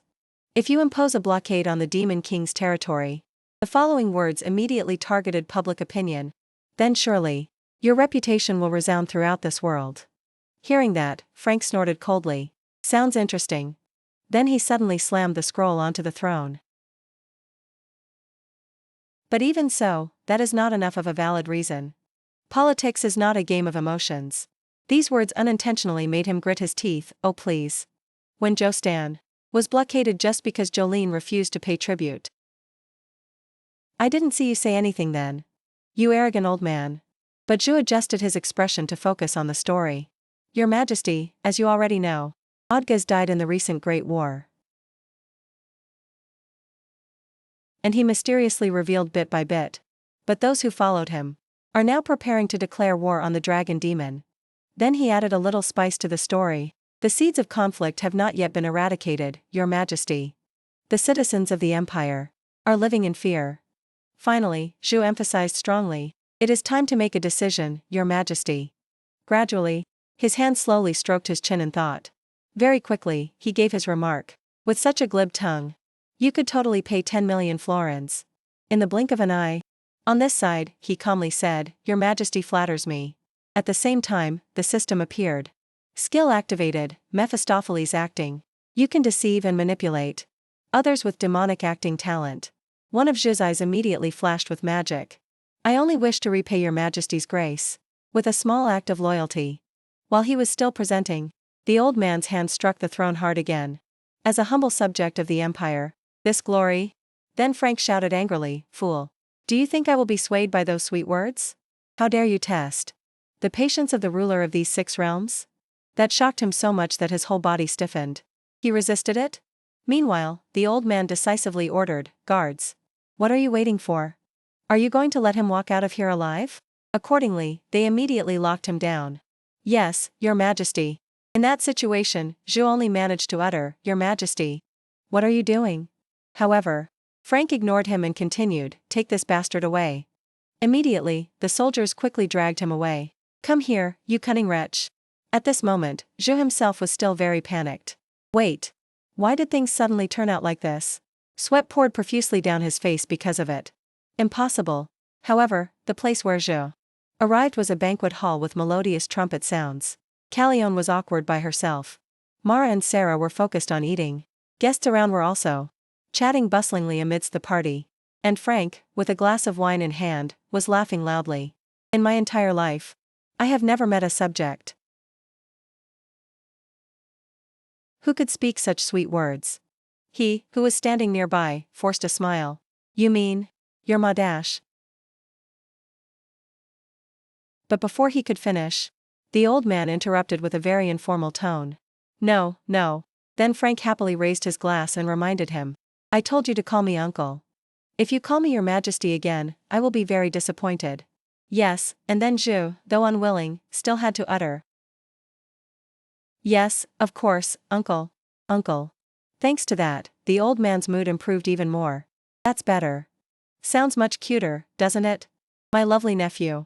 Then those boastful words continued to echo outside. "My good nephew. What do you want? Money or power?" But out in the garden, Robin was so bitter that he bit hard on his handkerchief. "I will give you everything." His eyes immediately clouded over with jealousy. That position should have been mine. Furthermore, Robin's whole body was trembling incessantly. Why did things turn out like this? Marco, standing nearby, just quietly observed the situation with apprehension. Suddenly, he came up with an idea.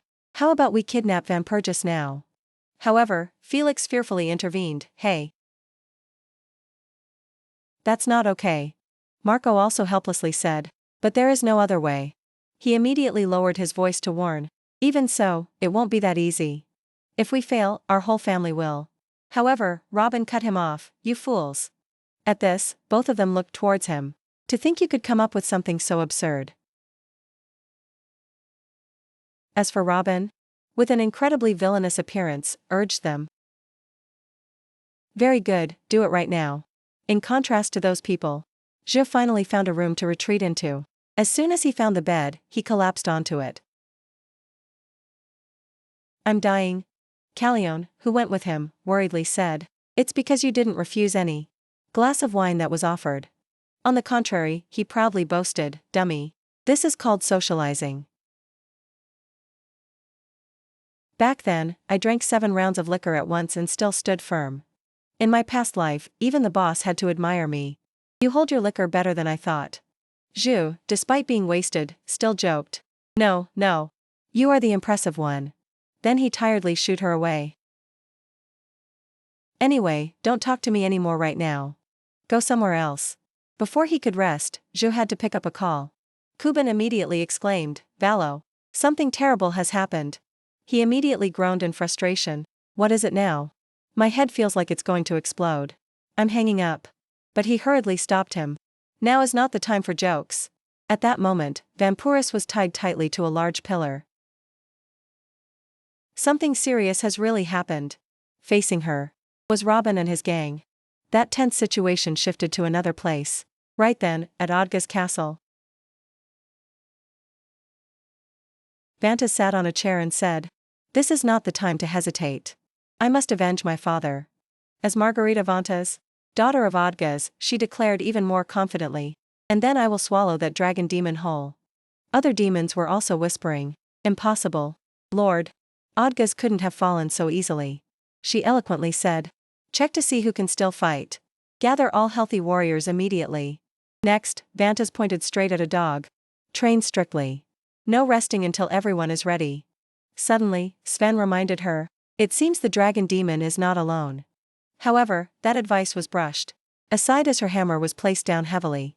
Vantas kept that will and pointed to the sky. "Good, now let's march straight to Grosslacher." Suddenly, Kai tremblingly interjected at that moment. But, milady, now is the time we must be cautious. She immediately asked him, why? Facing that questioning, he awkwardly recounted. The Emperor has ordered an economic blockade on this place. And recently, the vampires have also revived Saint Margaret of the monastery. Furthermore, Kai carefully provided information. In addition, the blockade on Jostan has also been lifted. So Jolene certainly won't sit still. He slowly looked up to advise her. We must proceed with the plan cautiously. On the other hand, Vantas ruthlessly trampled on Kai. Don't get in my way, you weakling. The scream rang out from him, making Sven sigh. It's over, we are truly done for. Valpurgis faced them. Although very angry, she could only grit her teeth bitterly. Then she shouted loudly. Kill me. Why keep me alive? Meanwhile, Ritter was snorting coldly. I told you, I only came to persuade the Emperor. Robin, standing next to him, calmly said. It's okay. Our fortress has steel defenses. And is surrounded by a lake. Even if Bayan attacks, it won't be easy to take it down. He even confidently declared. Everything will be fine. Hearing that, Valpurgis immediately criticized fiercely. Fools! Do you think they will politely knock on the door?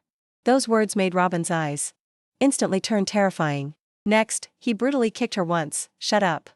After that, Robin continued to vent his anger. You're too noisy, you stupid prisoner. You were close with that guy Valo, right? At the same time, he recalled the previous scene. So he became even more furious. The humiliation he made me endure. Just thinking about it makes my blood boil. Then Robin bluntly boasted. I will let you taste that humiliation in his place. In return, Valpurgis was weakly retorting, pathetic bastard. Facing that insult, he gleefully uttered more harsh words. Yes, I am pathetic. What can you do? You can't do anything. Robin even pressed on her head. You have no one left, Valpurgis. Suddenly at this moment, a soldier rushed into the room and shouted. Sir, there is an intruder. Hearing that, he exclaimed in surprise, what? Unlike the cozy room outside, there was only a cold wind and a mysterious army. At this time, Heija, both amused and speaking first. The entire army, except for Bafan who is on a special mission, has gathered. We are ready to attack at any time. Meanwhile, Clark was still very confused. Master, do I have to participate too? Je replied, Old man, we are friends now. Of course you have to come along. That answer made him scream in fear, but he was immediately reminded. Be quiet. Next, Je turned his eyes to the fortress. Our mission is to rescue Van Dash, Perguise and destroy Ritter. Those bastards have crossed the line. At the same time, he also summoned his sword with divine power. I intended to let it go if they stayed quiet. But it seems that's not possible, huh? Zhu immediately gripped it tightly, his voice ringing out coldly. The hunt begins. With just that command, their army quickly advanced led by Heija. As soon as he felt it was appropriate, Zhu immediately separated from Hera. I leave this place to you. She excitedly winked to signal him. Yes, master. Seeing that, Clark hurriedly ran after him. Let me go with you. However, Hera directly tied him up. You stay with me.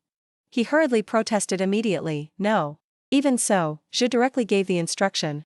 Clark, stay and help Heija clean up this side. That shocked him greatly, huh? Then, he continued to rush forward, leaving Clark behind in panic. No. I don't want to. I said I don't want to. On the other hand, Zhu was aiming straight for the door ahead. Damn it. I don't have time to waste on weaklings. Must hurry. And their actions were soon reported via the recording device. The anger in Robin at this moment also reached its peak. That disgusting face, I will never forget. Because of that, he roughly snatched a sword from a soldier's hand. Give me the sword. With the weapon in hand, Robin crazily muttered to himself. Right, use this to slit his throat. Just imagining the sound of that bastard's sweet scream. I'm getting excited. Then he rushed directly out of that waiting room. Valo. Stop. Valo. On the other hand, the soldier was very confused. My sword. Ritter only managed to utter, hey. However, it was too late. So he dejectedly gave the order. Hurry up and follow him. The other person quickly nodded. Yes, sir. At that same place? Van Pergese was now very surprised and worried. He came to save me. Suddenly, old memories flooded back into her heart one by one. Valo, he was always for me. As each moment passed, her tone became more choked up. From the beginning until now, he has always been by my side. Returning to the present, Van Pergese secretly gritted her teeth tight and thought to herself. But now, I feel angry at my own helplessness. Suddenly, the pillar that was binding her tightly appeared with countless cracks. Ritter didn't notice because he was deep in thought. Everything was going so smoothly. If I had known, I would have gone to the capital myself. But very quickly, he suddenly started at the movement nearby. At the same time, Van Pergese had broken free herself and was slowly walking over. In that shock, Ritter hurriedly grabbed the sword. You monstrous bitch. She escaped already? It doesn't matter, she doesn't even have a weapon in hand.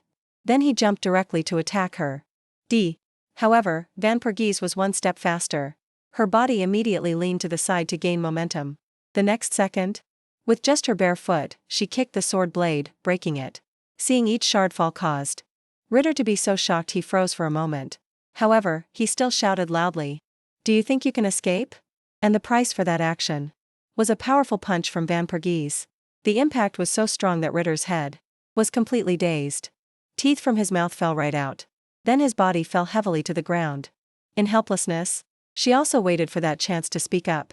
I cannot always depend on others. I will end this myself, Lord Ritter. At this, Ritter hurriedly cried out, Wait.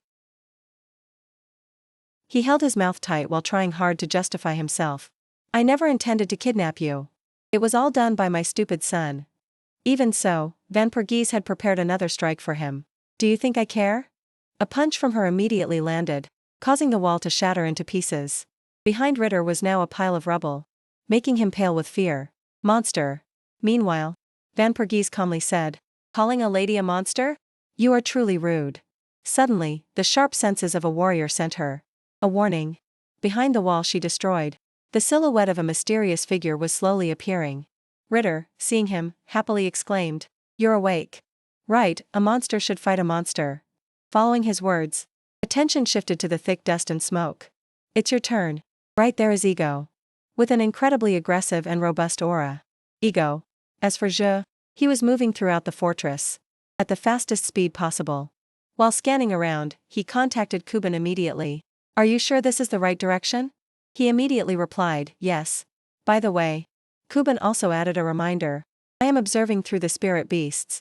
And someone named Ego just appeared over there. His tone rang out with curiosity. Ego? Because of that, he immediately explained. That's right. The human weapon Ritter is developing. He is the one who caused the horrific massacre at Ritter Castle. A truly brutal creature. After hearing that, Zhe mumbled, in the original storyline, this didn't happen. There's nothing here. Suddenly, someone from behind intentionally called out,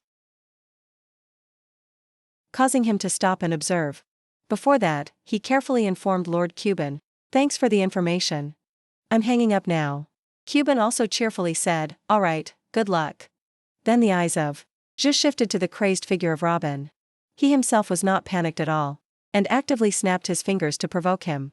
On this side, Robin immediately stopped and cursed loudly, You disgusting piece of trash. Meanwhile, a stream of magical energy was slowly appearing on the ground. He was too focused on Zhe, so he didn't notice that shadow. How dare you humiliate me like that? Before he could even finish the first sentence, Robin took a dizzying punch. He immediately rolled onto the ground, without any other resistance. That scene was very irritating to Zhe's eyes. What is this even? After dealing with it, he immediately rushed off. Damn it. Ignore it, it wasted so much time. Gradually, the atmosphere became more tense. Confronting the absolute power of Ego, Van Pergese still maintained her due composure. Just as the guy struck the ground, she immediately flipped upward, dodging with a flexible body, which even helped her easily retreat far back. Taking this moment, Van Pergese made a few remarks. I suspected this body looked very familiar. The one who ambushed and dragged me here. Is that right? She also exposed him right there. A member of the vampire monastery. I shouldn't have let my guard down. It was those words that agitated Ego even more. He began to roar like a wild beast. Ritter saw that. And couldn't suppress his smug laugh. On the other hand, Van Pergese was a bit confused. What the hell is happening to him? He laughed out loud gloatingly. You said it yourself. You dared to utter that word. Van Pergese. However, she was still quite puzzled, that word. Ritter aggressively answered. That's right, that is the word he hates the most. With a wicked look, he slowly revealed to the opponent, that word is. At the same time, Ego was pouncing straight towards them with a punch. Vanpoga Monastery. Amidst that critical situation, Van Pergese revealed a stunned look. Immediately after, her astonished tone echoed throughout the fortress. Why? Unlike the fierce battles. That was a tray of food with a few simple dishes. Vantas couldn't help but shout, what is this? Why is the food all such poor dishes? Kai standing nearby hesitatingly explained. Our budget is very bad, so we have to save money. Lady Vantas. Hearing that, she became even more angry. What? Aren't we very rich? Only then did he remind Vantas of a few things. Please lower your voice a bit. We even had to sell the castle because of the economic blockade. On the other hand, her attitude was very indifferent, is that so? Then Vantas rudely stabbed the fork into the plate. Whatever. How is the army preparation? Facing that question, Kai hurriedly reported. Yes, we received a portion of the sale money. So the treatment for the soldiers has been completed. However, she grumpy exclaimed. Not treatment, training. Train them. In return, he still weakly said. But they still need treatment. After hearing those words, she just snorted coldly and leaned against the wall. If they get to eat meat, any wound will heal. Suddenly Sven chimed in with a sentence. Actually, when Lord Odgaz was still here, things were better than this. Even so, Vantas just loudly ordered them, eat that and then gather everyone for me. The two creatures had to obey in insecurity. Yes, milady. We are doomed. Then gradually everything shifted into a flashback. There, Ula and Iris were looking surprised. Before their eyes was Ego. When he was a child. Kid, you want to join the Van Pega Monastery? As soon as the question ended, he nodded decisively. However, Ula suddenly flexed her muscles. We prove our faith only through heavy weight. But look at you probably can't even lift 100 kilograms. Let alone the 500 kilograms of the 3 main exercises. Your devotion is truly praiseworthy. But you lack strength. Next, she bluntly judged him, hurting his feelings. And regrettably, this is a monastery. If it were for other matters, then this place would always welcome you. The scene returned to the fierce battle. The punch that Igor threw was blocked just in time by Van Pergese. But before she could react, he continued to swing his arm back. That blow immediately knocked Van Pergese flying into the wall. Without mercy. Ritter witnessed that and kept boasting. No one can stop Igor's rage. At times like this, even if his father stood in front of him, he wouldn't recognize him. But he himself did not expect that the guy would attack straight at his face. With that weak body, Ritter was flung directly out of the fortress and fell down below. Meanwhile, Van Pergese had just regained her footing. I don't know what makes you so angry, but I know one thing. Facing her now was the madness from Ego. Your fist carries sadness. Having said that, Van Pergese's foot quickly stomped down to gain momentum. Her palms simultaneously clenched into a fist, wrapped in divine power. Then both clashed head-on with a powerful punch. But this time, Igor had to shudder, because of the pain transmitted from his arm. However, the fire of anger in his eyes immediately flared up again. Because of that, Ego began to roar and continued to attack unconsciously. His mind began to recall the harsh memories. Back then, we only proved faith through heavy weight. But look at you. You probably can't even lift 100 kilograms. Let alone the 500 kilograms of the 3 main exercises. As time passed, he improved more and more based on the criticism. Your devotion is truly praiseworthy. But you lack strength. On one random day, Igor looked in the mirror to admire his results. Suddenly his hair fell out in clumps, making him very shocked. With those memories, Igor's body paused for a few seconds due to the distraction. Van Pergese seized that opportunity to land a combo of punches on his critical points. To end this battle, she also seriously focused all her power into her hand. Next was a strike straight to the opponent's face, truly decisive and powerful. Because of that impact, large cracks began to appear on the ceiling. Van Pergese was tired, breathing heavily in front of the unconscious body. Until you no longer hesitate when throwing a punch, I will fight you again then. But very quickly, the floor shook ceaselessly. Only then did she realize in panic. Did I hit too hard? The entire fortress feels like it's collapsing. Zhu, who was moving outside, had also heard the noise early on. He immediately stopped to assess the situation. What is this? An earthquake? Suddenly, right above his head, a heavy block of stone fell straight down. In that critical situation, Zhu speedily summoned his sword, Rublanha. Then, he directly slashed apart the debris threatening him. But the fragments crashed to the ground, unintentionally creating a chaotic mess. Damn it. Facing that scene, Zhu became more and more urgent. The path is blocked. There's no time left. Suddenly, Kuban contacted him. Valo, are you okay? Zhu immediately regained his composure and replied, yes. How about Van Pergese? In return, his tone was very hurried. She is still safe, but the fortress is about to collapse. Next, Kuban thoughtfully added a reminder. I have sent the spirit beasts. Hurry and save her, then get out of there. A bat quickly appeared at his words. I will ensure safety. Thanks to that, Zhu felt reassured and said, just in time. Thank you. As for Van Pergese, she was still confused by the critical situation around her. But she quickly reassured herself and worried. He must be on his way here. I must meet him quickly. The next words she only thought in her heart, and say the thing I couldn't say back then. While immersed in her thoughts, she didn't notice the movement nearby. Just as she looked back, above Van Pergese's head were countless huge rocks. But before they could touch her, she was grazed by a sharp sword slash. At the same time, Zhu also landed on the ground very easily, with the rock split in two. As soon as she saw his silhouette, Van Pergese's face clearly showed joy. Then she happily exclaimed, Valo. Even he immediately replied, Van Pergese. He shifted his gaze towards Ego. Who is that? Van Pergese quickly explained to him. He is Ego. It's not important. We must leave here first. Kuban's spirit beast simultaneously urged them. She is right. Let's go quickly. That urgency made him a bit confused. I understand. This way. Then they immediately ran away from there. To Van Pergese's surprise, she didn't expect that big guy to fit inside the gauntlet. At this moment, Zhu suddenly spoke to reassure her. Just a little more. She nodded, understanding immediately. Okay.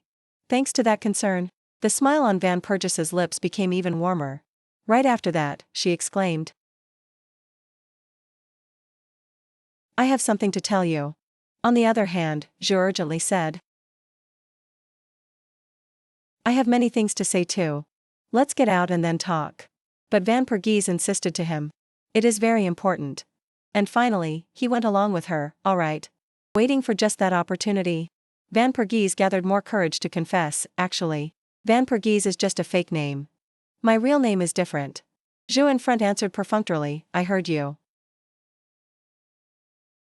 Let's get out first. Suddenly Van Pergese raised her voice, shouting her name to him. Chastia. Hearing that, Zhu forced a smile.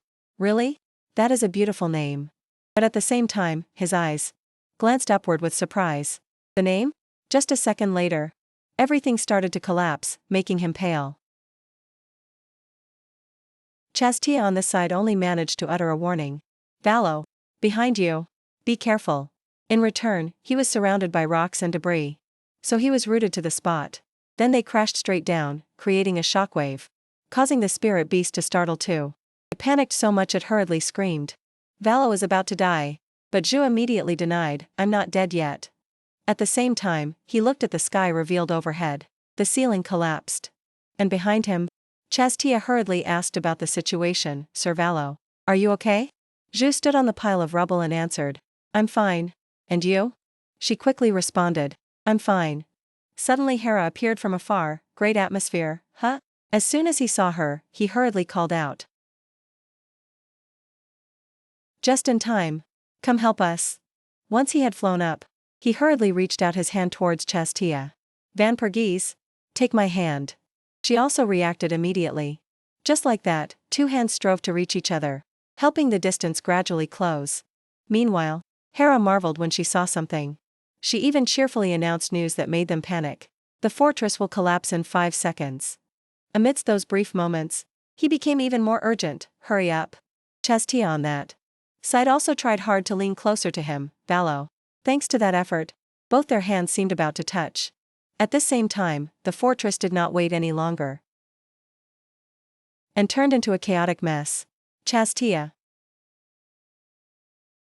Thick dust and smoke rose, obscuring the view, rendering visibility to zero. But in that scene, something flew out from those fierce remnants. All three were finally safe, escaping that place and getting further away from it. At this moment, Zhu was looking at Chastia with affectionate eyes. You have learned Van Perges's real name, Chastia. As for Chastia, she was so touched that tears welled up. Van Perges's affection for you has increased significantly. When things settled down, Chastia spoke up. It's so fortunate, Sir Valo. Just a little more, and we would have been crushed under that rubble. He relievedly nodded, just in time. Heija suddenly teasingly reminded him, Master. Someone is calling you. Zhou looked at the ring accordingly. It's Kuban. With an old habit, he proactively spoke. Hello, Lord Kuban. But the person on the other end shouted loudly, Valo. Zhou immediately recognized that voice. Margaret? Meanwhile, she angrily asked, those Ritter bastards. Did they dare kidnap Van Pergese? Hearing that, he hesitatingly said. Actually. However, she immediately interrupted. I am on my way there to tear them apart with my own hands. At that declaration, Zhou rolled his eyes and looked to the side. What? Tear them apart? And not far away, Margaret fiercely exclaimed. That's right, you damn insects. Ritter's soldiers stood stupidly under the rubble. Behold the secret art of the head of the Van Pega monastery. The great Margaret. Above the fortress that was already in ruins, Margaret was creating a massive energy ball. Because of that, she laughed very excitedly. Supernova. The unfortunate people facing it could only drop their jaws in amazement. A second later, magic descended upon that land. The pressure instantly created a massive explosion. After unleashing that attack, Margaret was even more gleeful. By the way, she smugly said, Margaret is invincible. As for Zhi's expression, it was somewhat fearful. Maybe I shouldn't act tough in front of her. Sometime later, everything passed just like that. The morning sunlight shone again. Administrative Center Nido Bayan, Landswood Villa. Of Van Pergese, Margaret, Chastia, and Zhu, each with their own expression, were standing outside in the courtyard. Very quickly after that, the carriage they were waiting for slowly came to a halt. At this, Margaret only showed a bored look and said, Here he comes. Then she continued to comment, Another flashy entrance. On the other hand, Zhu was very stunned. What is this? Their armor is probably heavier than the Emperor's elite guards. Meanwhile, a majestic red carpet was rolled out from the carriage. The person being welcomed slowly stepped onto it and walked. Following that, Maximilian, the Prince of the Great Bayan, appeared with a very handsome appearance. Meeting him, Chastia politely greeted, Uncle, have you been well? But he chokingly called her name, Van Pergese. With no defense, Chastia was gently embraced by Maximilian. Next, he asked frantically, Are you hurt anywhere? Do you know how worried I was? Are you eating enough? Why are you so thin? Facing that enthusiasm, she awkwardly replied, I'm fine, Uncle. But his expression immediately changed when she mentioned Zhu. Thanks to Sir Valo. With unconcealed aura, Maximilian fiercely shooed him away. You? Valo. Vapor, or whatever you are, get out of my sight. Just like your name implies. Even he had to exclaim in shock. His attitude changed so fast. However, Margaret angrily scolded, You idiot. If it weren't for Valo, something terrible would have happened. It is because Valo arrived so quickly that Van Pergese could return safely. Even so, he still looked bitterly at Zhu. If only I hadn't been late then. This damn brat would have. Finally, Maximilian left a threat that made him force a smile. Consider yourself lucky. Following Zhi's gaze, he was silently assessing that mighty army. Would he really have arrived faster? With a crowd like that? On the other hand, he was coaxing Chastia van Pergese. My beloved niece.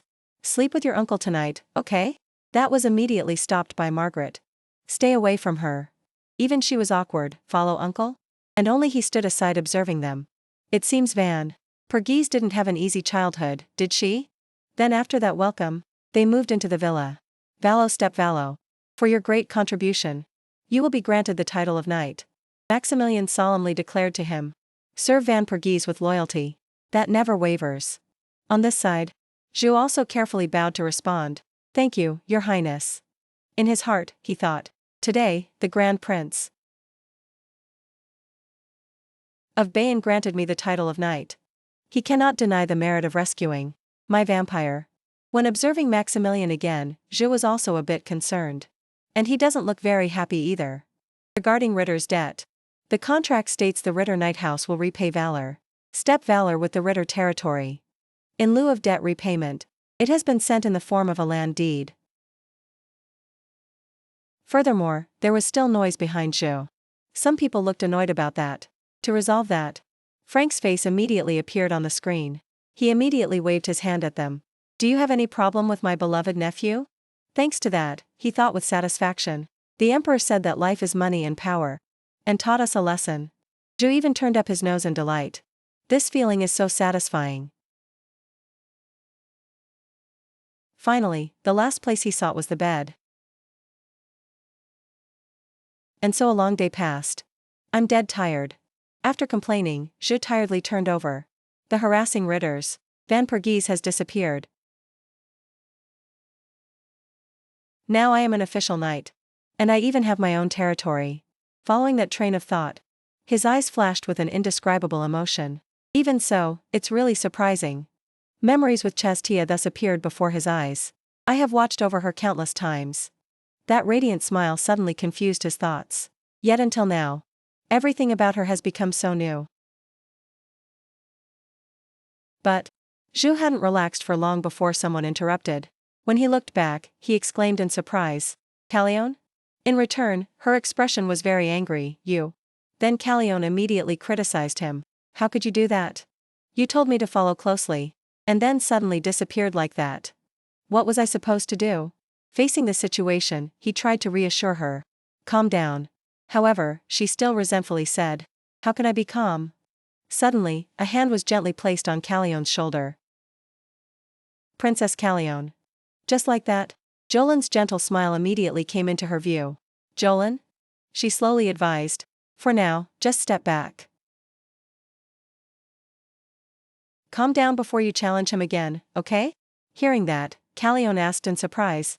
Calm down? Do you mean physical training? If it's training, I did it many times when I was under Oscar. But Jolin's tone suddenly became mysterious. As she whispered in her ear. Not that kind. Next, countless secrets were whispered by her to Callione,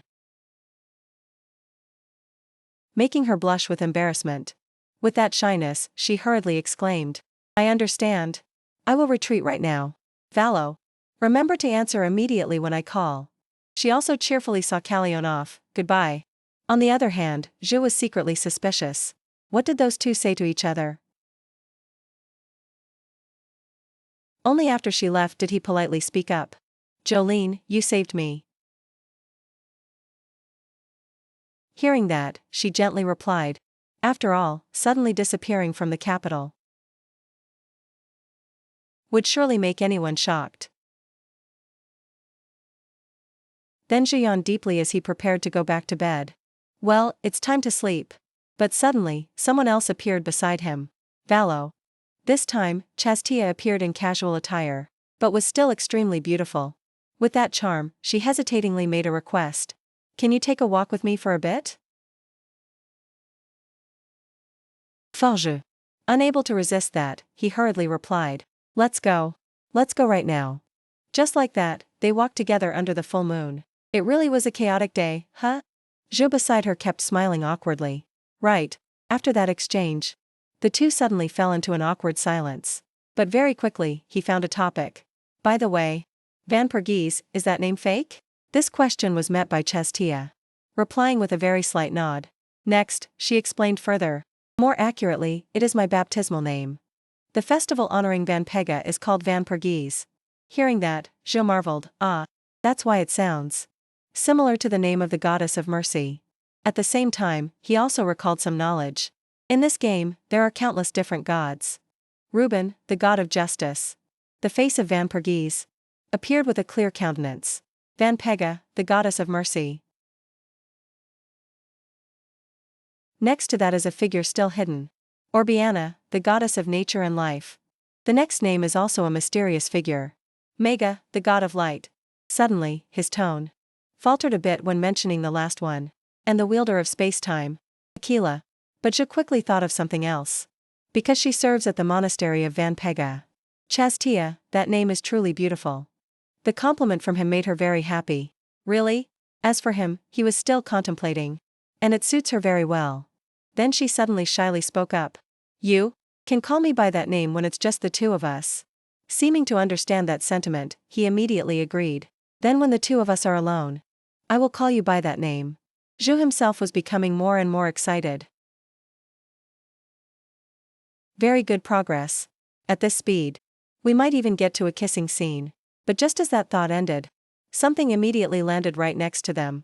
Zhou and Chastia's faces were both stunned. Because they didn't understand what was happening. As for Bafan, he appeared in a very hurried manner. Valo, let's go. The request from him made him suddenly sigh. Life is truly miserable.